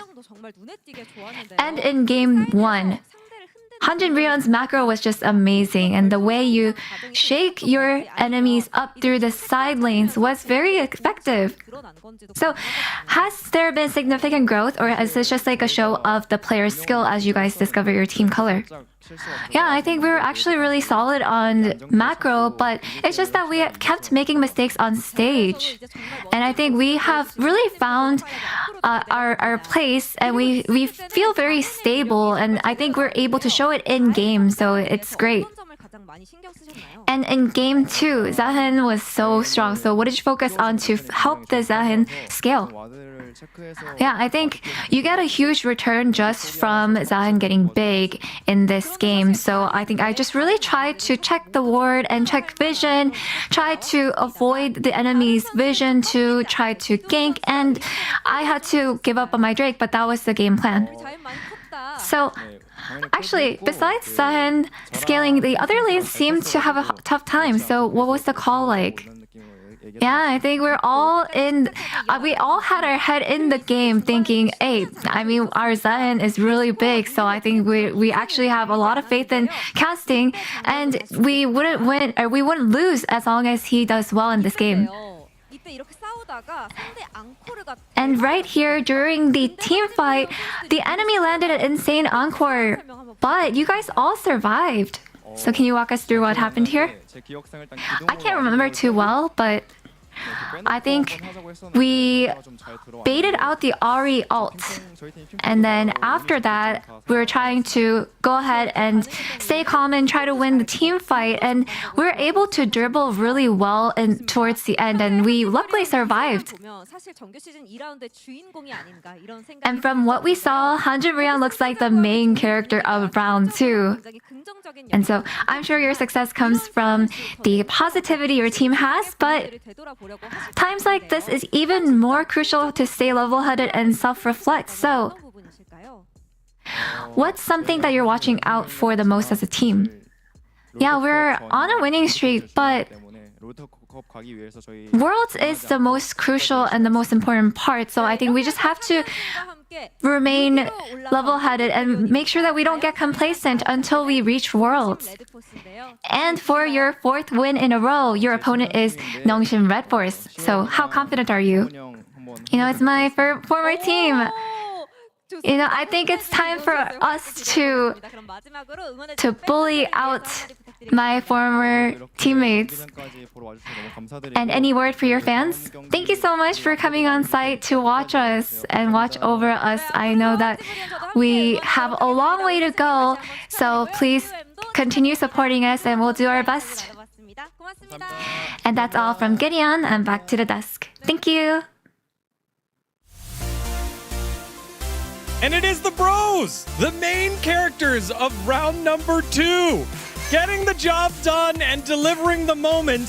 For the second time in their history, they've won 3 series in a row. And I know if you're a fan of one of the big teams, maybe you play it on one of the big teams, winning 3 in a row might not be a big deal.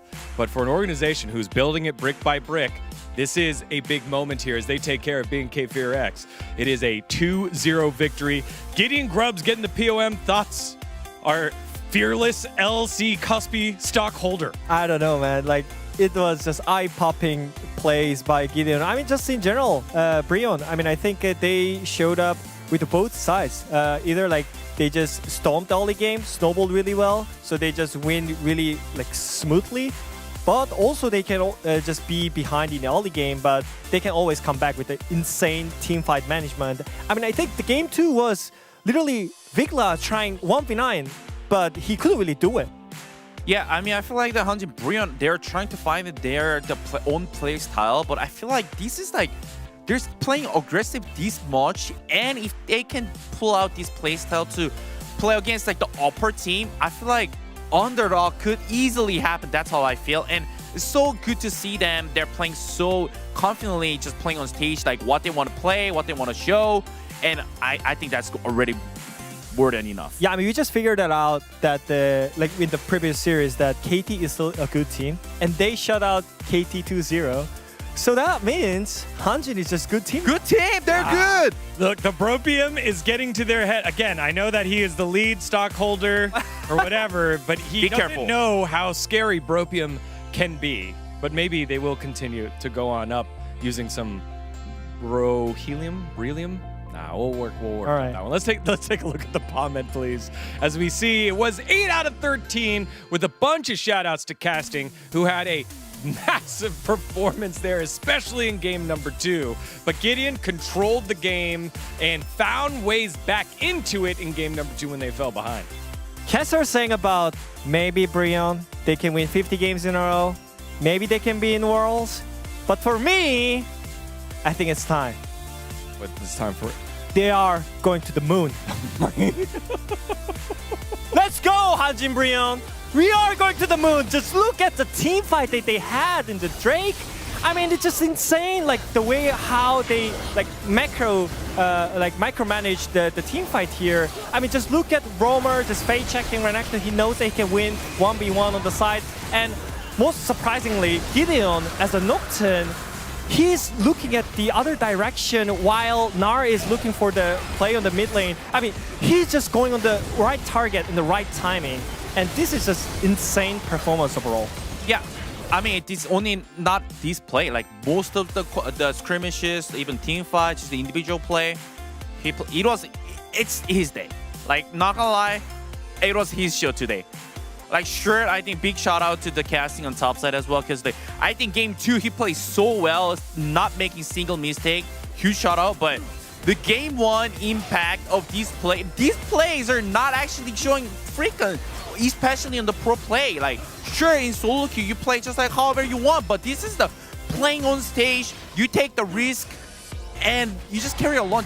Legit, you just 1v9. Yeah. It's just, I don't know. It's just his day today. Exactly. Like the Pantheon, it's really crucial. Like you gotta do something in the early game against Nocturne because like Nocturne is gonna farm you up. Like I think in that moment, he just knew that he can just win that by himself. Why? Like, I'm just still in shock, man. I'm still in shock. They had all the predictions except for one, Brendan Valdez. Wow. Who did not bro leave. What a shame. He was the only one who did not bro leave. Shame, Brendan Valdez, not a true Brondon. Brondon. Yeah, we'll workshop that one. Here's Pony, who said, Kingslayer becomes the king in the East. Pony, so I was in the hallway between game 1 and 2, and he was like, oh, they beat KT, they're the Kingslayer.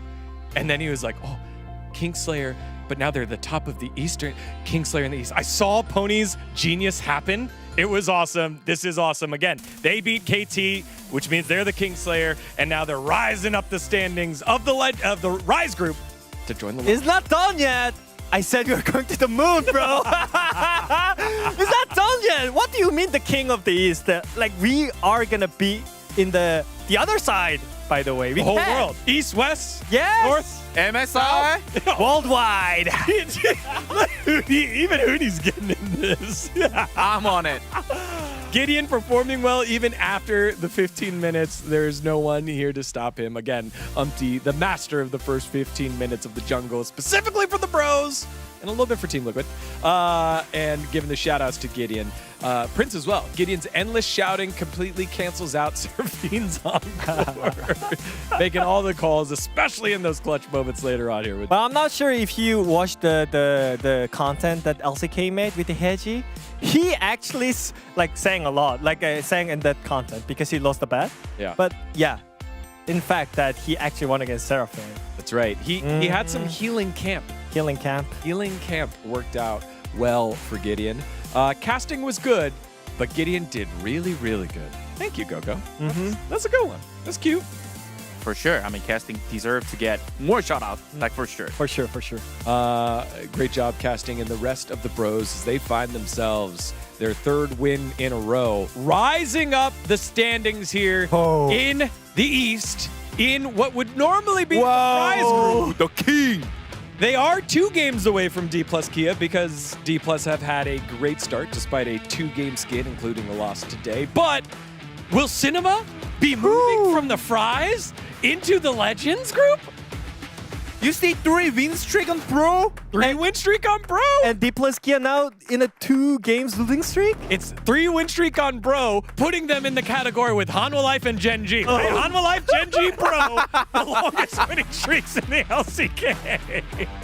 Oh my God. This is crazy, man. For BNK Fearax, the magic of the trade now starting to simmer just a bit. They had their victory in Taeyun's first game. They had a huge upset victory over KT in the EWC qualifier. Fall short here, and I think we go back to game 1 on Vikla. Looked completely different on a champion he was uncomfortable with in the Anivia, trying to play for the team, and the Ahri, where he was making all the plays, landing a ton of charms, just didn't quite work out there. Yeah, they just didn't have the great setup in terms of how they want to play for the early game plan. I think, especially game 2, I think they spent a lot of time in the bot lane, tried to get the Taeyun really ahead in the game. But in the other side, Clear didn't really manage to soak the pressure from the enemy jungle and the top lane. So that means like casting did really well, but at the same time, BNK Fearax, they need to find a solution for themselves. We have like a glass here in the studio where we can look outside, and I just see bro fans dancing. Like, it is just... We have so many Western fans right it's now. just so giddy right now. As tomorrow's matchup, it is T1 taking the circus back against the Supers here. And then it is the LCK Team Roadshow. It is Kiwoom DRX home front against Gen G. Kiwoom coming off of a win. Gen G as well had a win, so we'll see what happens there. So excited to bring the LCK overseas here to Vietnam for the first time. Yeah, for sure. Like anything can happen, and you can see They were So dancing. many bro fans. I promise they were dancing. They were dancing. They were dancing. We're not lying. Oh my gosh, it is crazy. Mo, you know what? That's not even all the bro fans because they're lined up right now for the fan meet later on for the victorious bros. It is a great time to be a bro fan. It's a great time to be an LCK fan because there have been crazy matches. So you don't want to miss tomorrow's action again. T1 versus the DN Supers and then Kiwoom DRX from Vietnam against Gen G. On behalf of everyone here at the LCK, thank you so much for watching. We'll see you tomorrow for more LCK action. Bye-bye. See you at the moon.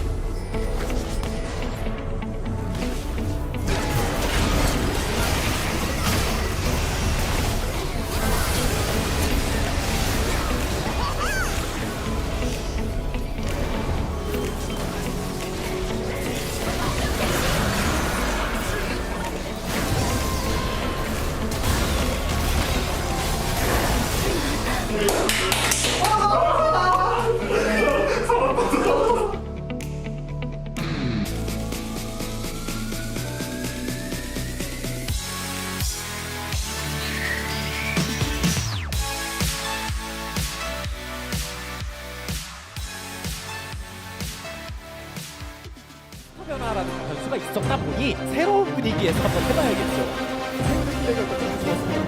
세훈의 이 노란색도 참 잘 어울리겠네요.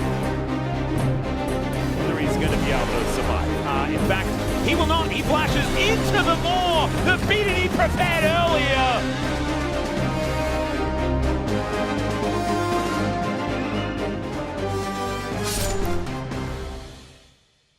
Every sky is a line I've drawn.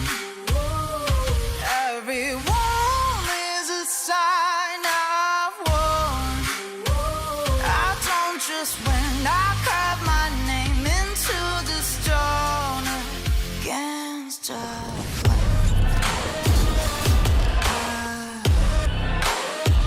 I don't just win, I live my mark into the stone.